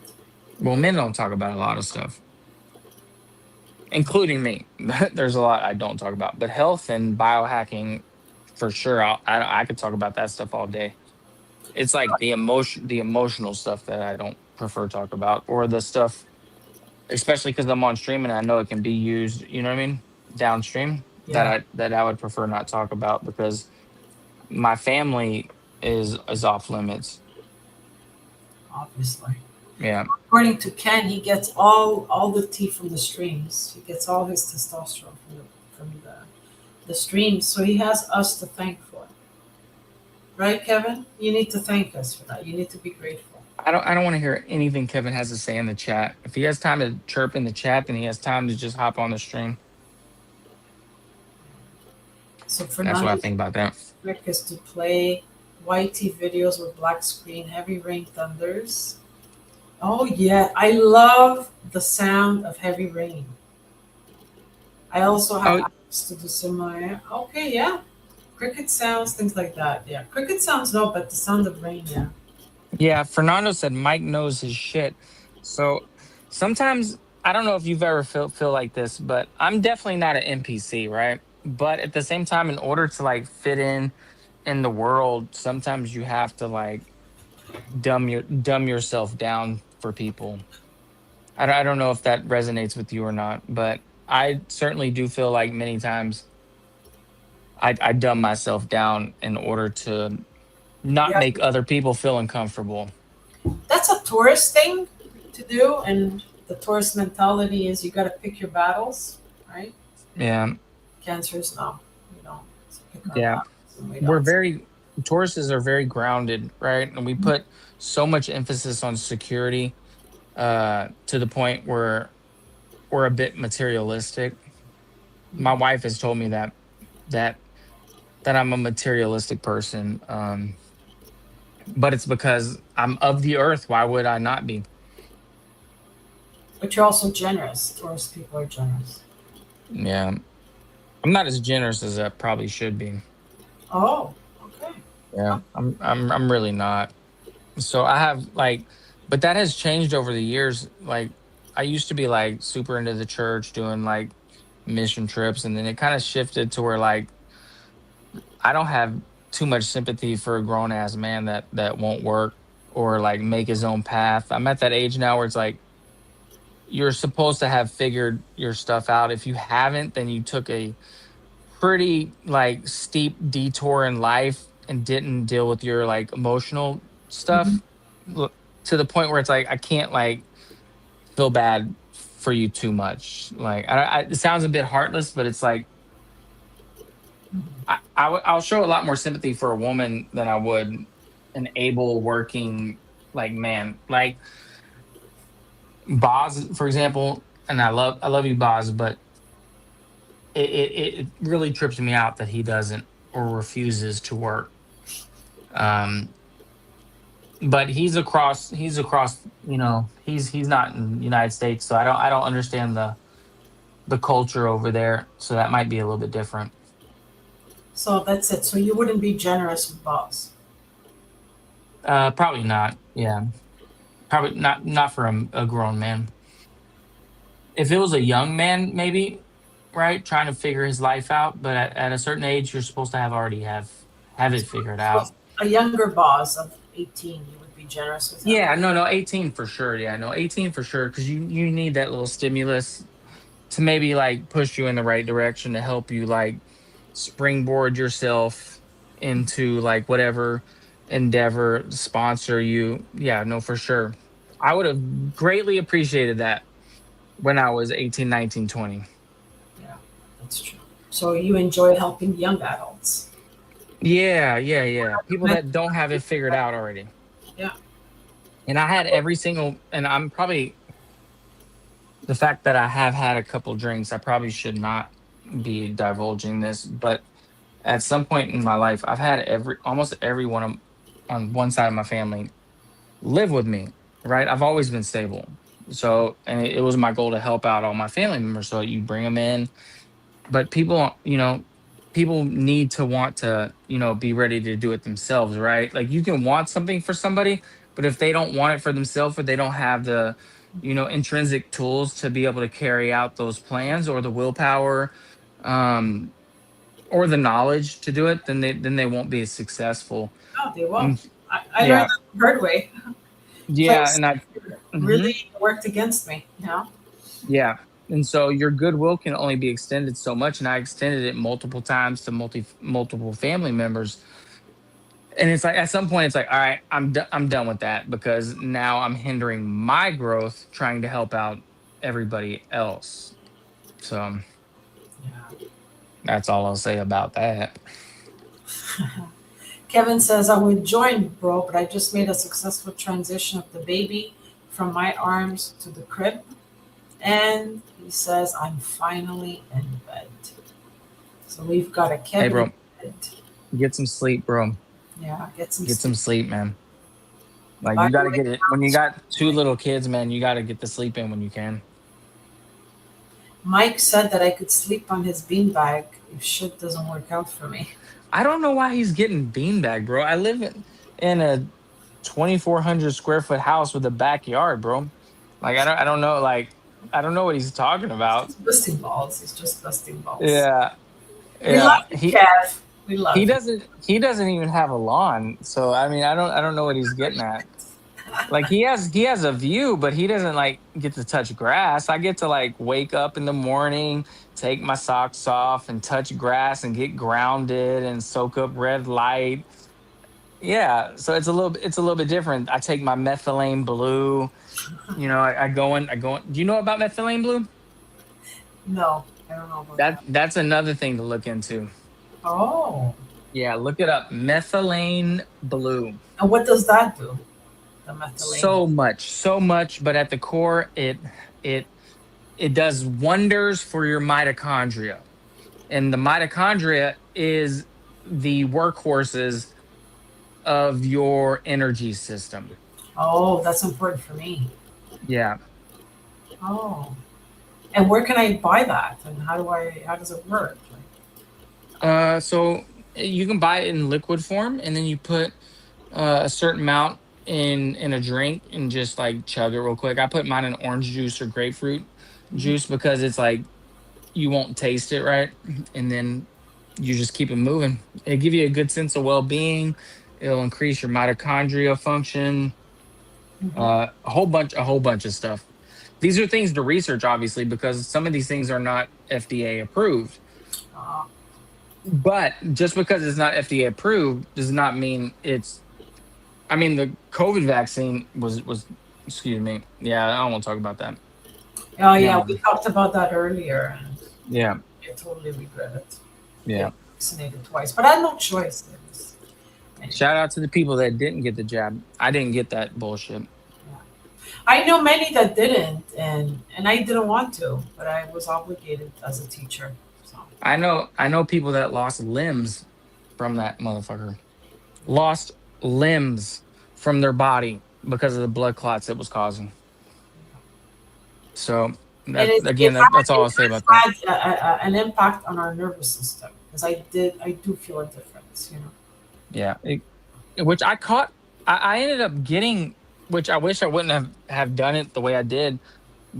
But it's kind of like, you know how like chickenpox parties where someone gets chickenpox and you're like, all right, well, I'll go ahead and just get it. That way I can get it over with and build the immunities and Yeah, antibodies naturally. yeah. That's kind of how I approach it. Is like, well, I don't want to get the vaccine. So when somebody in my family ended up catching the Omicron strain, Mhm.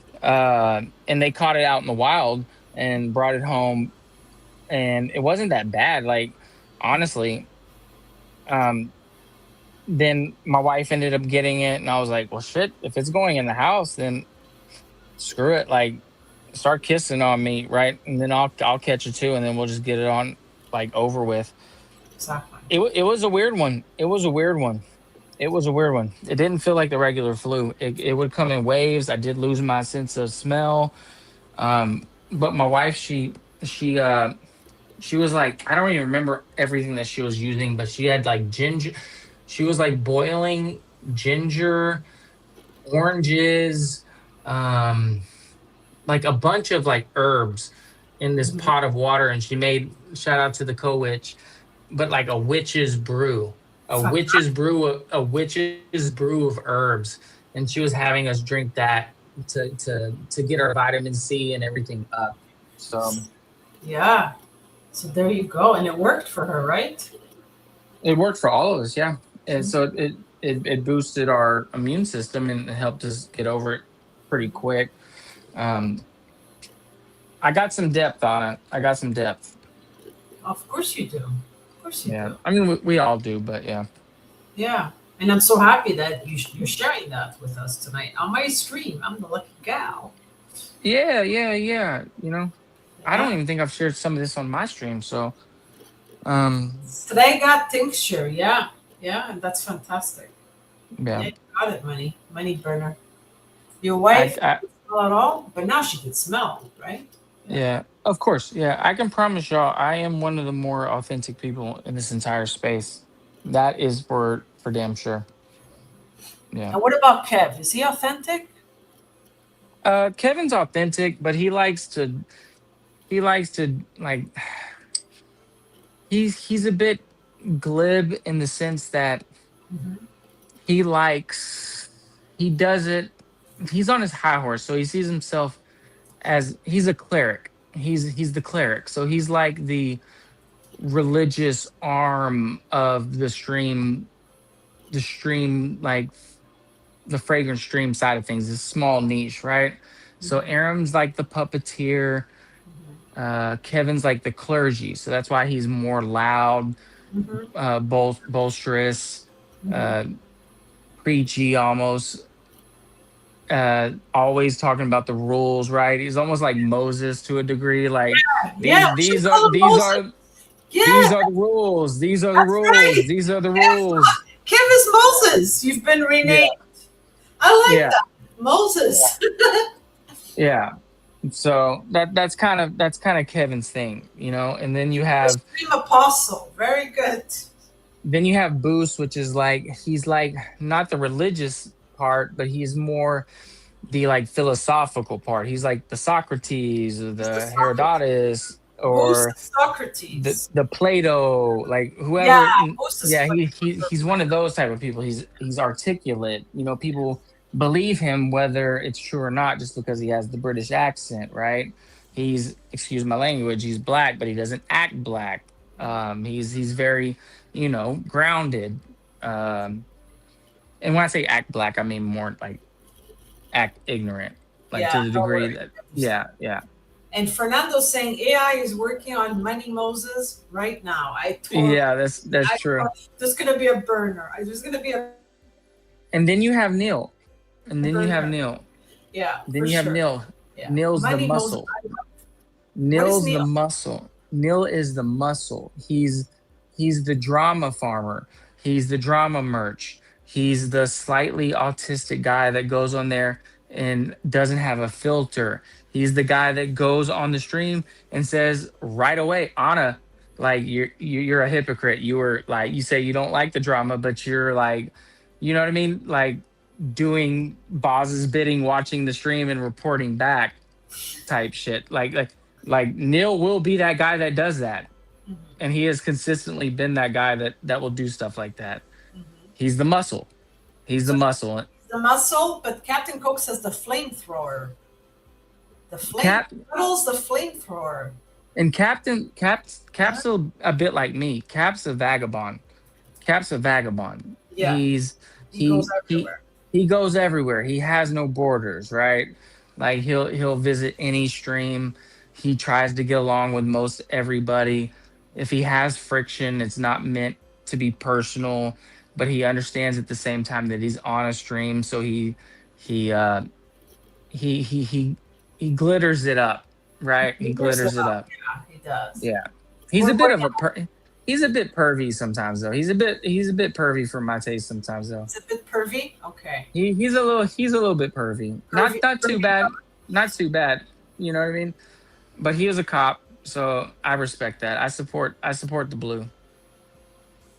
So I think we're going to have the upcoming burners would be maybe, well, definitely Money Moses and Cuddles the flamethrower. I think so. Eh? What do you think?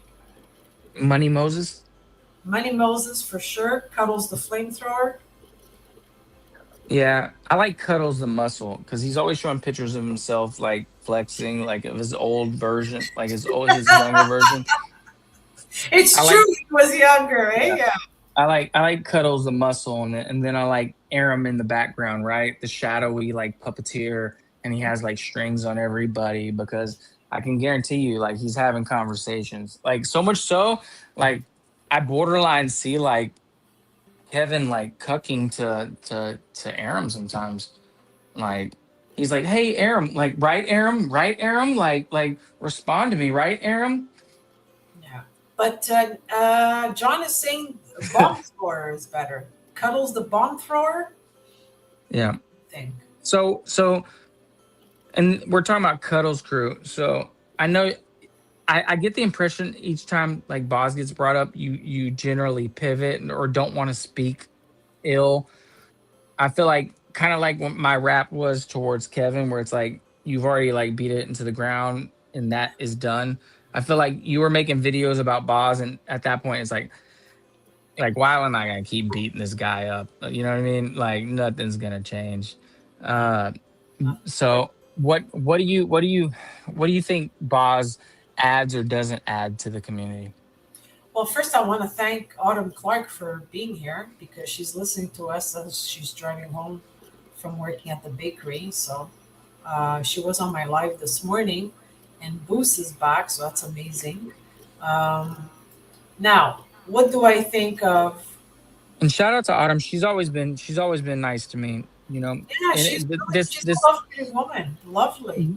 these 150 people tops, probably like 40 people each tribe, and it gets very tribalistic. I try not to be tribalistic, but you have certain agitators that will like stir up shit if you go to one tribe, then try to go to the other tribe. So it's like I just hang out with the area that I have the most fun in, right? And I haven't not been on one of your streams, so it's like, yeah, I want to be on one of your streams. It you've said nothing but nice things to me, so why not, right?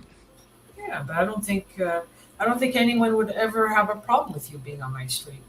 Yeah. Yeah. No, Yeah, well, what were you I saying? sort of made peace with Boss. He was on my live this morning, and I answered his questions.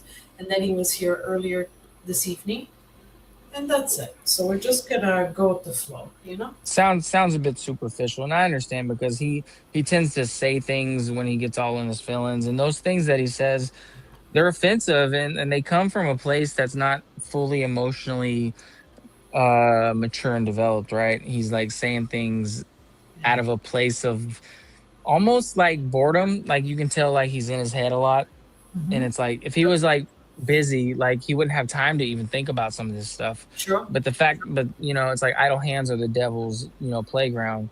So you know and it is true, like he provides consistent streams. Like if you weren't streaming, Anna, if I wasn't streaming, if Kevin wasn't streaming, He would be, he yeah. he would be streaming. So in that regards, he does kind of hold it down. He's not going to be everyone's cup of tea, and he does say things to bait people. Now, whether he's doing that to stir up drama or whether he actually feels that way, I think the community doesn't really know, right? Like we don't know.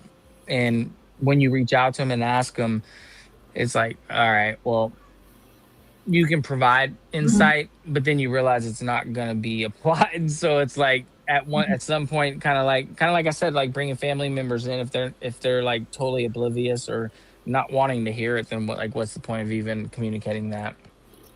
No, I agree with you. Yeah. So, oh, I haven't seen this burner in a long time. Benevolent Boss, Mike. Oh,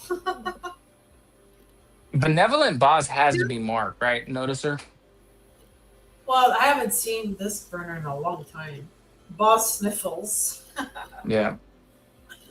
Some of them are so cute. Really. Yeah.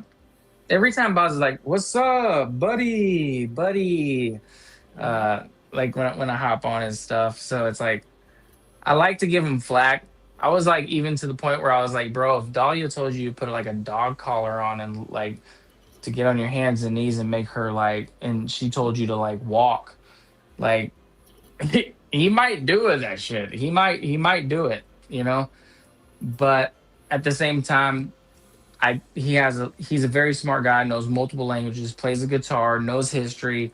He's a smart guy. So at the same time, it's like, Intelligent, yes. yeah. So at the same time, it's like maybe he wouldn't. He has a few blind spots, and he's always been nice to me. He reached out to me, and when I told him I was going through some shit, So and said, that's hey, very, if you that's want to talk, if you yeah. want to talk, just let me know. Oh, that's very And I nice. just and I just gave him, I just sent the blue heart, but I don't really prefer to talk to anybody about it, right? It's like you give it to God, or you write a journal, or you compartmentalize it. Not everything needs to be talked about. Like as a man, you just kind of, especially online, right? And You especially have to because people have loose lips in this space. no, you have to trust. You have to trust. Yeah. You can only share, someone who, yeah, I totally get it. And again, But which is why I appreciate, like, Kevin can like rib me and make jokes about the hair or the most beanbag, but 100%. I've told him some like real stuff that like I shed tears over, right? Stuff my wife shed tears over, and it's like that's like the real stuff, you know. Hmm. And And that's someone you can yeah, trust. Yeah. yeah. I So, wouldn't I wouldn't have I wouldn't have told him that if I didn't like know he was like a real person, right? mhm. Yeah, That's the key word, a real person. yeah. Who says nobody snitched to Boz that he was spoken about. So what do I have to do? Should I make my stream private like I did the other one? My number three, I made it private, right? No, don't make it private, because when I was going to the gym this morning, I saw that you said thank you to everybody that was watching the stream. It was like a super long stream, and that you went ahead and privated it. But it Yeah, was like I didn't get a chance to watch it this morning because you privated it. Don't private the streams. What's the point of privating the streams? was because towards the end, like more the last 45 minutes of that stream could have, Who cares? It's for the culture, Anna. Season 8. You got to leave it up. I mean, it's your channel. Do whatever you want, right? But it's like me putting out a rap video cussing goes against everything that my channel like represents. I'm like the articulate, nice guy that talks about fragrances. And then next thing you know, like people on my channel are hearing me cuss and say wild shit, like in a rap song. It threw people off to the point where they like reached out to me behind the scenes. They're like, bro, what the hell's going on? So what is Benevolent Boss saying? I can say tree, nice things about Anna. She is alpha, she is a non-bitch, and she loves me. Okay. What do you think about that, Mikey? Do you think it's true? I think you have the capacity to be a bitch, right? Mhm. I think like most like strong-willed women do have that capacity, and it takes a man that like maybe knows how to take control, or already is stable, or isn't like scared to like say what he needs to say about a woman, is able to read her really quickly and call her out on her bullshit. But yeah, a woman will be a bitch and eat a man alive if she perceives that weakness. Yeah, you think so? I know so. That's not Oh, even that's not even like a debate. I've seen men get eaten alive by women, and women will use them as like fluffers to get that validation, just to fill those empty holes that they have. I don't know. Maybe. Boost Expound is expound on it, because it seems like you're holding back. uh, I am holding back a little bit because with Fernando saying, Brandon, Anna's a machine, so much energy. That's why I'm worried Neil is not going to resist, not after the first round. So Fernando keeps saying this. You keep saying that Neil won't be able to withstand me, I guess. Uh, so I think a strong woman, I don't know. It's hard for me to answer, Mikey. Uh, what happens after you destroy someone, What kind of power is that? So I don't know. Well, It's more I vengeful. I see more that as the what do wrath. You don't fool around with the wrath of a woman.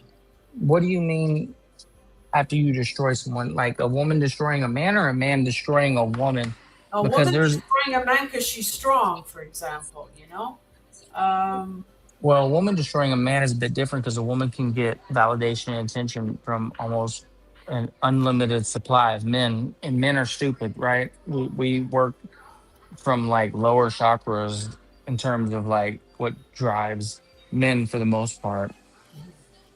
So, like, women can constantly get lower forms of validation, but it doesn't, it's superficial, right? And so a woman of low moral character um can get that supply from a man, and then get that same thing from another man, and get that same thing from another man. It's the man that checks her and doesn't like yield to her constantly that Mhm. she will perceive as a challenge. It's that one guy that doesn't kiss her ass constantly Mhm. will be that one that she ultimately Submit, uh submit to. Yeah. submits to. Yeah. Yeah. My outlook in life. This is the ideal in my world. Maybe I'm daydreaming, but I love that balance. I love that equal power, that equal distribution of power. And by equal, I don't mean 50-50, but where I'm Putting all your powerful, money into it. weak, and where he's weak, I'm powerful. I mean balance in that way. Correct. Balance is important because like in my marriage, for example, it's like my strengths may be her weaknesses, and her weaknesses may be my strengths. And that's the So whole there, purpose of being in a relationship. yeah. So there is a balance, and as you get to know somebody, right, the honeymoon phase changes, and you get to know somebody as they really are, all their traumas, all their insecurities. You know exactly what their triggers are, and you have to like be more mature and past that than to like to attack those triggers so that you can win arguments or have a a leg or a leg over that person, or control. So control is a big one for me. um, i Control. am big I am big on control, as any man who is the head of household should be. It's like there is a lot to hold down at any given time. So letting go of control, especially of people that have free agency and are individuals and wear their own shoes, and you don't live in those shoes, and you are not that soul, and you are not in that vessel. You have to allow people the grace to, be their own person, right? I agree. Yeah, you're making good Yeah. points here. Well, you're a very grounded man, that's for sure, and you're in a healthy relationship. So God bless you. I mean that Yeah. that's that But that's a, it's only because I was in unhealthy relationships before, yes. You learned. though, that you learn, Yes, right? you And learned. the thing about Taurus is like we're so loyal to a fault that when we commit, Hmm. it's almost to our detriment. But Hmm. then when we're done, we're absolutely done. Like Hmm. once we've learned that lesson, is you best believe it's Right. because we spent a Right. lot of time in that place, right? Right. Yeah. But once that lesson is learned, it's learned, and we know those signs and symptoms, and we don't go back there if it's not like Which the is right place. perfect because Yeah, some people are go backwards. They yeah, once one step forward, two steps back. So you're always like this. It's awful. You're never yeah. progressing. Like Uh, I know it's cute to talk about like nil, but y'all are very far away. So like if we're just being honest, like do you have like a desire to you know what I mean, have that sort of um communion with a man, like to have that what I mean, deep connection, or do you at this point value your individuality so much that you don't have that to offer somebody? I think I've always been the type of person to want. I enjoy sharing. I enjoy sharing. So Of no, course, I needed to have you some down. cancer. You're Yeah, hopeless romantic. Yep. very. But Yep. I needed to have some downtime to heal, and learn to appreciate my own company, like my own company, love myself, and not play savior. Right, because it's that old, that old trope, right? If you don't love yourself, how are you gonna love somebody else? It's not that I didn't love myself. It's more a matter of accepting myself and accepting my past and accepting some bad decisions that I made that turned out to be great learning experiences. It's acceptance more than anything, and Yeah. believing that I am exactly where I should be right now. Oh no, that's for sure. No, everybody is exactly where they should be. It's just a matter of practicing that gratefulness for wherever you're at, or else you're not gonna appreciate. and be able to be happy in that next season. You may not even be blessed with that next season or gifted that next season because you don't even appreciate the season that you're in now. Um, so I guess my thing is, it sounds like you struggle with like what many women struggle with, and that's like society, at least in America, puts so much emphasis on a woman's value being tied up to her beauty, right? Or her worth being, you know, there's a strong emphasis on y'all having to be like perfect. And if y'all don't figure it out in y'all's early relationships, as y'all get older, I guess it's perceived that y'all's value diminishes. Am I tripping or am I somewhere in the ballpark? Because you said past. My pattern in the past was to play savior. Okay. Is that Yeah. why you like? Is that why you like felt so magnetized by nature to Boz, because you saw like he had like problems, but like potential, like he was like a project. I think I tried to help him. And how I tried to help him was I wanted to help him disconnect a little bit from the internet and his addiction by offering to travel with him to Europe, to meet some of his friends there. So that was my way of helping him. It was concrete. I think Mikey froze. Wait, if Anna's value is tied up to her beauty, then she's being valuable. Ooh, that's nice. Mikey froze. Welcome, Dushan. You were the first one and you came back. Great to hear that, Autumn.